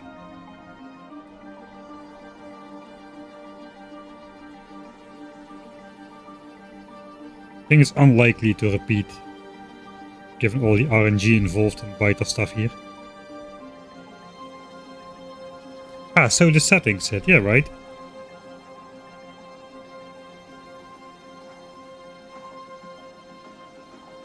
We got a settlement party there, alright.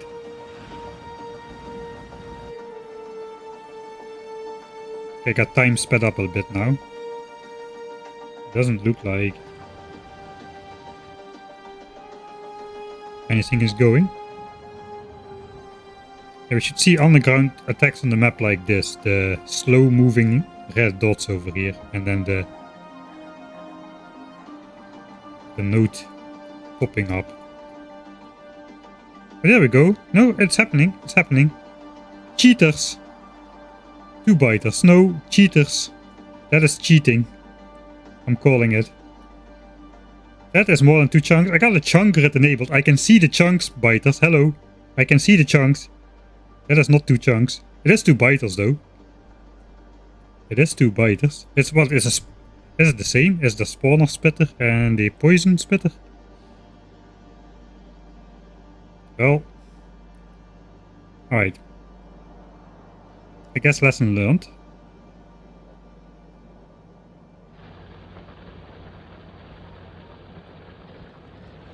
I mean, I can line some laser turrets around the edge here, but that is not gonna help me.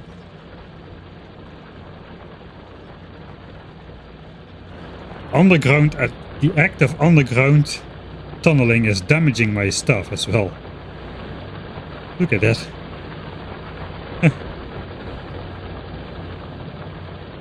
I guess they'll emerge somewhere close to here. I don't think they're going all the way to the turrets though. Oh, there they come.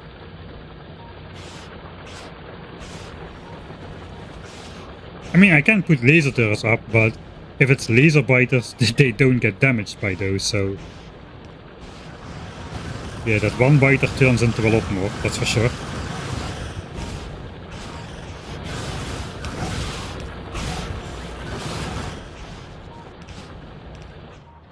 Okay, so that solves the mystery about how we lost that.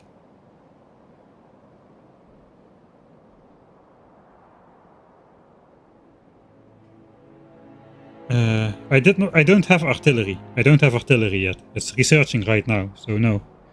Yeah, it did say something about exceptions. Maybe nukes are also part of the exceptions then. We have been using nukes.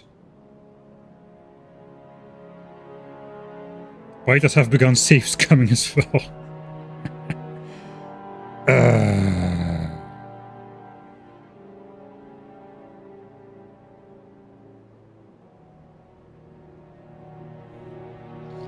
Alright. I mean, it's annoying. It's not like game-endingly annoying. Guess we'll accept it. We'll have to learn to live with it. We are playing Rampant Deathworld with bugs and all.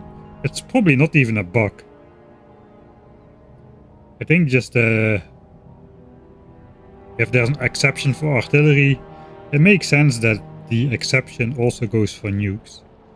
I mean, we lost some stuff in the chest, but we can afford it, really. Let's grab more landfill with the bolts. I think we'll just go there and restore the chest. There's nothing left of my uranium.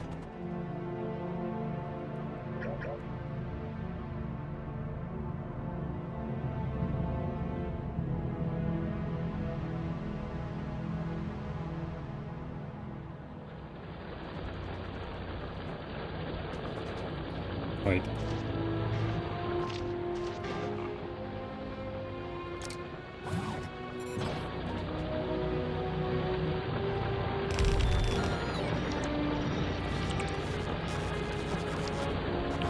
I'm missing a storage chest, but I suppose that won't hurt too much. Right? Restored. And repaired even. I mean, I know I have my nuke. They might just pass through here anyway.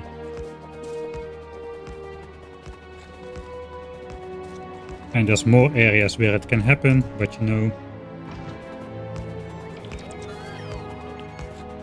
If it's sapper biters, it will actually probably make power draining crystals.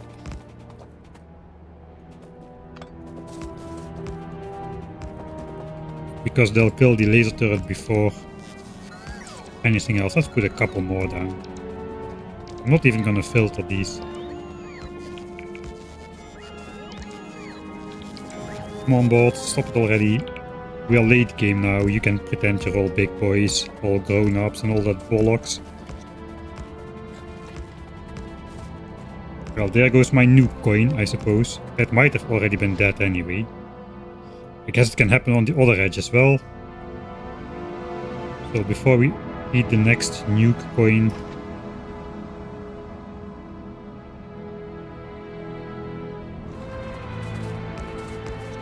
please put some down this edge. In case they come from the south. Don't really think they're gonna come around here real easily, because we got defenses there. There's not much to aim for either.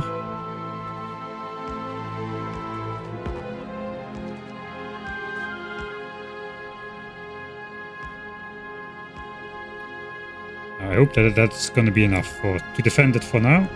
I guess we have 2 laser turrets left. Let's place those as well. Alright, fine. Fine.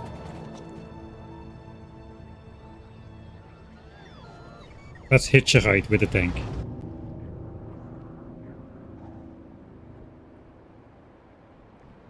Okay, 1, 2. I think we are still gonna be nuking that. 3. Yeah, so this is dangerous. That's going on right now.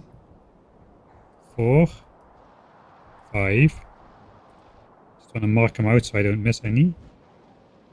6. There's probably warrants another coin. 7. Right. Okay. The tank has fuel. I forgot about that.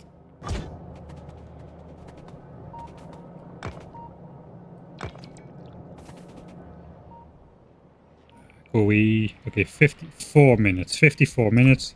Coin time. 2 chunk underground is a lie. That's just how it is. I didn't consume one yet. Okay, 430.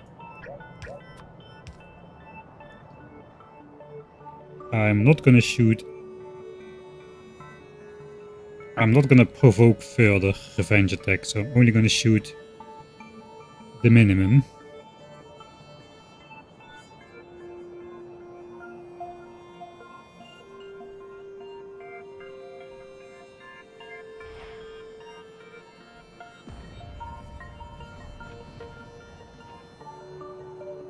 One. 2. The coins are fairly easy to farm. I think we'll end up having lots of them left at the end, so I'm fine with it. I think this is a pollution-based attack, it looks like. Let's leave it. I do want to take these guys.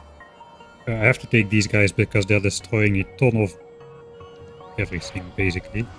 I cannot walk through there, there's poison. Let's shoot one more just to be sure. Sapper base. I hate sapper bases. A few sapper bases.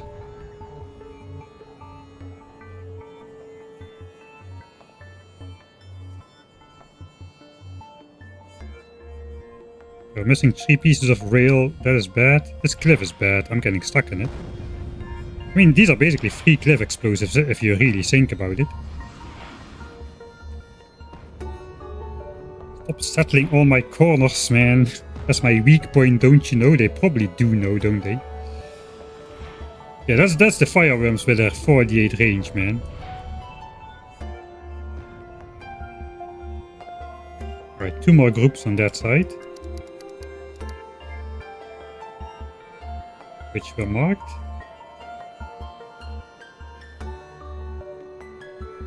Let's blow up this cliff for the biters. We are nice and all like that.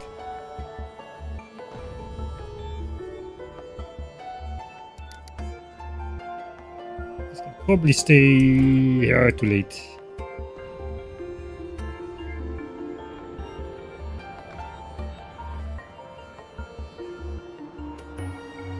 That's a regular biter.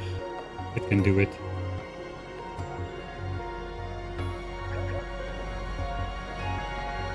Okay, I don't have my legs and I'm not charging. That's genius. Don't do that stuff to me again. Probably have to bring the rails there though.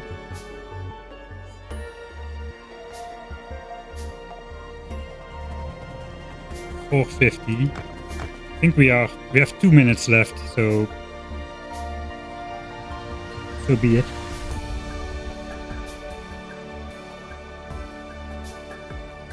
I think my rails mostly were in that chest. There's a bee settling on my wall right here as well, but that was already the case. I forgot about that. Let's nuke the nukers.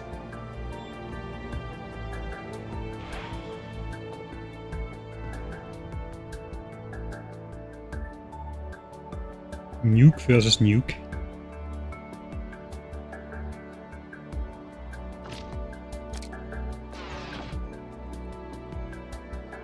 Don't have much time left. Let's spend the legs.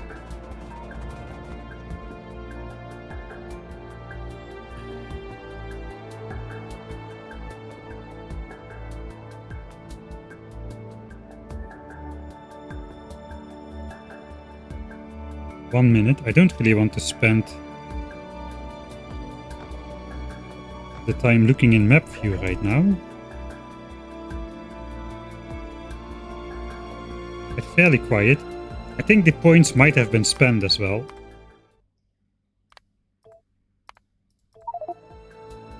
Settled, alright, that's fine. 12k points. The points have not been spent. Yeah, come on with the vengeance. I like the vengeance. Don't give me the migration or the siege. We're gonna hold off on attacking those guys.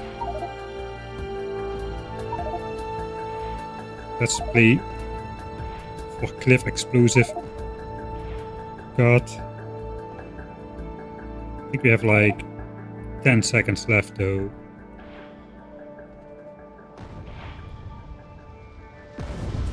Purple circle. Yeah, purple circle is almost at the end. Alright. I think that's the last coin we'll spend on this. So we spent a net of 2 coins. I think we got like...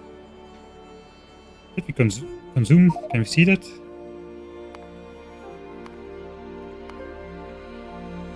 Yeah, we consumed 4 coins.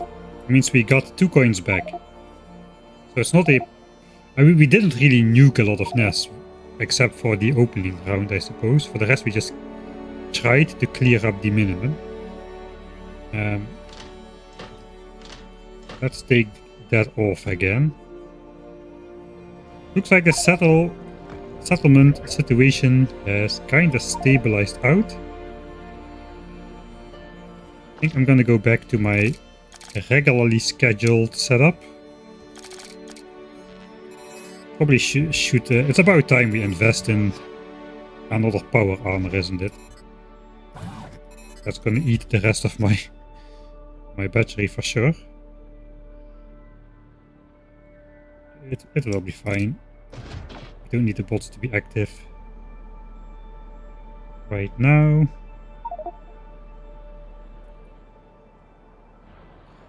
There's my spider.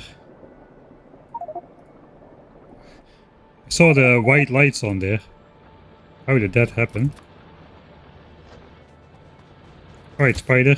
You can have back your legs. Hey, where you going without me? Legs for the spider. We're still settling a ton of locations, but that's fine. Still 12k points. Hurry up and spend those points already. What are you doing? Yeah, there we go. That's how to do it. Of course, they just keep settling that corner there. With their stupid bases.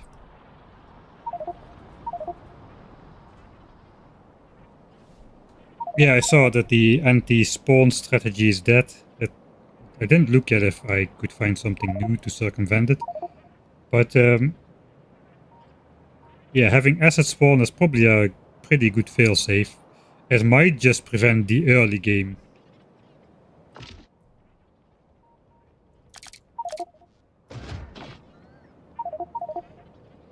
It might just prevent the early game shenanigans. I think I can just snipe that nest without too much issue, really. Oh, maybe not.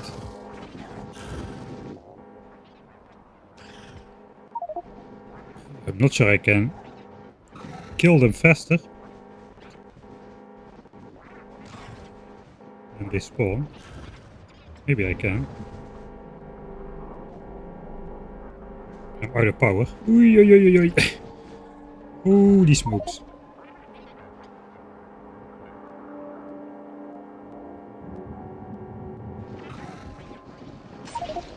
Alright.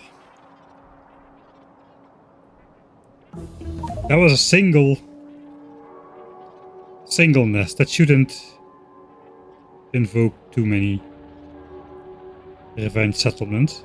Alright, this is good information though, what we learned during this patrol / shenanigans.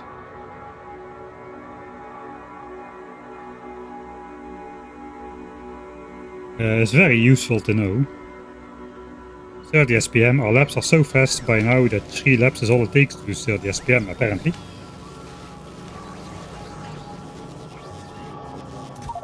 All the science is on the belt. Okay, attack squads, lots and lots of attack squads, that's what we like to see. Bring it on, biters, spend all your points. Okay. No, don't do that. I want to do this. Clear is allowed. Oh boy. All on my weak corner.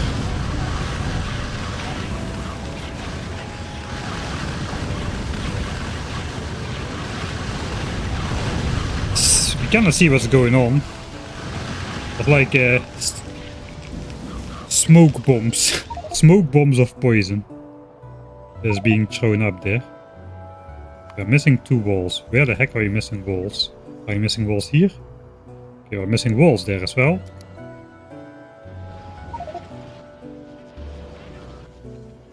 Alright, so let's bring the stuff we are losing the most is laser turrets, some bots, walls and rails.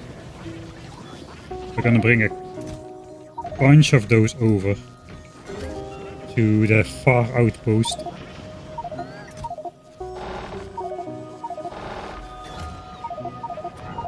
I think that was approximately the right ratio. Okay, the points are being spent. They are still settling, but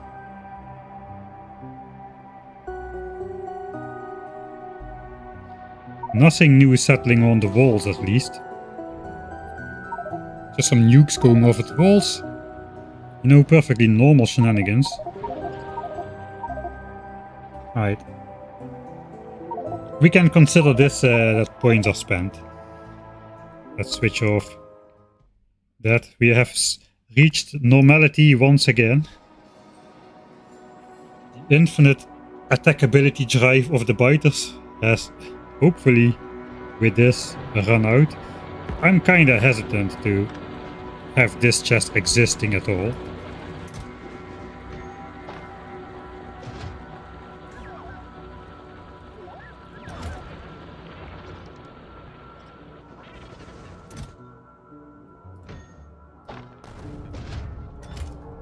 Alright, and almost 50 bots have been lost.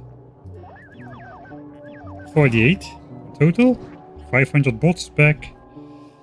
We got laser turrets.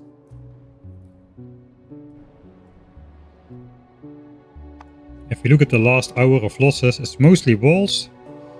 3 times as many walls as rails, 3 times as many rails as bots, 3 times as many bots as laser turrets. 3-ish times as many laser turrets as gun turrets. I don't have gun turrets on me, so I guess that's the best we can do for now. Let's get out of here so we don't provoke even more attacks on this area. The uranium mine is running. That's what we care about for the moment. Let's go back to the base. Let's go back to the uranium area.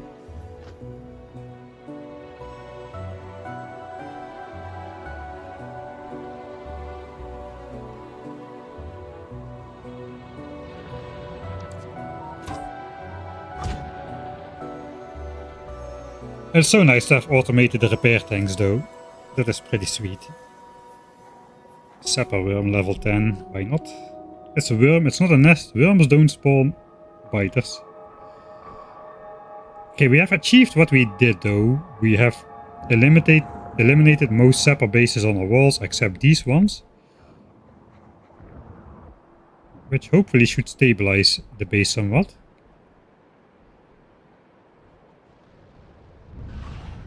Getting. Too late. Too late to see.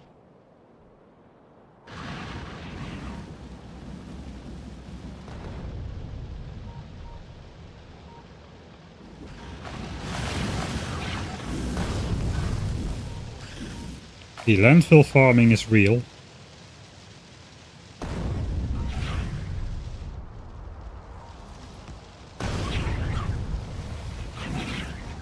Right, I declare it safe, biters. Go out there and pick up.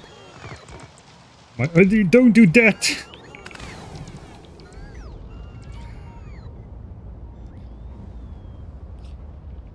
Shit. Yeah, the landfill farming is not completely safe like that. Alright, I think that is I'm gonna call it there for tonight. This is running again. We had a nice jump scare though. We now know the biters are cheaters. And they will go underground. 47 resource. I'll take that out to symmetrize it. That's gonna run out pretty soon. Okay, I can't. It looks like this can go faster now. Yeah, since we prioritize what is being produced, we really don't have a problem with just chucking this on the belt at maximum speed. So let's do that.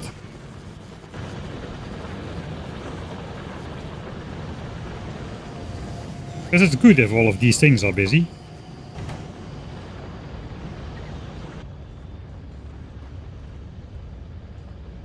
$133 a minute. Okay, we were just about to get rid of the back pressure on the belt. It's pretty good. Overall, we produce 33k now. Which is about 1,000 nukes worth of rockets, of nuclear bombs, about 1,000. And we have just scaled up massively. Let's just watch the graph of it. This we have started like over 20 hours ago, going up and down a bit. The first one, the second one, adding the third block, and putting the full new mine up with the build we built today. Hugely increasing this. I think we can produce the nukes we need to. This number already went down by 200k. There's an underground attack coming in the normal way. I'm kind of paranoid now about those things. Right, we didn't succeed in getting rid of all the Juggernaut bases on the corners. That was kind of a side quest which got formed during the taking out of the biters. Pretty soon we are going to be completely done with research. The last techs are being researched right now. I think it's uranium ammo and then it's 2 levels of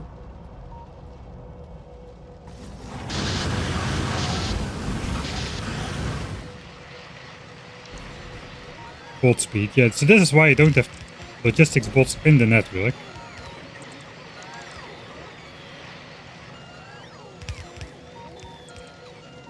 The tank just happened to come by.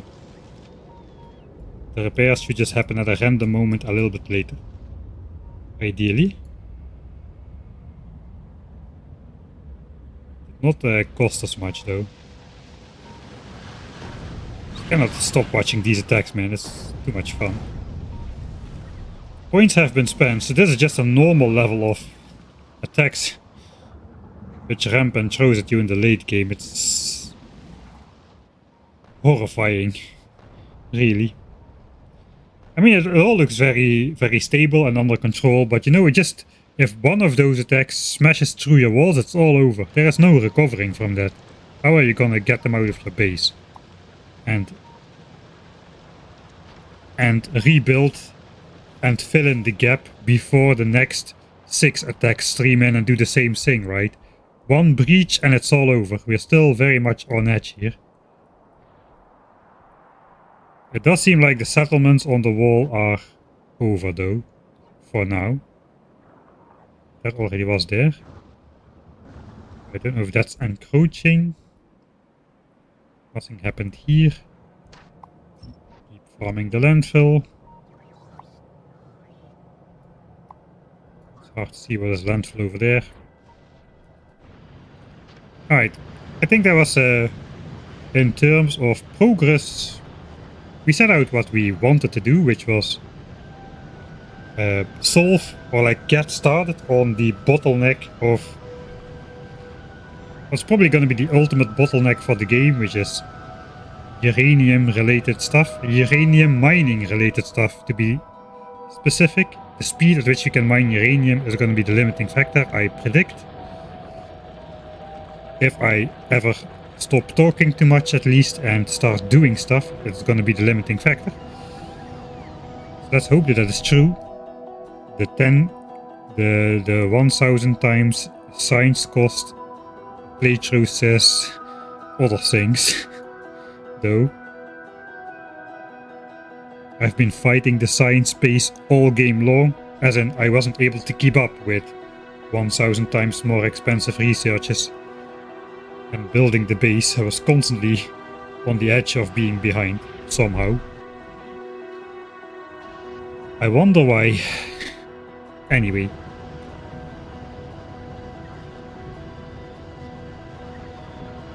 Why do we have the inner west wall? Like legacy wall. That's east. Ah, there's the west wall. This is not a, as we saw, this is not a completely fail-safe expansion, especially now we know that underground attacks can cross whatever many chunks whenever they feel like it. Whenever we use atomic bombs, probably. So we're not quite ready yet to just open this up and feel safe. Alright, I'm gonna save here. End of scream, end of streams save. There we go. The fruits of our labor are visible in this one shot over here. And then the mine itself, of course. I guess we're gonna just go out over here. The new area. A very, very normal cookie cutter blueprint.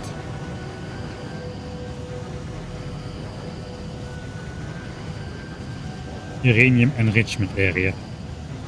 Nothing to see here. That's gonna be the outro. That's not gonna happen a lot, I suppose, if all goes well.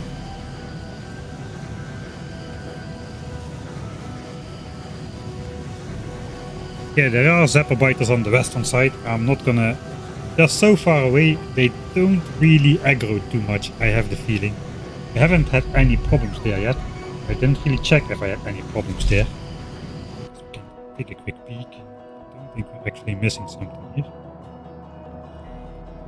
Oil is full on this side of the pipe, and oil is full on this side of the pipe. So all the oil is good.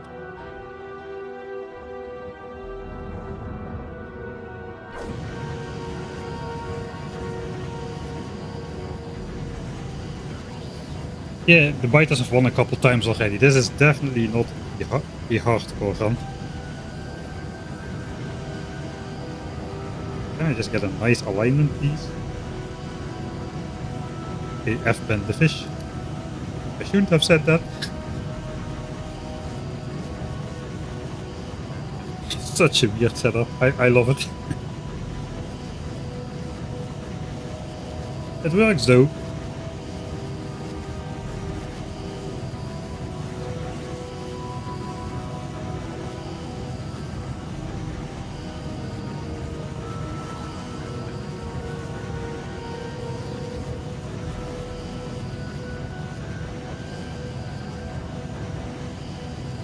Alright. That's gonna be it for today. I'll be probably most likely back on Sunday as per usual.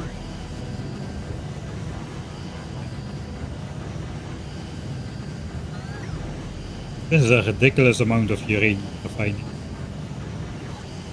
But we're gonna be using it. We're gonna be using all of it. The bots are already picking it off, so that is good to see. We got the 80 in the chest. The bots are coming in, picking off the uranium. I suppose they're starting to fill up these chests sequentially now. We're on the 5th chest. We started with about 3 chests full. Pretty sweet. Guess we're filling a chest every 30 to 40 minutes or so. Pretty nice. Alright, that's it for today. Thanks everybody. I hope you had a nice evening. And I'll see you all next time.